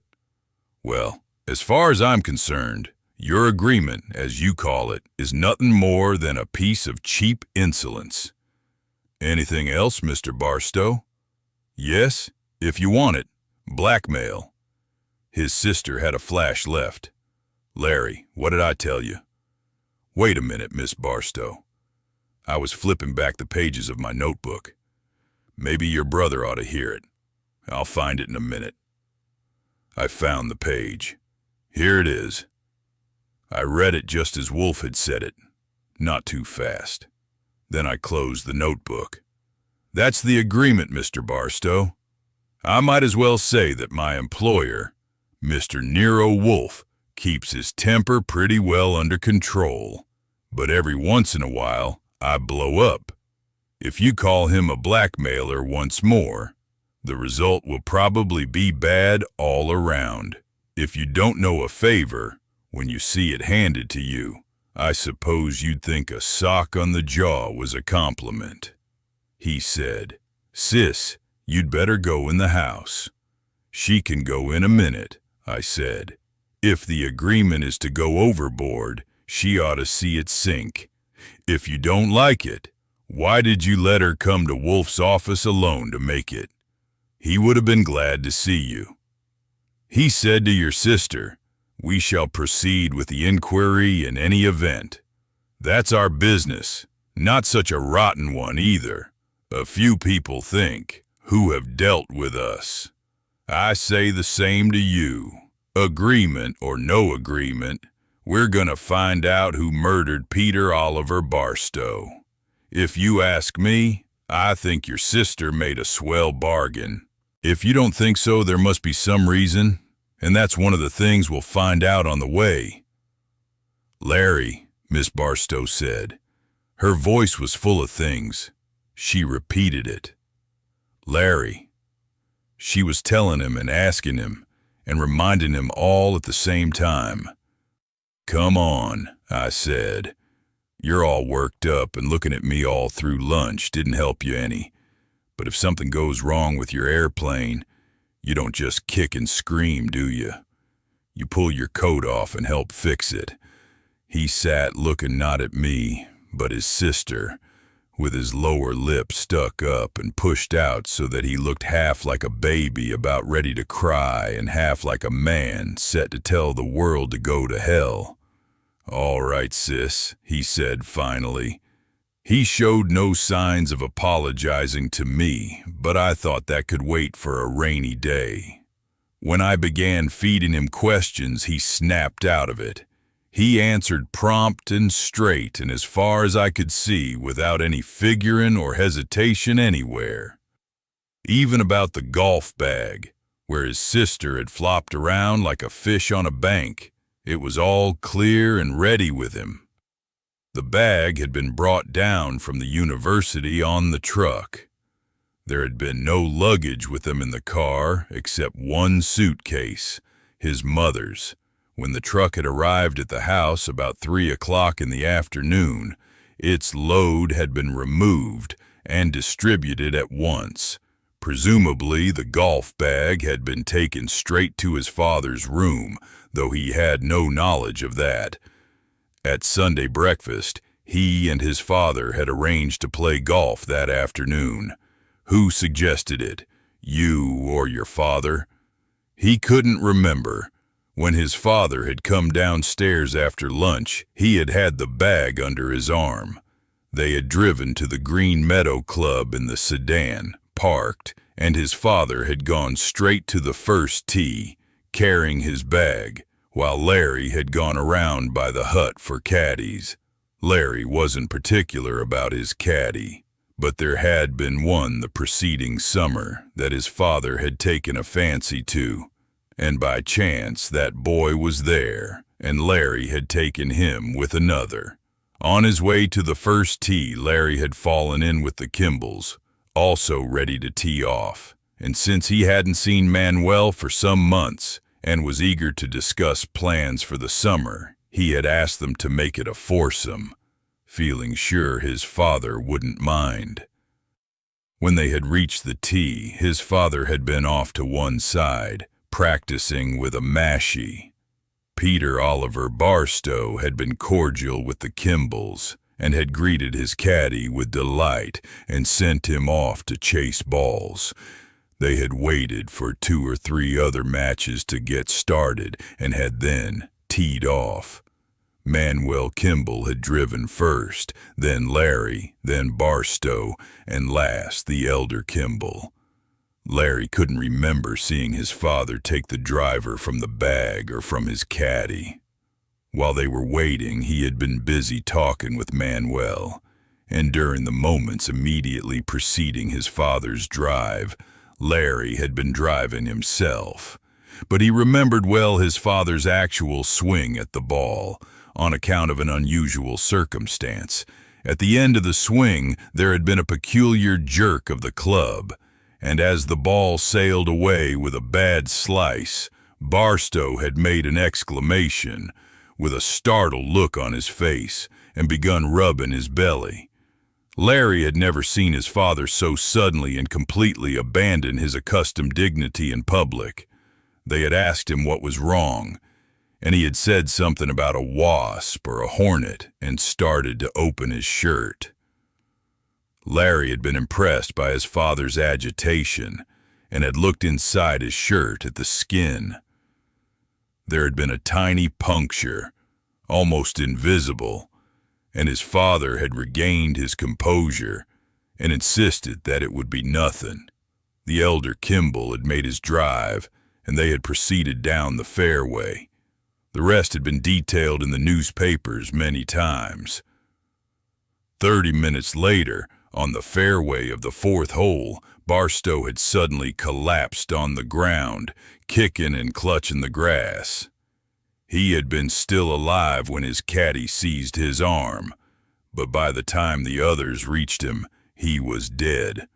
A crowd had collected, among them Dr. Nathaniel Bradford, an old Barstow family friend. Manuel Kimball had gone for the sedan and driven it along the edge of the fairway to the scene. The body had been lifted into the back of the sedan. Dr. Bradford had sat on the seat, holding the head of his old friend on his lap, and Larry had taken the wheel. Larry could remember nothing of the golf bag. Absolutely nothing. He knew the caddy's story, that the bag had been placed in front leaning against the seat, but he could not remember seeing it there while driving or at any other time. He said that he had driven the 6 miles slowly and carefully, and that later, after getting home, he had found blood all along his lower lip where he had bit it. He was a better liar than his sister. If it had not been for her giveaway, I might have been fooled by his tale as he told it. I went after him from every angle I could think of, but he didn't leak once. I passed that up and asked him about the Kimballs. His story was the same as his sister's. There had been no contact to speak of between the families. The only connection had been himself and Manuel, and the basis of that was Manuel's convenience as owner and pilot of an airplane. Larry had intended to get one for himself as soon as he secured a license. Then I asked the question that had started the fireworks with Mrs. Barstow before lunch. I asked both Larry and his sister, but not only was there no fireworks, there was nothing at all. They declared that they knew of no one who had a serious grievance against their father, or hatred or enmity for him, and that it was unthinkable that there ever should have been such a person. In his remarkable career, he had achieved the presidency of Holland University at 48. 10 years before, he had many times faced opposition, but he had always known the trick of melting it instead of crushing it. His private life had been confined to his own home. His son, I gathered, had had deep respect for him and a certain affection. His daughter had loved him. They agreed that no one could have hated him. And as his daughter told me that, knowing what I had heard from her mother's lips only 3 hours previously, her eyes challenged me and appealed to me at once. Next, Dr. Bradford. I turned to Miss Barstow on that instead of her brother. The thing seemed to shapen up excellently with some hesitation and covering, but there certainly was no sign of it. She told me simply that Bradford had been a schoolmate at college with her father, that they had always been close friends, and that Bradford, who was a widower, had been almost like one of the family, especially during the summer since he was then also a neighbor. He had been the family physician, and it was on him they had chiefly relied to remove Mrs. Barstow's difficulty, though he had called in specialists to assist. "Do you like him?" I asked. "Like him?" "Yes." "Do you like Dr. Bradford?" "Certainly. He is one of the best and finest men I know." I turned to her brother. "Do you like him, Mr. Barstow?" Larry frowned. He was tired. He had been pretty patient. I had been after him for 2 hours. "I like him well enough. He's what my sister says all right, but he likes to preach. Not that he ever bothers me now, but when I was a kid, I used to hide from him." "You arrived here from the university Saturday noon. Was Dr. Bradford here between that hour and Sunday at 2? "I don't know." "Oh yes, sure. He was here Saturday for dinner." "Do you think there is any chance that he killed your father?" Larry stared. "Oh, for God's sake, is that supposed to shock me into something?" "Do you, Miss Barstow?" "Nonsense." "All right, nonsense.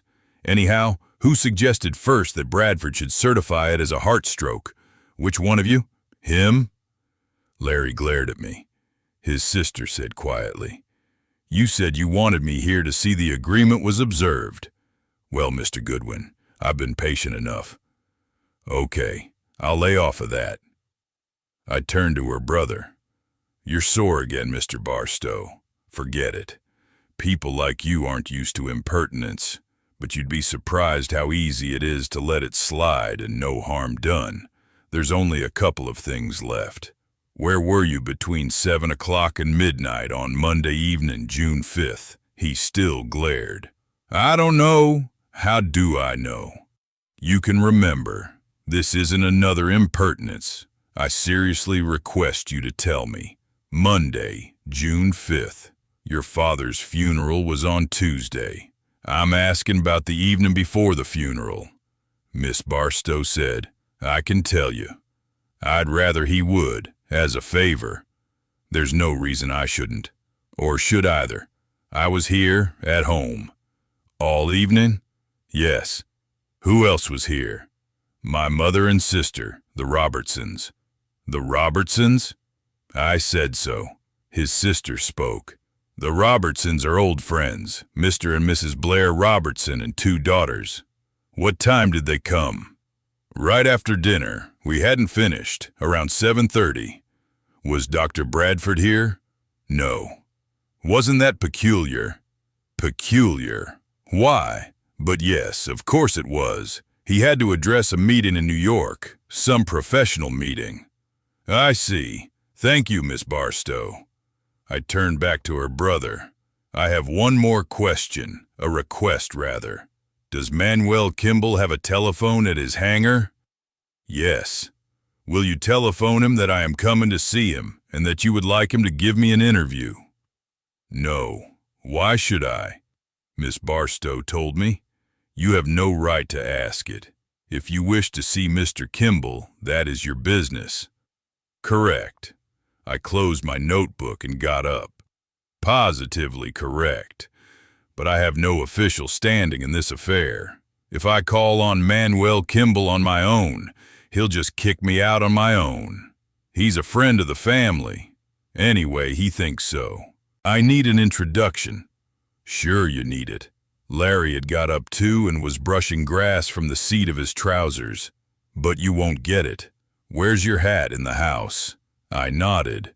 We can get it when you go in to telephone. Look here, it's like this. I've got to ask you to phone Manuel Kimball, and the Robertsons, and the Green Meadow Club. That's all I have on my mind at present, but there may be more later. I've got to go around and see people and find out things, and the easier you make it for me, the easier it will be for you. Nero Wolfe knew enough and told the police enough to make them dig up your father's body. That was a good deal, but he didn't tell them everything. Do you want to force me to go to the district attorney and spill enough more beans so that he'll give me a ticket that will let me in wherever I want to go? He's sore at us now because he knows we're holding out on him. I'd just as soon go and make a friend of him. I don't mind. I like to make friends. You folks certainly don't. If this strikes you as some more blackmail, Mr. Barstow, I'll just get my hat and call it a day as far as you're concerned. It was a crime, but I had to do it. The trouble with those two, especially the brother, was that they were so used to being safe and independent and dignified all their lives that they kept forgetting how scared they were and had to be reminded. But they were plenty scared when it came to the point. And if I had cared to make them a present of all my ideas that afternoon, I would have had to admit that it looked to me as if they had reason to be scared. They gave in, of course. We went into the house together, and Sarah Barstow telephoned the Robertsons, and her brother phoned the club and Manuel Kimball. I had decided that there wasn't a chance in a million that I would get anything out of any of the servants, particularly if they had been trained by that tall, skinny butler. So as soon as the telephoning was over, I got my Panama from the hall and beat it. Larry Barstow went with me out to the side terrace, I suppose to make sure that I didn't sneak hack in and listen at keyholes. Just as we came to the steps, a car rolled along the drive and stopped in front of us. A man got out. Anon, I had the pleasure of a good grin, as I saw it was H. Corbett, the dick from Anderson's office, who had tried to crash the gate at Wolfe's house the morning I was acting as doorman. I passed him a cheerful salute and was going on, but he called to me, "Hey, you." I stopped and turned. Larry Barstow stood on the terrace watching us. I said, "Did you address me, sir?" Corbett was moving into my neighborhood. He paid no attention to the fast one. "What the hell are you doing here?" I stood and grinned at him a second, and then turned to Larry Barstow on the terrace. "Since this is your home, Mr. Barstow, maybe it would be better if you would tell him what the hell I'm doing here." It was plain from the look on Larry's face that although he might never send me a Christmas card, I would get one long before Corbett would. He said to the dick, "Mr. Goodwin has been here at my sister's invitation to consult with us. He will probably be here again." Would you like to investigate that? Corbett grunted and glared at me. Maybe you'd like a trip to White Plains? Not at all. I shook my head. I don't like the town. It's so slow you can't get a bet down. I started to move off. So long, Corbett. I don't wish you any bad luck, because even with good luck, you won't have much of a tombstone. Without bothering to think up an answer to the threats and warnings he tossed at my back, I went over to the roadster where it was parked, got in, and turned around and rolled off. Chapter 10. I went to the Robertsons first because I knew it wouldn't take long and I might as well get it done. Mrs. Robertson and both of the daughters were at home and expected me after Sarah Barstow's phone call. They said they had been at the Barstows the evening of June 5th, the day before the funeral, arriving well before 8 o'clock and leaving after midnight. They were certain that Larry and Sarah and Mrs. Barstow had been present the entire evening. I made sure there was no possibility of a mistake about the date, and then tried a few casual questions about the Barstow family, but soon gave it up. The Robertsons weren't discussing their old friends that afternoon with a stranger. They wouldn't even let on that Mrs. Barstow was otherwise than completely all right, not aware of how much I knew. I got to the Kimball place a little after 5 o'clock. It wasn't as dressed up as the Barstow estate, but was much larger. I drove over half a mile after I entered their private road. It was mostly on low ground, with some of the old stone fences still running through the meadows and a couple of brooks wandering around. Some woods were at the left. The house was on a knoll in a park of evergreens, with a well-kept lawn not very large and no sign of flowers that I could see as I drove up. Not as big as the Barstows. The house was brand new, wood with panels and a high steep slate roof, one of the styles that I lumped all together and called Queen William.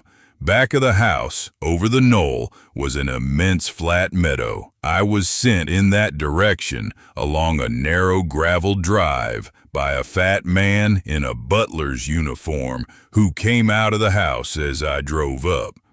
In the large meadow were no stone fences. It was level and clean, and recently mowed, and was certainly perfect for a private landing field. On the edge, about halfway down its length, was a low concrete building with a flat roof, and the gravel drive took me there. There was a wide and long concrete runway in front, and 2 cars were parked on it. I found Manuel Kimball inside, washing his hands at a sink. The place was mostly full of airplane, a big one with black wings and a red body, sitting on its tail. In it, tinkering with something, was a man in overalls. Everything was neat and clean, with tools and oil cans and a lot of junk arranged on steel shelves that ran along one side. Beside the sink, there was even a rack with 3 or 4 clean towels on it. "My name's Goodwin," I said. Kimball nodded. "Yes, I was expecting you. I'm through here for the day. We might as well go to the house and be comfortable." He spoke to the man in overalls. "Let that wait till tomorrow if you want to, Skinner. I won't be going up till afternoon." When he had finished wiping his hands, he led me out and took his car, and I got in the roadster and drove back to the house. He was decent and polite, no doubt about that, even if he did look like a foreigner, and it made me nervous at lunch. He took me into a large room in front and steered me to a big, comfortable leather chair and told the fat butler to bring us some highballs. When he saw me looking around, he said that the house had been furnished by his father and himself after their personal tastes, since there had been no women to consider, and they both disliked decorators. I nodded. Miss Barstow told me your mother died a long time ago. I said it casually, without thinking, but I always have my eye on whoever I'm talking to, and I was surprised at what went over his face. It was a spasm. You couldn't call it anything else. It only lasted a fraction of a second, but for that moment something was certainly hurting him inside. I didn't know whether it was just because I had mentioned his mother or he really had a pain. Anyhow, I didn't try it again. He said, "I understand that you are investigating the death of Miss Barstow's father." Yes, at her request in a way. Larry Barstow's father, too, and Mrs. Barstow's husband, at the same time. He smiled and his black eyes swerved to me. "If that is your first question, Mr. Goodwin, it is neatly put. Bravo. The answer is no. I have no right to distinguish the dead man in that fashion. No right, that is, but my own inclination. I admire Miss Barstow very much." "Good. So do I. It wasn't a question, just a remark. What I really want to ask you about is what took place on the first tee that Sunday afternoon. I suppose you've told the story before." "Yes. Twice to a detective whose name is Corbett, I believe, and once to Mr. Anderson." "Then you ought to have it by heart. Would you mind telling it again?" I sat back with my highball and listened without interrupting. I didn't use my notebook because I already had Larry's tale to check with, and I could record any differences later. Manuel Kimball was precise and thorough. When he got through, there was little left to ask, but there were one or two points I wasn't satisfied on, particularly one on which he differed from Larry. Manuel said that after Barstow thought a wasp had stung him, he had dropped his driver on the ground and his caddy had picked it up. Larry had said that his father had hung onto the driver with one hand when he was opening his shirt to see what had happened to him. Manuel said he felt sure he was right, but didn't insist on it if Larry remembered otherwise. It didn't seem of great importance, since the driver had in any event got back into the bag, and in all other respects Manuel's story tallied with Larry's. Encouraged by his sending for more highballs, I spread the conversation out a little. He didn't seem to object. I learned that his father was a grain broker and went every day to his office in New York on Pearl Street, and that he, Manuel, was considering the establishment of an airplane factory. He was, he said, a thoroughly skilled pilot, and he had spent a year at the Fackler Works in Buffalo. His father had engaged to furnish the necessary capital, though he doubted the soundness of the venture and was entirely skeptical about airplanes. Manuel thought Larry Barstow showed promise of a real talent in structural design and hoped to be able to persuade him to take a share in the enterprise. He said, "Naturally, Larry is not himself just at present, and I'm not trying to rush him. No wonder, first his father's sudden death, and then the autopsy with its astonishing results. By the way, Mr. Goodwin, of course everybody around here is wondering how Nero Wolfe, that's it, isn't it?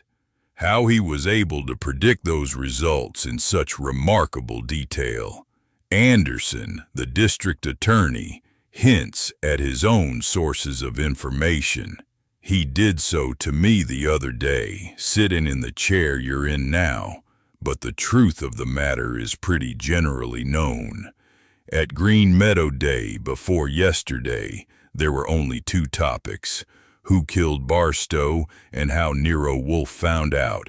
What are you going to do? Disclose the answers to both riddles at the same dramatic moment? Maybe. I hope so, Mr. Kimball. Anyway, we won't answer that last one first. No thanks, none for me. With another of your elegant highballs, I might answer almost anything.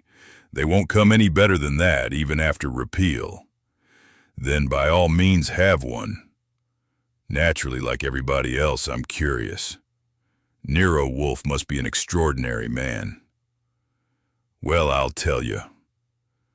I threw my head back to get the end of the highball, and with the slick ice lumps sliding across my upper lip, let the last rare drops tickle in, then suddenly came down with the glass and my chin at the same time. It was just one of my little tricks. All I saw was Manuel Kimball looking curious, and he had just said he was curious, so it couldn't be said that I had made any subtle discovery. I said, if Nero Wolfe isn't extraordinary, Napoleon never got higher than top sergeant. I'm sorry I can't tell you his secrets, but I've got to earn what he pays me somehow, even if it's only by keeping my mouth shut. Which reminds me, I glanced at my wrist. It must be about your dinner time. You've been very hospitable, Mr. Kimball. I appreciate it, and so will Nero Wolfe. You're quite welcome. Don't hurry on my account. My father won't be home, and I dislike eating alone. I'll run over to the club for dinner later. Oh, I said, your father won't be home. That throws me out a little. I had figured on finding a bite to eat in Pleasantville or White Plains and coming back for a little talk with him. In fact, I was just about to ask you for a favor, to tell him I was coming. Sorry, he won't be back tonight? No, he went to Chicago on business last week. Your disappointment isn't the first one. Anderson and that detective have been wiring him every day. I don't exactly see why. After all, he barely knew Barstow. I imagine their telegrams won't start him back till he's through with his business. My father is like that. He finishes things. When do you expect him? I hardly know. Around the 15th, he thought when he left. Well, that's too bad. It's just routine, of course. But any detective would want to complete the foursome, and since you can't do me the favor with your father that I wanted to ask, maybe you will do me another one. More routine. Tell me where you were between 7 o'clock and midnight Monday evening, June 5th. That was the evening before the Barstow funeral. Did you go to the funeral? This was the evening before. Manuel Kimball's black eyes were straight at me, concentrated, like a man trying to remember. I went to the funeral, he said. Yes, that was Tuesday, a week ago today. Oh yes, I think it was. Yes, I'm sure. Skinner would know. I was in the clouds. In the clouds, he nodded. I've been trying flying and landing at night a couple of times in May, and again that Monday. Skinner would know. He helped me off, and I had him wait till I got back to make sure the lights would be in order. It's quite a trick. Very different from the daytime. What time did you go up? Around 6 o'clock. Of course it wasn't dark until nearly 9, but I wanted to be ahead of the twilight. You got well ahead of it all right. When did you get back? 10, or a little after. Skinner would know that too. We fooled around with the timer till midnight. Did you go up alone? Completely. Manuel Kimball smiled at me with his lips, but it appeared to me that his eyes weren't cooperating. You must admit, Mr. Goodwin, that I'm being pretty tolerant. What the devil has my flying Monday night or any other night got to do with you? If I wasn't so curious, I might have reason to be a little irritated. Don't you think? Sure, I grinned. I'd be irritated if I was you. But anyway, I'm much obliged. Routine, Mr. Kimball, just the damn routine. I got up and shook a leg to get the cuff of my trousers down. And I am much obliged, and I appreciate it. I should think it would be more fun flying at night than in the daytime. He was on his feet too, polite. It is, but do not feel obliged. It is going to distinguish me around here to have talked to Nero Wolfe's man. He called the fat butler to bring my hat. Half an hour later, headed south around the curves of the Bronx River Parkway, I was still rolling him over on my mind's tongue. Since there was no connection at all between him and Barstow or the driver or anything else, it could have been for no other reason than because he made me nervous. And yet Wolfe said that I had no feeling for phenomena. The next time he threw that at me, I would remind him of my mysterious misgivings about Manuel Kimball, I decided. Granted, of course, that it turned out that Manuel had murdered Barstow, which I had to confess didn't seem very likely at that moment. When I got home, around 8:30, Wolfe had finished dinner. I had phoned from the drugstore on the Urand concourse, and Fritz had a dish of flounder with his best cheese sauce hot in the oven, with a platter of lettuce and tomatoes and plenty of good cold milk. Considering MV thin lunch at the Barstows and the hour I was getting my knees under the table, it wasn't any too much. I cleaned it up. Fritz said it seemed good to have me busy and out working again. I said, "You're darned right it does. This dump would be about ready for the sheriff if it wasn't for me."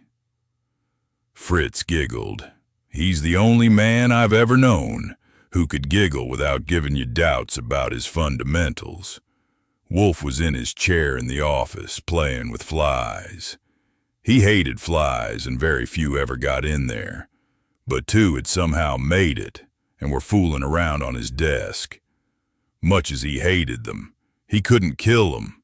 He said that while a live fly irritated him to the point of hatred, a killed one outraged his respect for the dignity of death, which was worse. My opinion was it just made him sick. Anyway, he was in his chair with the swatter in his hand, seeing how close to the fly he could lower it without the fly taking off. When I went in, he handed me the swatter, and I let them have it and raked them into the wastebasket. "Thank you," Wolfe said. "Those confounded insects were trying to make me forget that one of the dendrobium's chlorophyll is showing 2 buds. No, really?" He nodded. "That one in half sunlight. The others have been moved over." "One for Horstman?" "Yes. Who killed Barstow?" I grinned. "Give me a chance. The name just escapes me. I'll remember it in a minute." "You should have written it down." "No, just your light. That's better. Did you get enough to eat?" "Proceed." That report was an in-between. I wasn't proud of it, or ashamed of it either. Wolfe scarcely interrupted once throughout. He sat as he always did when I had a long story, leaning back, his chin on his chest, his elbows on the arms of the chair, with his fingers interlaced on his belly, his eyes half closed, but always on my face. Halfway through, he stopped me to have Fritz bring some beer. Then, with 2 bottles and a glass within reach at the edge of the table, he resumed his position. I went on to the end. It was midnight. He sighed. I went to the kitchen for a glass of milk. When I got back, he was pinching the top of his ear and looking sleepy. "Perhaps you had an impression," he said. I sat down again. "Vague. Pretty watery. Mrs. Barstow is just some kind of a nut. She might have killed her husband, or she might not. But of course she didn't kill Carlo Maffei. For Miss Barstow, you can use your own impression. Out. Her brother is out too. I mean on Maffei. His alibi for the 5th is so tight you could use it for a vacuum. Dr. Bradford must be a very interesting person. I would like to meet him sometime. As for Manuel Kimball, I suppose there's no chance he killed Barstow, but I'll bet he runs river angels with his airplane. Why? Is he cruel? Does he sneer? Do his eyes focus badly? No. But look at his name. He made me nervous. He looks like a Spaniard. What's he doing with the name Kimball? You haven't seen his father. I know. Of course, the had news about the golf bag never being in his locker threw me off my stride, and I was looking for something to kick. Bad news? Why bad? Well, good Lord. We thought we had the membership of the Green Meadow Club to run through the sifter, and now we've got everybody that's been in Barstow's home at the university for the past 9 months. Oh no, by no means. No known poison exposed to the air by being smeared on a needle, for instance, will retain an efficacy sufficient to kill a man as Barstow was killed for more than a day or two, probably only a few hours. It depends on the poison. I grinned at him. That's a help. What else did you read? A few interesting things, many tiresome ones. So the golf bag's itinerary is not bad news at all. Its later disappearance interests us only indirectly, for we never could have expected to come upon the driver. But who caused it to disappear and why? Sure, but as far as that's concerned, who came to ask you to return the reward unopened and why? We already knew there's someone in that family with funny ideas. Wolfe wiggled a finger at me. It is easier to recognize a style from a sentence than from a single word. But as for that, the removal of the golf bag from the scene was direct, bold, and forthright, while the visit to our office, though direct enough, was merely desperate. I said, doctors know all about poisons. Yes, this Dr. Bradford, is satisfactorily forthright. 3 times today, I was told that he was too busy to come to the telephone, and the indication was that that condition could be expected to continue. You are intending to resume in the morning? I nodded. The club first, I thought, then the coroner, then back to town for Doc Bradford's office. I'm sorry old Kimball's gone. I'd like to clean up that foursome. You don't think Saul Panzer would enjoy a trip to Chicago? It would cost $100. That's not much of a chunk out of 50 grand. Wolfe shook his head. You're a spendthrift, Archie, and unnecessarily thorough. Let us first make sure no murderer can be found within the commuting area. Okay, I got up and stretched. Good night, sir. Good night, Archie. And so, the shapeshifter case came to an end. Once again, Nero Wolfe solved what seemed impossible and revealed the truth.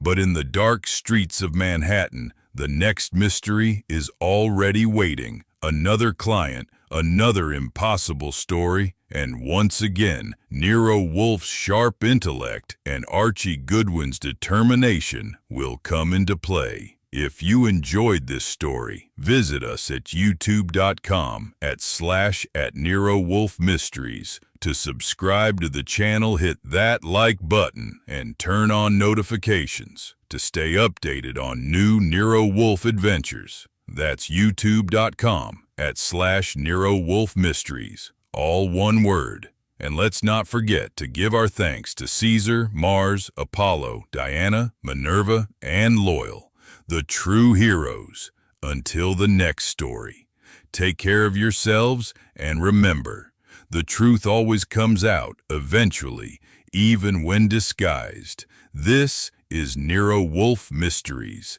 See you next time.